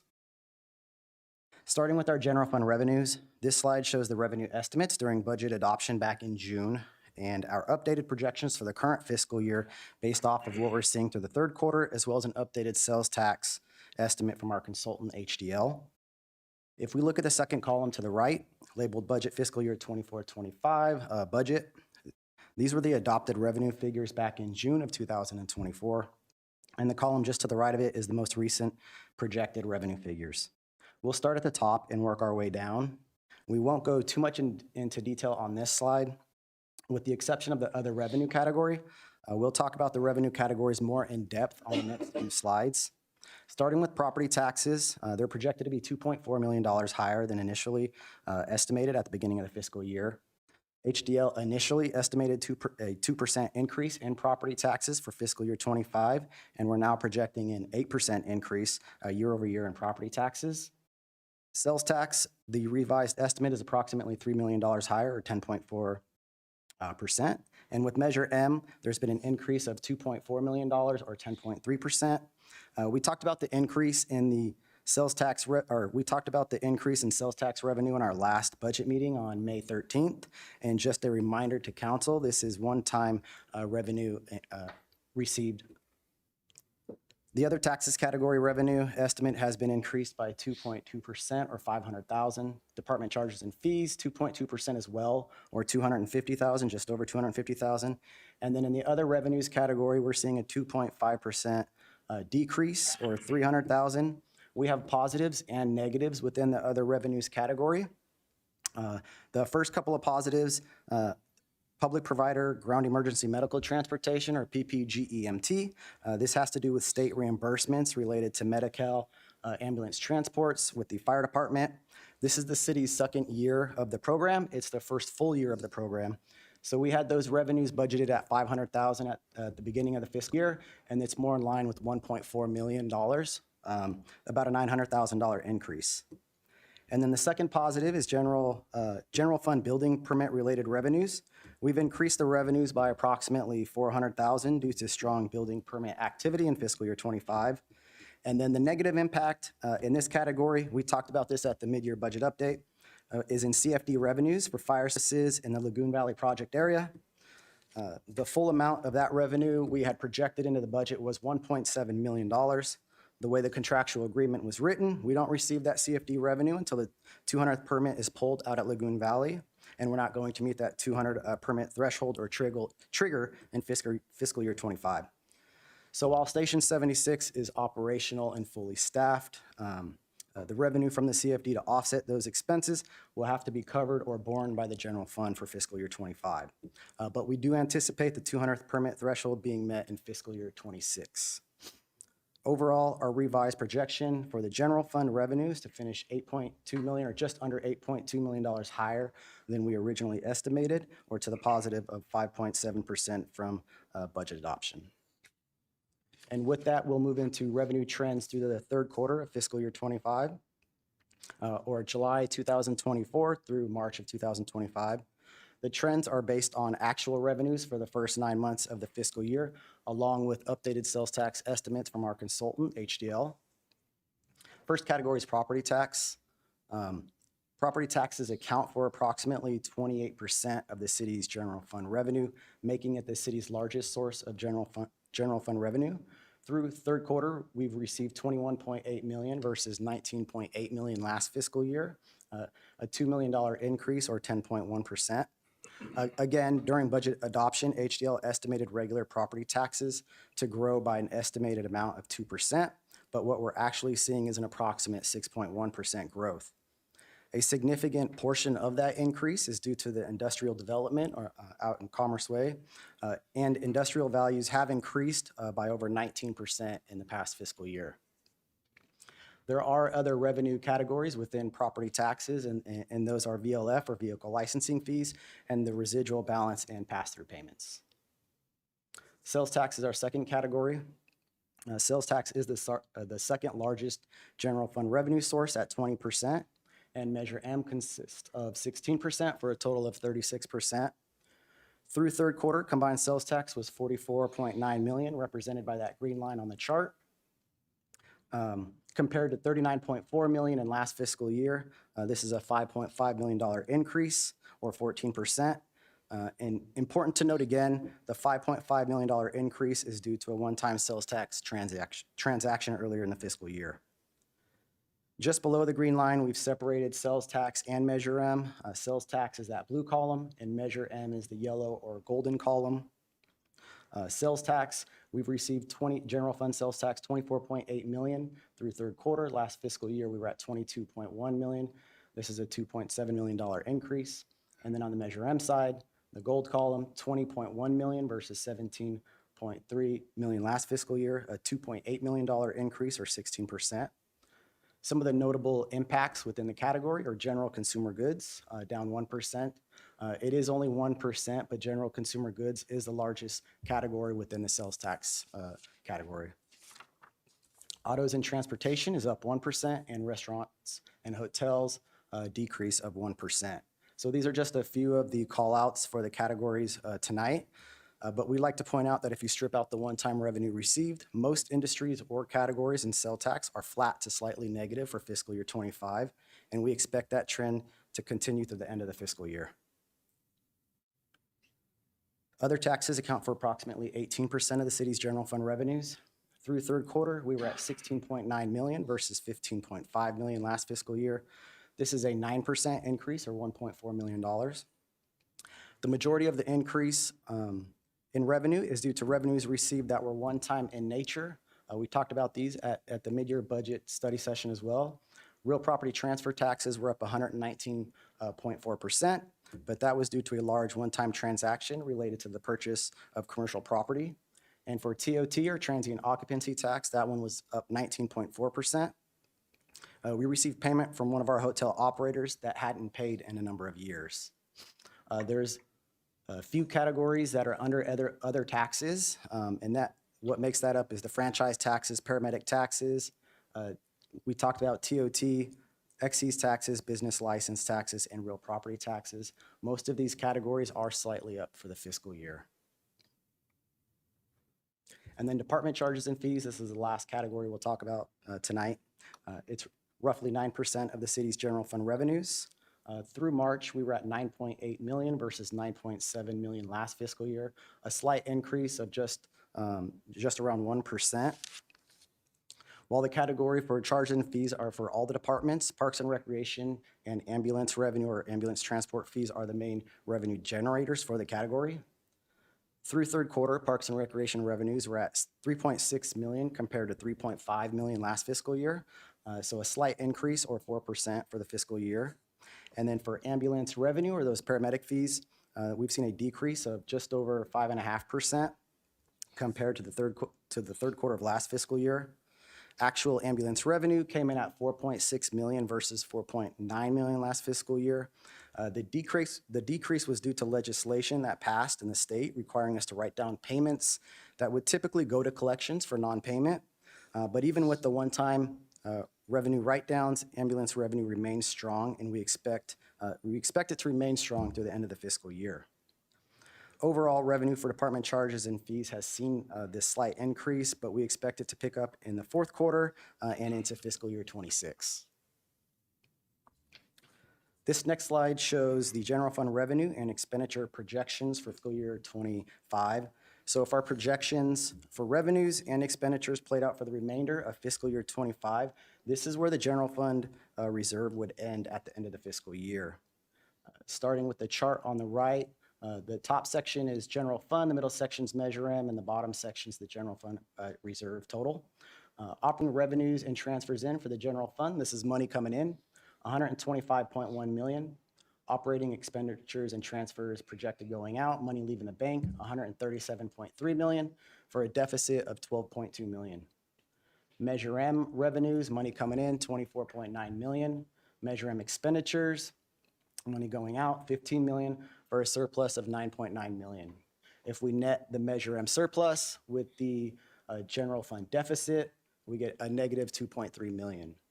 The next line item is CIP, $4.4 million going out.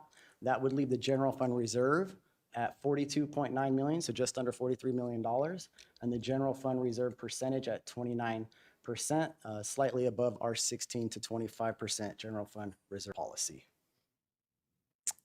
And with that, I will turn it over to our Finance Assistant Director, Leslie Hoover, who will go through fiscal year 26 budget study session number 2.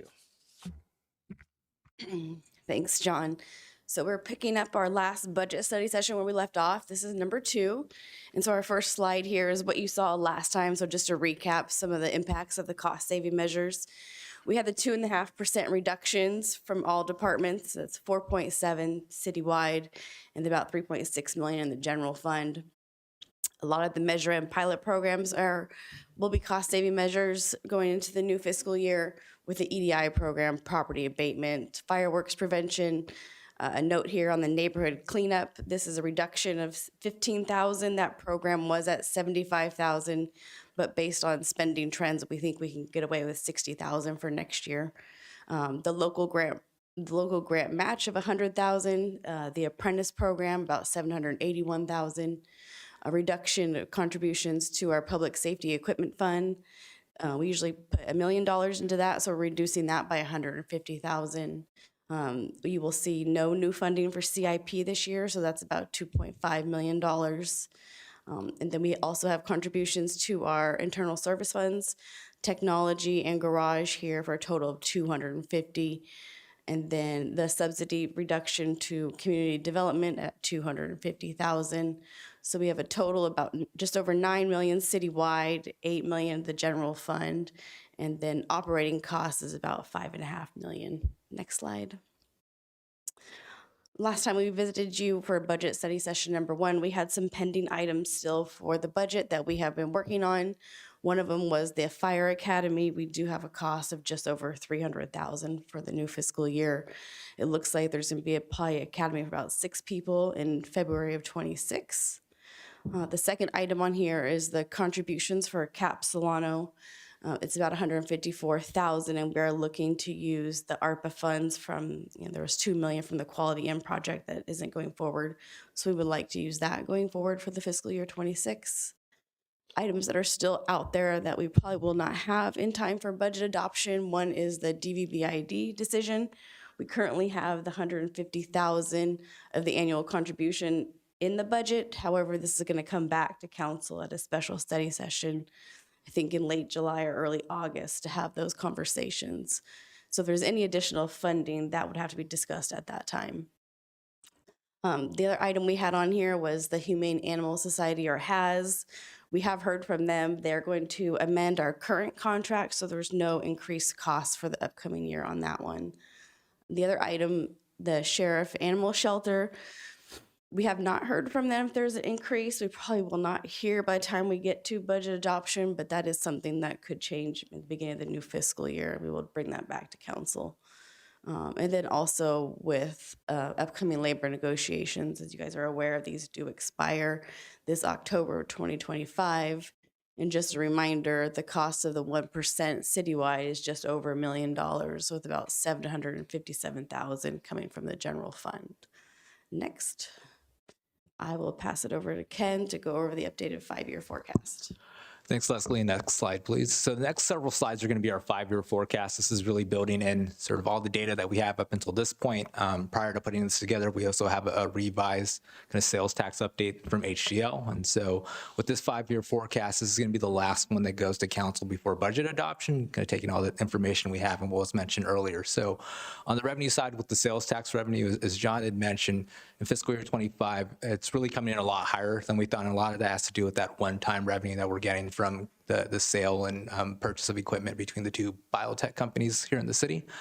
But over the 5-year forecast, you don't see that level of growth just because what the projection is for the city is really to be in line with what you're seeing with the state. And so if you were to remove that one-time revenue, what you're seeing at the statewide level is that there's basically been 8 consecutive quarters where sales tax is lower than kind of the previous year. And a lot of that has to do with the fact that, there's the uncertainty with the tariffs. There was an expectation that because of the economy that there would be the Fed would actually reduce kind of the Fed funds rate or kind of the interest going forward, which would help with consumer spending. And that just hasn't played out. And so that really is kind of driving over the 5-year forecast. While we got that one-time money this year, over the next several years, next year we're basically flat. And then you kind of go into fiscal year 27 and forward where we're like at 3%, which is more of like normal growth, if you will. On the property tax category section, the increase for the upcoming year, as it shows, is around 1%, and then in the future years it's 4%. And with property tax, kind of the issue that we're seeing with property tax is with the county assessor's office, there is a backlog that they're kind of dealing with. And so things, for example, that are related to the city is we have that large Genentech Lonza purchase. There was an assessed value or a dollar amount thrown out there in the news as far as what that would be valued at. That hasn't been valued by the county yet. And so that is not something that's currently built into our property tax projection. As that kind of comes in, that will, in all likelihood, be to the good if sort of that value comes in with what's been reported. But the other part of it too is that in the current fiscal year, the reason why it was much higher than our projection is that you had kind of the non-industrial growth, so basically, kind of commercial property. And there was also a lot of supplemental property tax money that we got. So basically, there's a value that's placed, property tax gets sent out, and then if, as the assessor's catching up, if sort of the purchase price for that property when it switched hands is higher than what was billed, there's a supplemental property tax bill that follows that, and we get the additional revenue for that. We can't project that. That's something that's kind of based off of as the assessor's getting through that information, we'll see additional revenue for that. And so that's kind of why you have in the upcoming year, kind of projecting the 2% growth. But, if the assessor were to kind of catch up and we do see more growth from that, it is possible that our property tax will come in higher than that 2%, similar to what we're seeing this year. On the revenue side with the PPG-EMT, as John mentioned earlier, that is a revenue category that, 2 years into this program, we've seen it exceed expectations, and you'll over the life of the forecast, we've also increased it based off of that, kind of what we're seeing in actuals. And so overall for the general fund, revenue growth-wise, we're projecting for the upcoming fiscal year that we grow a little bit under 3%. And so although we got a lot of one-time money this year, if you were to back that out, we're still expecting kind of next year to grow at around 3%. And then once you go into the outside years, then we are growing slightly above 3, like 3 to 4%. So that's what we have in our 5-year forecast on the revenue side. Just really quickly on the expenditure side, all of the cost savings measures are built into this that we've talked about in the prior study session. This also includes the recommendation as far as the academy, that $300,000 is loaded into this as well. On the personnel side, we build in a 6% vacancy. That's kind of reflective of, or kind of we up that vacancy amount based off of, as you had heard in one of the prior items, just our vacancy rate being around 11%. With our discretionary service and supplies budget, there was no CPI applied as a cost savings measure, but we do build in a 2.5% going forward. And then there is also no new CIP programmed in 26, again, a cost savings item. But then when we get to the reserve slide, we are projecting CIP funding continues 27 forward. Next slide. So for the 5-year forecast, very similar to what we presented in all these other updates. The columns represent expenses.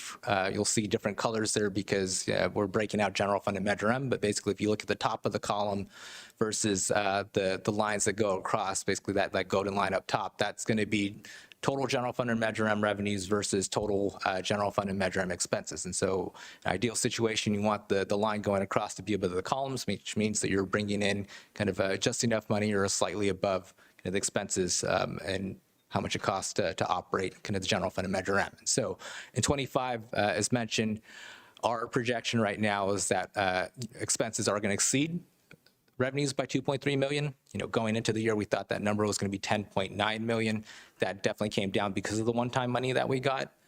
In fiscal year 26, our projection at mid-year was that this was going to be 11.5 million. We have those cost savings measures that we, have proposed and recommended, and that amounted to about $5 million. But the reason why you're not seeing that deficit decline by that amount is because, like I mentioned on the sales tax side, our revenue forecast on the sales tax is lower than it was in mid-year. And that has a lot to do with the fact that, as I mentioned, at the statewide level, you are seeing sales tax coming in lower than kind of originally anticipated.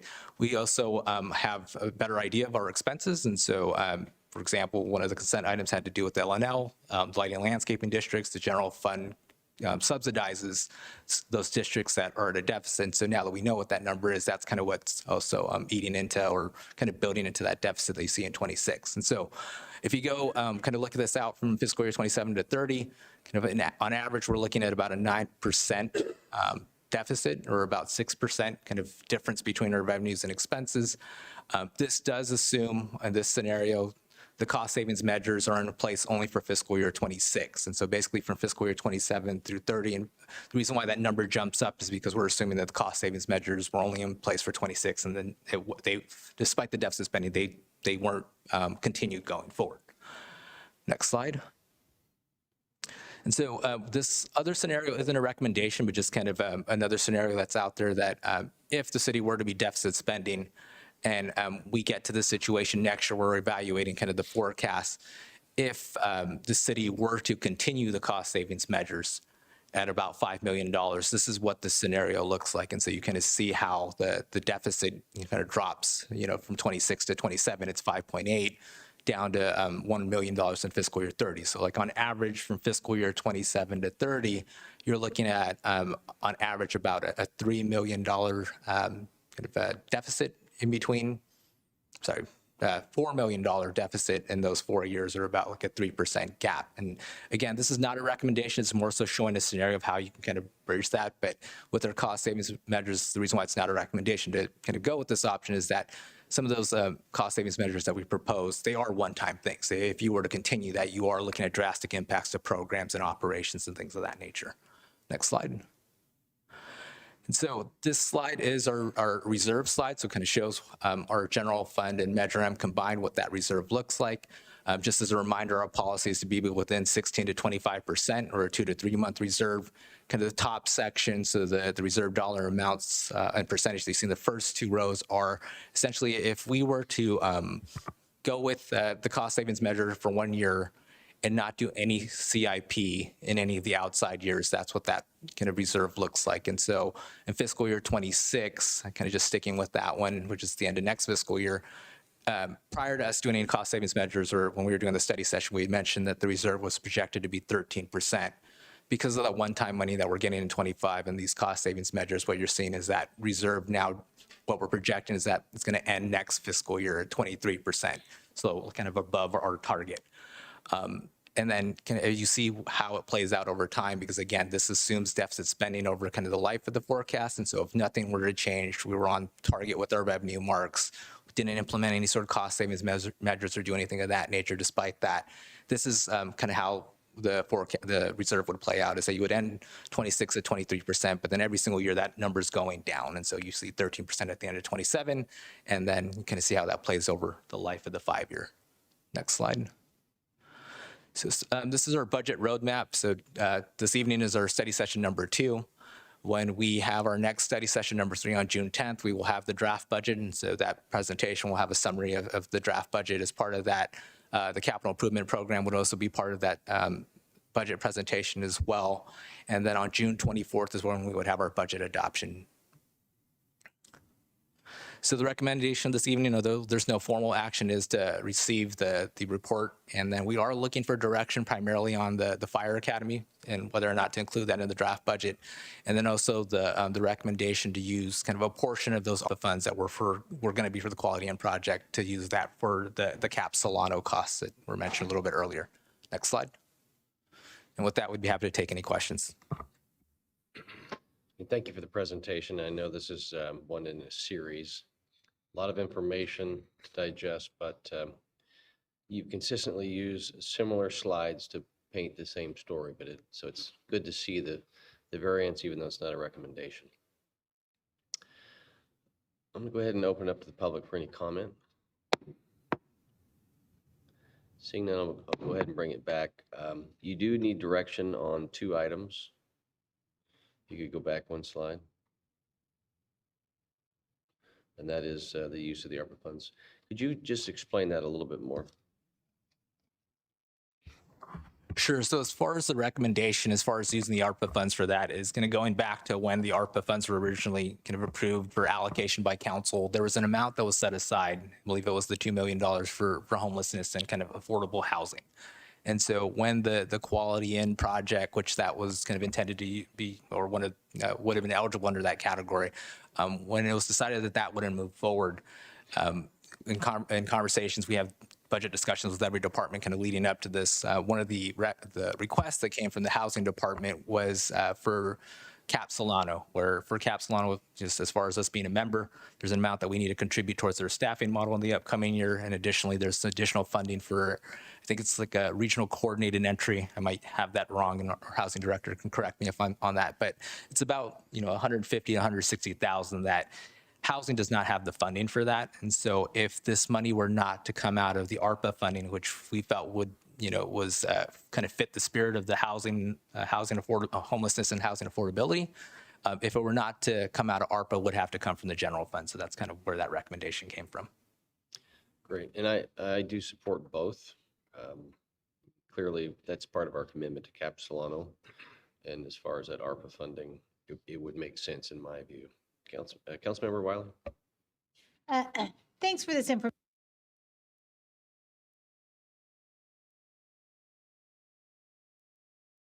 For the budget for next year. You said then they're being put back in or they're being taken out permanently? So all the cost savings measures are only for fiscal year 26. And so the 5-year forecast that was presented and what's being recommended, so that first forecast that was shown, that's basically the cost savings measures are in there for 26. They then go away in 27. So basically 27 is status quo. We remove those cost savings measures. So the pilot program, since the pilot program's not always in there, would the pilot programs also be reinstated? It would be everything so it would include the pilot programs. All right, and then when we looked at the last time when you had the budget items by department, there were cuts to the fire department, but then they were kind of going to be overridden because by making those vacancies and you're going to be paying more overtime. So it wasn't really much of a savings because of the overtime. And then, so this one is asking for a proposed fire academy out of this fiscal year or next fiscal year? It would be out of next fiscal year, so Because fiscal we year did 26. have a fire academy this fiscal year, correct? Yes. So then if we add this one, then there would only be one next year? So there would not be, there's not one every year unless it's added? Yes, so for next year's fire academy, and our fire chief can correct me if I'm wrong on this, is that this is being driven by the fact that they're expecting, I believe it's 7 retirements in the upcoming fiscal year, and that's what's driving this academy. And having the fire apprenticeship, that would not be put back in, or it would be put back in the next year? Because you were saying things were being added back. Would the fire apprenticeship program also be added back or not? So the fire apprenticeship program, I think as far as putting a pause to that had to do with an agreement between the labor union and the city. And so I don't know the specifics on sort of what the timing of bringing that back would be. So it's not necessarily going to come back when the other things are going to come back. That's what I want to clarify. Correct. All right. All right. Well, those were my questions. Thank you. Councilmember Stockton. Yes to both. But I also want to just confirm that a portion of the Cap Solano funds that we are continuing to pay will be reimbursed later due to us being the fiscal agent, correct? Some portions. Sorry to make you get up.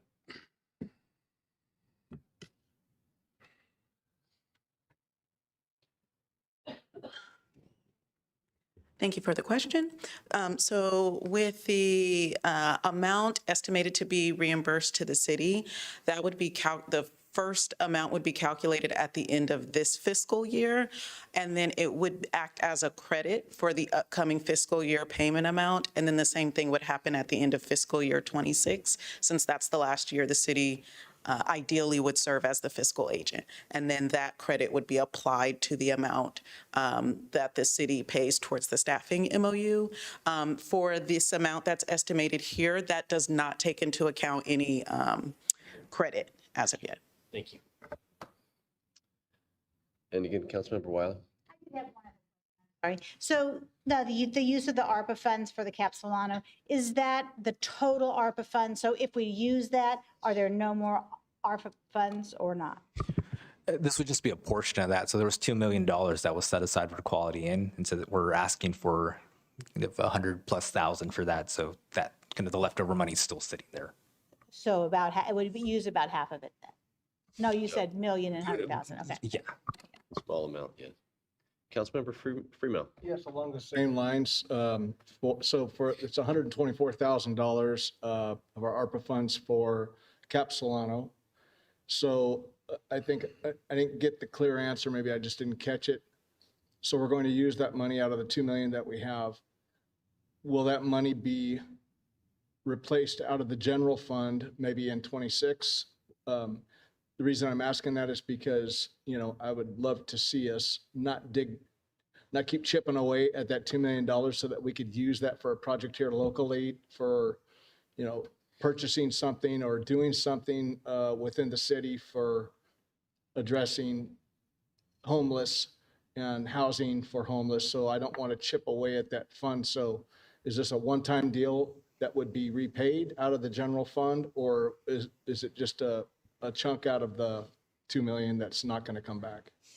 No, thanks for the question. I'm not sure if this answers it, but it's assuming that we're only using it one time for fiscal year 26, and then going forward, assuming that we have to make the payment in 27 and going forward, what we did with the forecast was build it in as though the general fund's going to pay for that. So it is just for 26. But would the 124,000 go back into the? It wouldn't. It wouldn't. Okay. So, I think it's important. We're needing to give direction. Are you okay with that? Yeah, I move to approve the use of ARPA funds, and also for provide for the fire academy of $300,000 ask. Okay. Is that two separate? Well, they're both directional items, and so it's good to get everyone's input. I guess an easier question, does any member of the council have a disagreement with the use of the ARPA funds for those two items? No. Okay, that might be easier. Councilmember Wiley? Just one other question on the ARPA funds. Is there a deadline that they have to be expended? There has. So I refer to it as ARPA funds just so that we kind of know where that money came from. But in reality, the ARPA funds had to be committed by December. And so all of the money that was unspent, that was ARPA, we claimed it under the revenue loss category, so the city would not have to return it to the federal government. And so, in actuality, like the money that we're going to use is going to come from either basically the general fund or successor housing, but they're made whole from us claiming the ARPA funds as revenue loss. Thanks for clarifying that. Yeah, thanks for that clarification. All right, seeing no more questions, I think you have the direction for the next study session. So thank you very much. So we will move on to the next item, reports of city manager. No reports tonight, Mayor. All right, thank you. We'll bring this back to the council. Any reports of the city council? Councilmember Stockton. Yes, I just wanted to let everybody know that at the last Capilano meeting, Deshaun Waters was put in place as the executive director for Capilano. I will be reaching out to Mr. Waters as he gets his feet wet with the Capilano to request that he come and speak to council. He has a lot of ideas. He's very, very exuberant, but I would like him to hear from all of us when he gets into some of his priority setting stuff before he brings that to Capilano. So I also had the opportunity to attend Fiesta Days, which was fantastic. I saw many of you out there. It was a great time. always enjoy seeing the floats and the different folks come together. And then, on Monday with Memorial Day, they had a great ceremony for the fallen, the people who didn't make it home. And, I just wanted to extend my gratitude to everybody who puts that event on to help the families that have lost loved ones and friends heal from that loss, and also to thank those who have made the ultimate sacrifice for the freedoms that we enjoy every single day. That's all I have.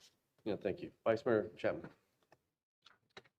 Yes, I was going to ask the acting city manager if she would share the information on the proposed regional or countywide ordinance for the pop-ups. The what? I'm sorry. On the pop-up vendors? Pop-up vendors, yes. Sure. So county supervisors and the county mayors did meet, and the county behavioral health department is looking for some regional support to have a kind of coordinated approach to dealing and addressing unpermitted pop-up vendors, specifically food vendors within the county. We do plan to come back to council probably in July with a study session, bringing all the information forward to council so that you can make a decision and provide some direction on what an ordinance could look like here in Vacaville, an updated ordinance. But we are working to kind of have a similar approach throughout all of the Solano County cities. Okay, thank you. And then for me to report out, I want to touch on the proclamation. The mayor and I did meet last week, and at that meeting, we were together for almost 90 minutes. And at the end of the meeting is when the mayor shared with me his decision not to defer, which means not to allow me to sign a proclamation, nor to approve the one that had been shared with him, nor use the one from last year.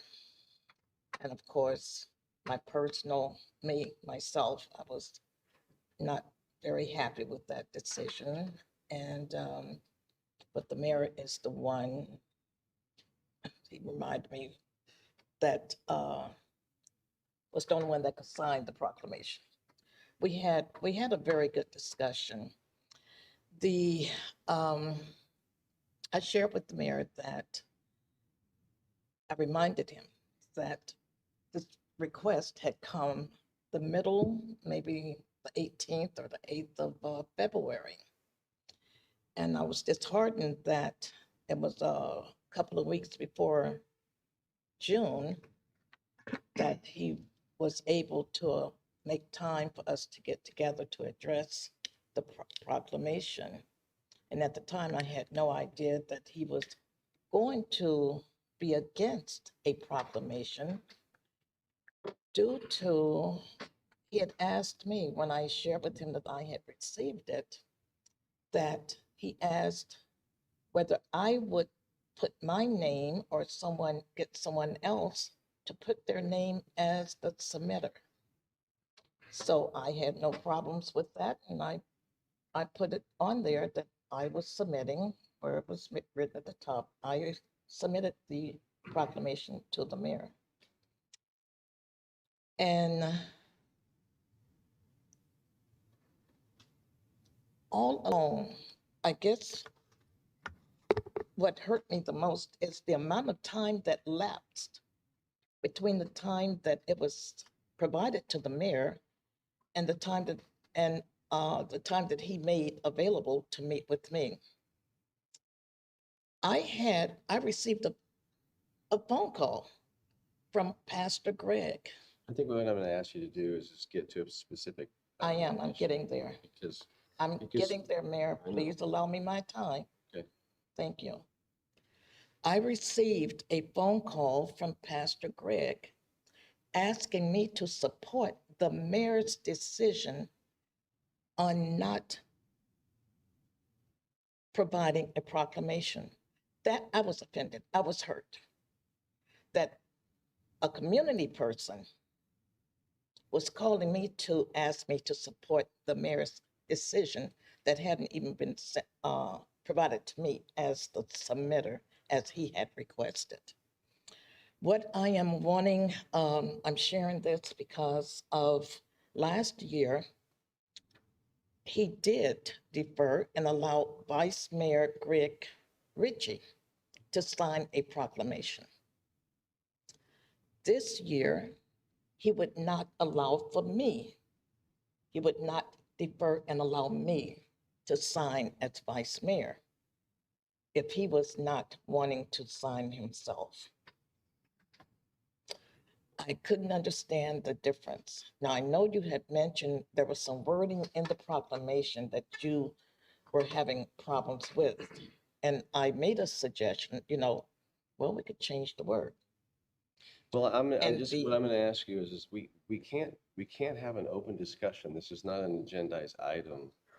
There's many conversations that we've had, and they've been respectful, and they've been lengthy. And so, I mean, I can't sit here and then go back and forth and us have an hour discussion to try and explain the what's and the whys. And I can appreciate if for whatever reason there seems to be a hurt. I can assure you that that's never my intention. But what I can tell you is that as I shared to the public tonight, is that ultimately when I made the decision, it was very recent, and I considered everything. And to be fair, the one comment that I will say is that the proclamation that I had written and I had allowed for the vice mayor last year to sign in my absence of signing it was so that there would be conversations, but make it very clear. You and 2 other members of the council signed a protest proclamation against that. And so my consideration is a repeat of last year would just be just the same outcome. And it became necessary for me to just recognize that there is a proclamation policy, and I followed it. And for that reason, there's no intent to harm you, the council, or this community, or anyone who spoke here tonight. But the business of the city is very clear, and that policy isn't for my decision alone, but to employ what is in it. And so the ultimate decision to follow that policy is what led to the final outcome this week. For that, you're not wrong in saying that could this have been addressed earlier? Maybe so, but some of this took a while to really digest and review and understand. Okay, so I'll finish now. So I would like to make 2 requests this evening and seek support from the council. I would like for the policy to come back for council review. Do I need, do I need to make a motion for that, get a second on that one? Okay, so I'm making the motion. Could I get a second? Oh, you can ask. Yeah. So is there anyone who would wish to second that motion? Would that allow for action based on that, Melinda? Stewart? Or does it need to be in that motion include specific? An action on the specific policy, the specific proclamation request, or an action on the policy? Oh, that's going to be different. Okay, so you're going to have, so your motion is to bring back the policy for further consideration by the council? Yes. Right. Consideration of what? For review and evaluation of any changes to the proclamation policy. A review of whatever is in the policy that applies. Yeah, so this was 2017. It was adopted September 2017 by prior council. And so the request you're asking is to bring it back for review so that if the council chooses to amend the current policy, then that would be the prerogative of the council. Yes. Right. Yes. So that's what it would be. So, and that policy is where authority, is not where the authority is given to the mayor to make that decision. I mean, it's more than the mayor. I mean, it's directed for staff to process if by default it falls within guidelines. And ultimately, it would be, it's the mayor's responsibility to carry out this policy, but not everything, not every proclamation even comes across the mayor's approval process because it follows a guideline. Sure. Right. But I'm That's what asking, that is. yes, it's So, policy. so if there is a request for a review of the policy and potential amendments based upon the council's direction, that's what it is. Yes. I will second your request for Okay. your motion. Thank you. Did you have a question? Yeah, I'm just trying to clarify. So in that, Let me give you the mic. thank you. So I'm just trying to clarify, process-wise, there would be no change that when that comes back. So if council says, yes, let's bring it back for discussion, there's no possibility of any change at that particular meeting that would come come at a subsequent meeting. Is that right, City Attorney? I think there would be the possibility for a change. It would be discussion and review of the policy. Unless you just want to come back as an informational item, we can do that. But what I'm understanding is that the motion is to bring it back for review, consideration of the policy and any changes thereto. Which means if a revision is suggested, it would be considered. There would be discussion on the review. The review would be a discussion and would allow each council person to have input or make a recommendation for a change if need be. So to be clear, the action item would be to bring the policy back for review and any potential amendments to the policy based upon a majority vote of the council at that time. Recommendations could be a variety of different things. It could be a simple policy, a policy that says every proclamation will be formed at the city council meeting. There are cities that do that. I completely disagree with it, but it's open to discussion because this is a council policy. Yes. And if I may, actually, as a practical matter, because we won't have direction from the council as to whether any specific changes are, requested or directed, it may end up that it is direction that comes back to staff to prepare a policy in line with the council's direction. Right. So to your point, it's not likely, usually from that point, it would have to come back, be reviewed, prepared, and then brought back for adoption. Right, that's what I was trying to, yeah, thank you for clarifying. Yeah, that's a good question, though. So with that, I will just say that I have reviewed and looked at this policy for the last few years, and whether I'm being critiqued over this, specifically on this one particular proclamation item. I have not, I've wrestled with the options and opportunities on how to engage a community. And I can assure you that when I reviewed, and we had great discussions, and the ability to have discourse and debate, but what I don't want is there to be a sense of deception, because that's never been my intent. My views are very strong.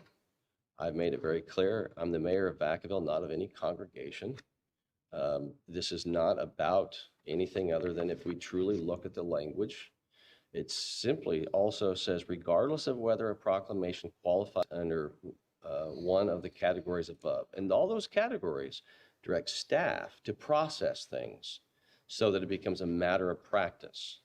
It goes on, it says, regardless of any of that, proclamations related to matters of ideological or religious beliefs or individual conviction, political and legislative issues which may suggest an official city position will not be issued. And so I'm following not a dictatorial process, but a policy that has been duly enacted. And so I believe that there's nothing wrong with the policy, and the issues are very divisive at times, which creates what we've seen today. That's all. So with that, can I have a roll call? Councilmember Stockton? No. Councilmember Ritchie? It's just for the policy to come back for review. Yes. It's going to be review and recommended changes based upon this council. Yes. Councilmember Silva? Yes. Councilmember Freeman? No. Councilmember Wiley? Yes. Vice Mayor Chapman? Yes. Mayor Carley? No. So we'll bring it back at a date determined in the future. I suspect that something like this will not be on a regular meeting because the audience will be too large. and the topic will take too long, just like what we saw business from the floor tonight. It's just 2 hours long, so we'll work with you to do that. And I said two-part. I Yes. have another request. Based upon the decision of the mayor, I am asking, I'm going to ask if the mayor would, first, I want to ask if the mayor would explain again why he would not defer for me to be able to sign a proclamation, whether it was the one that was provided to him or the one from last year. And then following, if he's willing to share, and following that, then I have something else I would like to say. Okay. I'm going to defer a point of order just because of this is not on the agenda and we're getting into some personal discussions to our city attorney.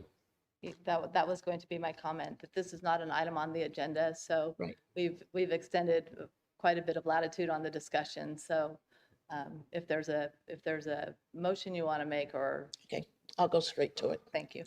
Okay, I am going to make a motion, and I hope I can get a second, that would allow myself as vice mayor to sign a proclamation for Pride Month.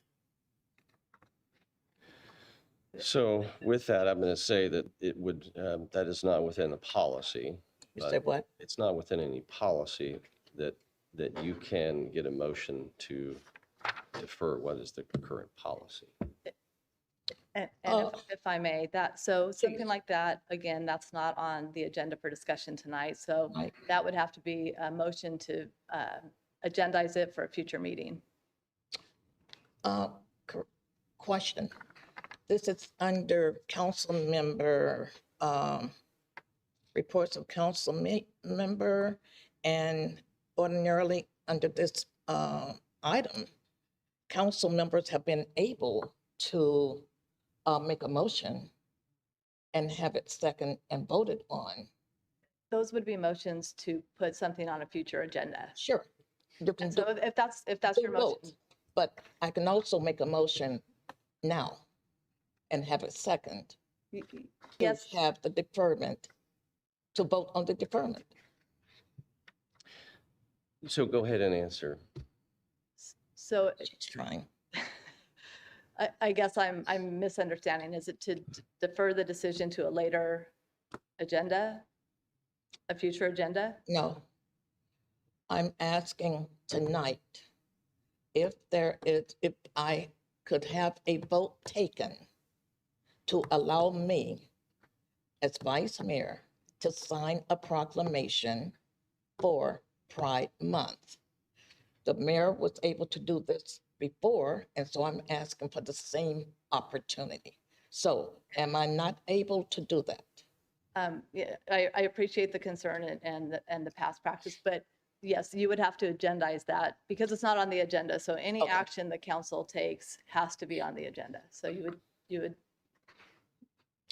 I think Sean, we just did a motion, but okay. I'm going to make a motion to agendize having the vice mayor sign a proclamation in behalf of Pride Month. And before you answer that, I just would like to make a comment. Listen, and I don't mean to say this in any form of disrespect, but the authority of the vice mayor is in the absence of the mayor. Absolutely. And I'm here. And so Yes, what you you are. can't do is you cannot make a motion that absconds my responsibility as mayor when I'm present. So to be able to say that you're asking for this council to choose a meeting in the future in which you don't have that authority. I'm a council member, the same as we make other recommendations. Okay. I don't understand that. So I'm not doing it as vice mayor. what you're doing is I'm doing as a council we member. have a policy. Yes, we do. And what we have just done is just voted to agendize a policy for how we handle proclamations. And I fully support the process. That is the way it works. Right. But what you have just done is if you stepped over that for your a personal reason to say that this is not good enough, and that what you're asking for is for you to have the authority as vice mayor. You're the vice mayor. As part of the duties and responsibilities in the absence of the mayor, that is the role of the vice mayor, not as some elevated position. Okay, I'm not vice mayor. I'm not acting in the capacity of vice mayor at this moment. You're here as the mayor. I'm here as a council member. Okay, but you Okay. asked I to made a agendize motion. as vice mayor. I made a motion to have an item agendized on the next agenda. I'm gonna respectfully disagree, and to our city attorney, could you City please explain attorney. that this is not how it works? So there's nothing in the policy that addresses whether or not the council can reconsider the mayor's action. The policy does give the mayor the discretion to issue proclamations or not to issue proclamations within in accordance with the policy. There's nothing that allows, that speaks to the mayor delegating that authority or the council doing something else. I think one way to address this is if the council's concerned that the mayor's acting outside the bounds of the policy, you can agendize the proclamation for consideration of that and then further handling. I could make a recommendation. So before you make the recommendation, I want clarification from the city attorney. As the city attorney, based upon the objectives that are within the current policy, is it an opinion that I'm acting outside the bounds of the policy that's a council policy directing me to follow? That would be a council decision. Okay. So, okay. Okay, can I? Go ahead. Oh, let the mayor call on you. I can't. No, that's fine. You answer the question, and if it's No, the council's direction. Councilmember Wiley. That's what I'm saying. So, Councilmember Wiley. Yes, I just want to say you spoke to the policy at the beginning of this kind of discussion and said it was a policy from 2017. And past practice showed that we could do a proclamation for Pride in 2017, 18, 19, 20, 21, and 22. And in 24, you did one. So past practice shows this is not outside of our scope to do. So when I was doing contracts with negotiation, past practice meant a lot. And so it looks like we have a lot of years of past practice to say that we could have, it's not outside the scope. We will look at it again and discuss it, but I think it's clearly not outside of our scope based on that for us to have a recommendation, a proclamation. And I just kept feeling if things were reversed and you were wanting to do the proclamation and I didn't want to do the proclamation, would I have any recourse? So basically you're taking away the voice of all the city council members based on your beliefs. Yep, not my beliefs. Right, The interpretation of the policy. Right, so the not- policy was interpreted for the last 7 years as allowable. So to be clear, we're going way too far into this, but I'll be very clear.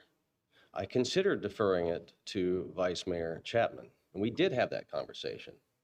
But all I had to do, and I did this recently, is I looked back at what was presented. It wasn't good enough. It was met with protest. It was met with so much protest that it ended up in an event which 3 of the 7, one of them who's not on the council now, was part of signing a proclamation calling me out in shame. So offering the same thing that caused that, now all of a sudden was going to be acceptable.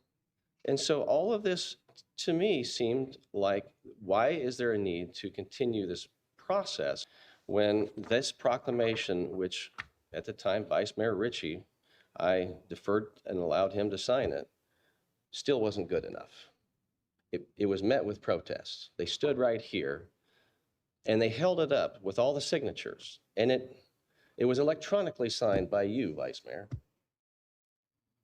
So the thing is, at what point do we say? Don't say just me. It was signed by me. It was signed by a few of the council members. Wasn't that, I may have a question for you. Yeah, Was just that after this proclamation was signed last year, or Yes. was it following before the other one? After. After this one? So that I spent some Mayor? time looking this over. So just so you know. If I may, I think we're getting a little. I know we are, but this has obviously been a very divisive subject. It's a divisive subject in our community. It's a divisive subject on our council, which is exactly why the predecessors of this council worked carefully to craft something, not necessarily perfect, even in being imperfect, that focused and said proclamations related to matters of ideological or religious beliefs. We've heard that for 2 hours tonight. And so I followed this and realizing that this is a proclamation that creates that tense division in our community because it is so unsettled in so many different areas. And that's the reason. And so to your point, we will bring it back as a review of the policy. And I completely appreciate that because that is the right way to handle this if this council believes that this needs to be amended.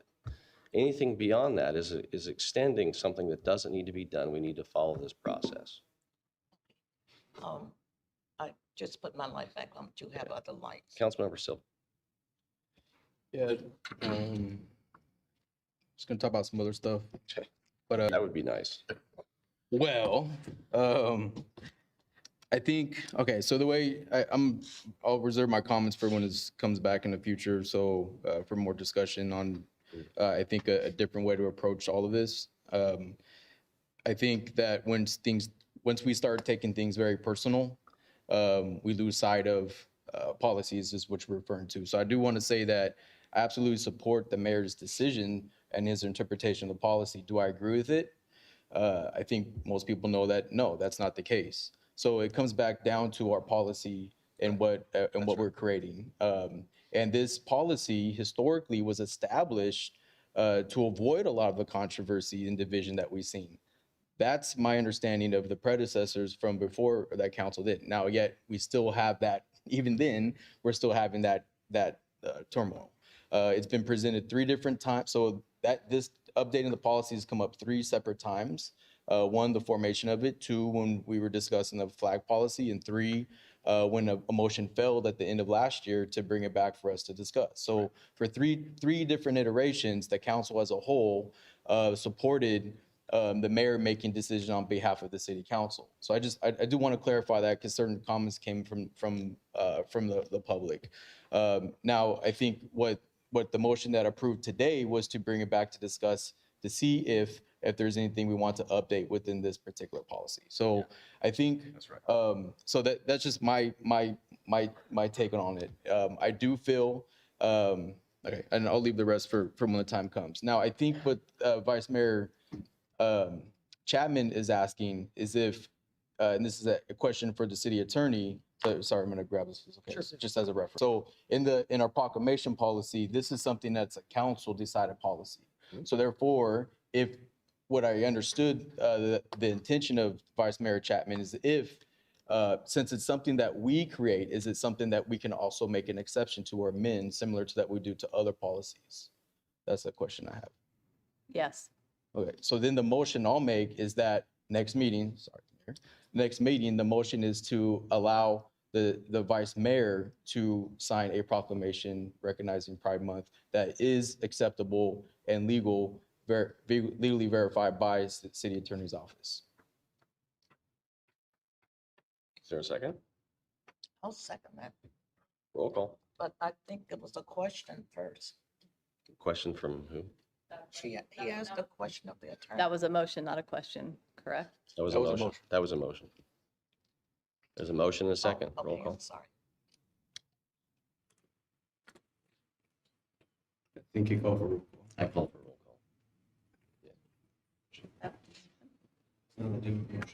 Oh. The motion is to bring back a proclamation for the vice mayor to sign. No, for the vice mayor to sign a proclamation that is approved by city attorney's office to ensure that it meets our policy, but that she can sign it. That she can sign it. So, To our city attorney, please. so the proclamation, the city attorney's office, I mean, we can review the proclamation, but we certainly would not draft, the proclamation Correct. for, based on the council's policy. So we would need a proclamation presented, by you, or the proclamation that's before you now, or the previous proclamation that was done before. So you're asking that I submit a proclamation, that a proclamation will be submitted to the attorney's office to be signed by the vice mayor. Is that what we're hearing? Yes. And it would be a council policy as to whether that proclamation fits within the bounds, because the council has the authority to interpret your policy, right? And I second that. So we'll have a roll call, but I will also say that I object in the sense that we're completely bypassing a process where we're going to review a policy and simply say we're going to do whatever we want in spite of a policy, but we'll do a roll call. I'm just going on the record of objecting. Can I go on record? Proclamations are just this one. Just this one, sir. This one. So roll call. Greg wanted. That's clarification, so. Let me turn your lights on. Sorry. So before we vote, like, we already made a motion to come back to review the policy in entirety. So we're gonna review the policy of augmenting or creating proclamations while simultaneously in the same meeting, we're gonna possibly augment a proclamation, right? That we're going to sign, the motion is to get a proclamation signed recognizing our LGBT community and Also be reviewing the policies for all proclamations as well. I think that sounded like it's going to be scheduled a completely separate time rather than a regular meeting. Okay. Correct me if I'm wrong. I think you're right. So before we take the roll call, there are lights on. So Councilmember Stockton. I think that we saw another meeting today with an extremely divided community on one issue, when this government speech issue is all encompassing of a much larger picture than this. I have said before, with this contentious issue related to specifically the pride flag, even though the policies that we're discussing or talking about discussing affect all government speech, all potential flags in the future, all potential proclamations in the future. This is bigger than just one issue. And so I just want to make sure that I say that on the record, because we're having a conversation today, and it feels as though it's only about one specific issue and not the totality of what we may be making a decision on. It also feels like we're, again, forgetting the public and leaving them out of the process. I know that in the past I have mentioned that, we can easily put this on a ballot and be done with it, instead of year after year, time after time, June after June, having contention or contentious conversations amongst the public, or even contentious elections as people come and go on and off of this board. Like, I want to unify our community. Clearly, this is a topic that is very passionate on both sides, and it's always going to be. And so I would just encourage everybody on the council to think about, how can we, if we're going to have this conversation, how can we have it in a way to where every single June, we're not ripping our community apart over their faith or their loved ones or whatever it is, and whatever topic may come in the future. Because that's my fear.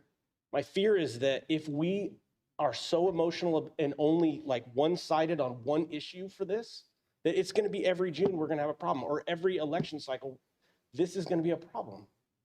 When we have super important things to talk about. And I'm not saying this is not important. I'm saying we have other super important things to talk about.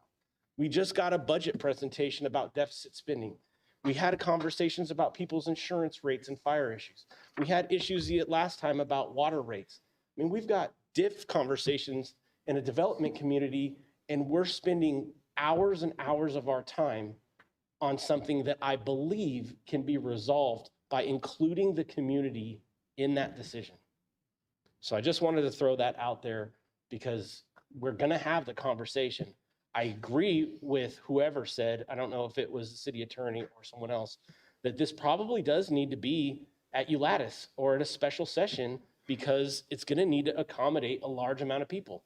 The last time that we discussed the proclamation policy and the flag policy, I believe we discussed both at the same meeting. I want to say it was 6 hours. And it was awful. Like, it was awful. And so, I mean, there's part of me that says, you know, like we have the ability to review these things. I respect that. But I also believe that, like, if we're saying, okay, well, we can elect different council members to make decisions and the council can make policy decisions, people can also run for mayor. Because as it stands right now, he gets to make those decisions. So I would just encourage everyone, if we're going to have the conversations, let's come at it from a good and positive place. And let's think about not just how, if we can rush something through in June, but think about how are we going to move forward as a united community in Vacaville so that we don't have this reoccurring, like, divisive conversation over and over in perpetuity. That's all I'm asking. And Vice Mayor Chapman. Yes. And I appreciate what you just said, and I agree with you, Councilmember Stockton. I'm going to put it out there that you wouldn't do for me 1 year after the next. How does that look? Okay, well. Okay. And the word you use, all I do is appease.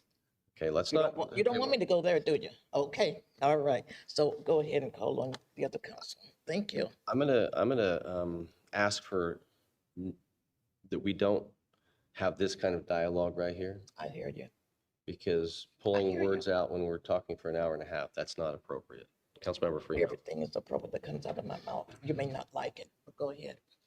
Again, I'm going to ask you to refrain from that I'm just moving forward. responding to your comments. Sarah, Okay, I'm asking you. John, I hear you. Councilmember Freeman has the floor. You do not. I don't hear you.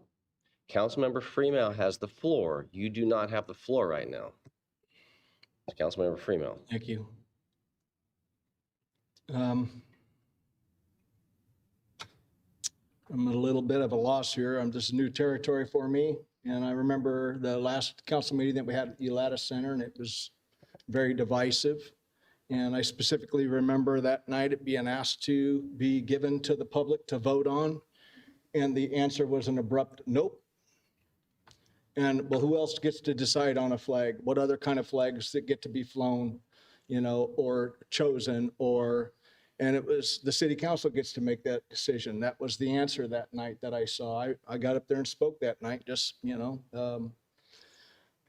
and I got to tell you, I've had, you know, some emails come my way, just like all of you guys, you know, and I just can't believe that we have an $11 million deficit right now. You know, we had the superintendent of our schools here recently saying, I can't afford another $200,000 on my water bill right now. We have $40 million almost chromium package staring us in the face with the potential of legal action. We've got, and I'm a little bit blown away that this is what our city council is focusing on right now. Not that it's not an important issue, obviously, to some of my fellow council members. You know, I mean, I was asked all kinds of questions lately, my views on, you know, and I'll tell you guys something. It was 30 years and 10 days ago that I carried my brother-in-law's partner, who died of AIDS, with massive sores on his body, and watched him suffer through his death of AIDS, you know, and I got to see the effects of my brother-in-law who, you know, they weren't legally married, they weren't legally recognized, there was no turning over of properties, those laws didn't exist, there weren't any protections back then, and I got to witness this firsthand, you know, and I was never really involved in the LGBTQ community until I was involved in the family that I'm involved with now, you know, and I was welcome in that community. I loved being around that community. We had dialogue, we had conversation, we had disagreements, you know, But I was introduced to a really awesome community of people that I'd never really been around, you know, in the LGBTQ community, you know. And so those are some of the things that form decisions for me, you know. But I just see, what are we doing here? This is divisive. This is just divisive in our community. Nobody's going to be happy. One side, the other, nobody's going to be happy. And I'm saddened that our city council wants to move forward with revisiting this, taking another look at it, spending more time, spending more money, spending more recesses. To one side or another is not going to be satisfied no matter what. And it saddens my heart for our community. So that's what I got to say. I'm just disappointed that we're going back to visit this again. You know, it was try to get slammed in right at the end of the last councilman's last meeting here that we were at in December, you know, and it felt divisive then, and it feels divisive now. That's all I have. Councilmember Silva.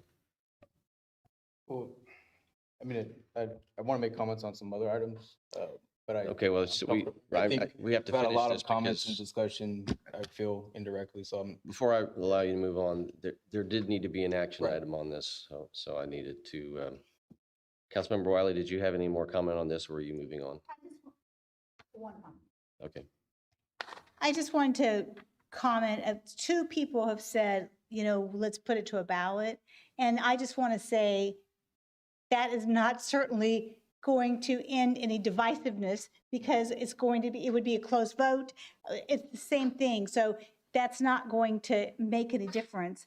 The only thing that we can do to end the divisiveness is treat people respectfully and fairly, no matter who they are. Which means also, if you give a proclamation to veterans and these people and these people and these people, why are we saying no to these people? It's complicated, is for sure. Can I have a roll call? Tell us what, restate the motion, or what do we vote The on? motion about, I think it's. Silva, you made the motion, if you want to repeat it. the motion is to bring back at the next city council meeting. Sorry, I take it back. The motion is to allow the motion is to allow the vice mayor to sign a pride proclamation. So in effect, the proclamation policy is a city council decided policy. The motion is to allow the vice mayor to sign a proclamation recognizing pride. That is viewed by staff, so therefore it meets the legal requirements before she signs it, if she signs it. And I do believe you had seconded, Vice Mayor. Yes. That's right, okay. So that's the motion second. Roll call? That's to agendize that for the next meeting. No, that's not what he's saying. No, that's not what he. Yeah, it has to be. Well, it would be It has to be agendized. It has to be agendized, but it would be an agendized item, but it would bring a proclamation for the vice mayor to sign. Is that correct?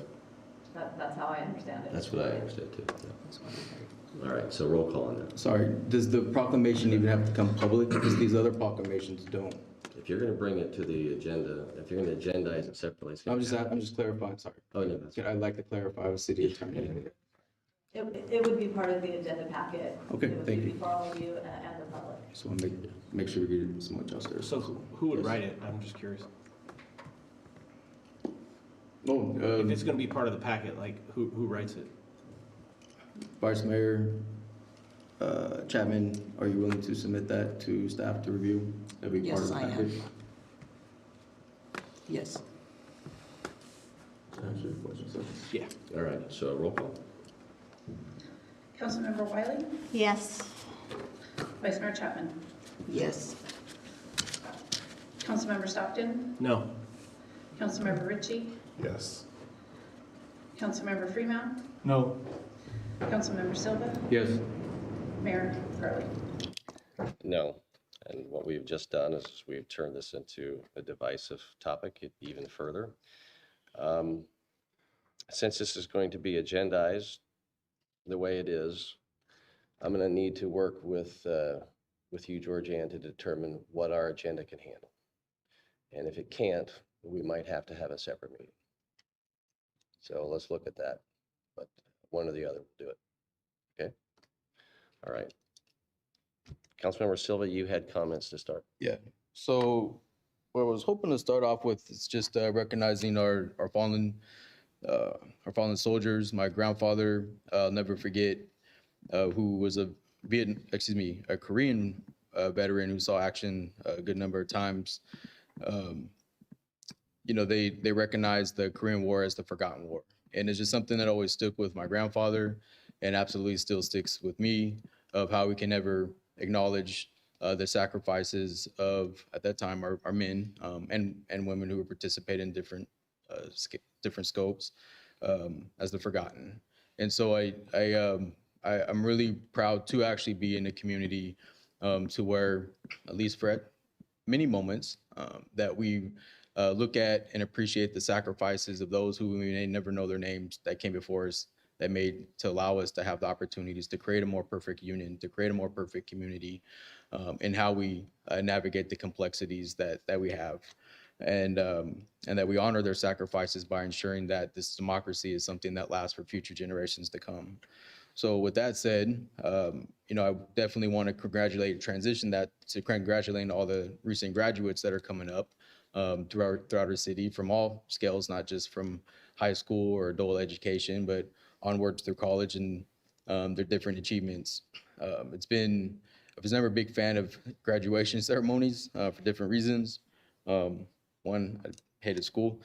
Two, I feel that, but more so lately, I felt that it's really not so much an opportunity to celebrate the achievement of those individuals who are graduating, but again, the honored sacrifice that those who came before them made to allow them to pursue their education, to allow them to fine-tune their skills, to be able to apply it to strengthen our community for all. So congratulations to all our class of 2025. There's a lot of construction going on, so this is more related to public works. As much as I haven't heard anybody necessarily complain, other than inside my car, but it's just nice to see a lot of action being taken throughout our parks, throughout our city, including different roads throughout our town as well. So appreciate all the effort that goes into collaborating and making breaking ground on that sense and getting things done to where people hopefully don't complain as much. So one of those things that I think we take for granted, but definitely appreciate it. Recently, there was a couple of Vacaville students who completed the Student Leadership Council. So this is something that is offered through Congressman Mike Thompson's office, and just exposes youth to high schoolers to different counties and focusing on what's unique about each county. So look out for the applications in October or so for that continued effort. Last three items. There was a communication workshop that centered on how we best engage, particularly with Spanish-speaking community. And I thought that was very well together, pretty decently well attended. There was some really great feedback provided in there. So I definitely encourage citizens to continue to engage in those type of workshops to help strengthen our staff's ability to communicate and serve you all.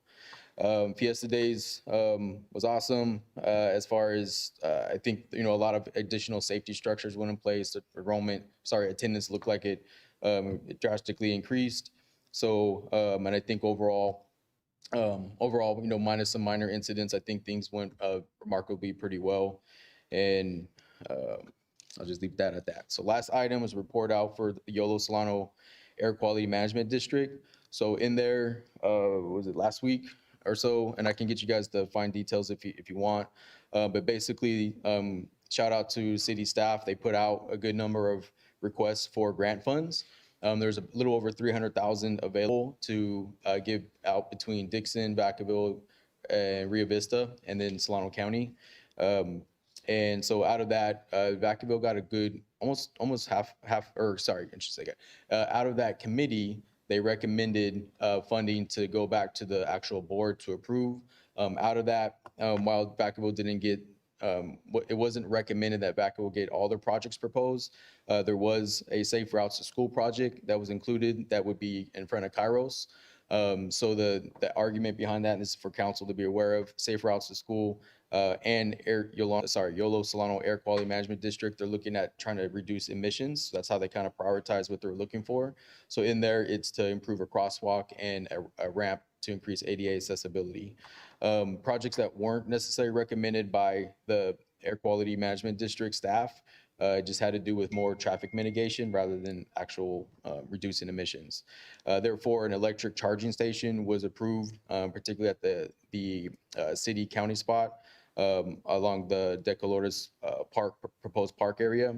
In addition to that, an indirect benefit to Vacaville was a recommendation to fund an electric vehicle van for Boys and Girls Club, close to amount of 80,000 or so. I might be off on the number there. So if there's any feedback or concerns about any of those 3 items, please reach out to me, let me know before we have our final meeting to approve those allocations or not. Thank you. Yeah, thanks for the report out on that. And that really is the importance of this time also. I know it's late to be doing that every time, but it is important to hear the readouts on the different committees that everyone sits on.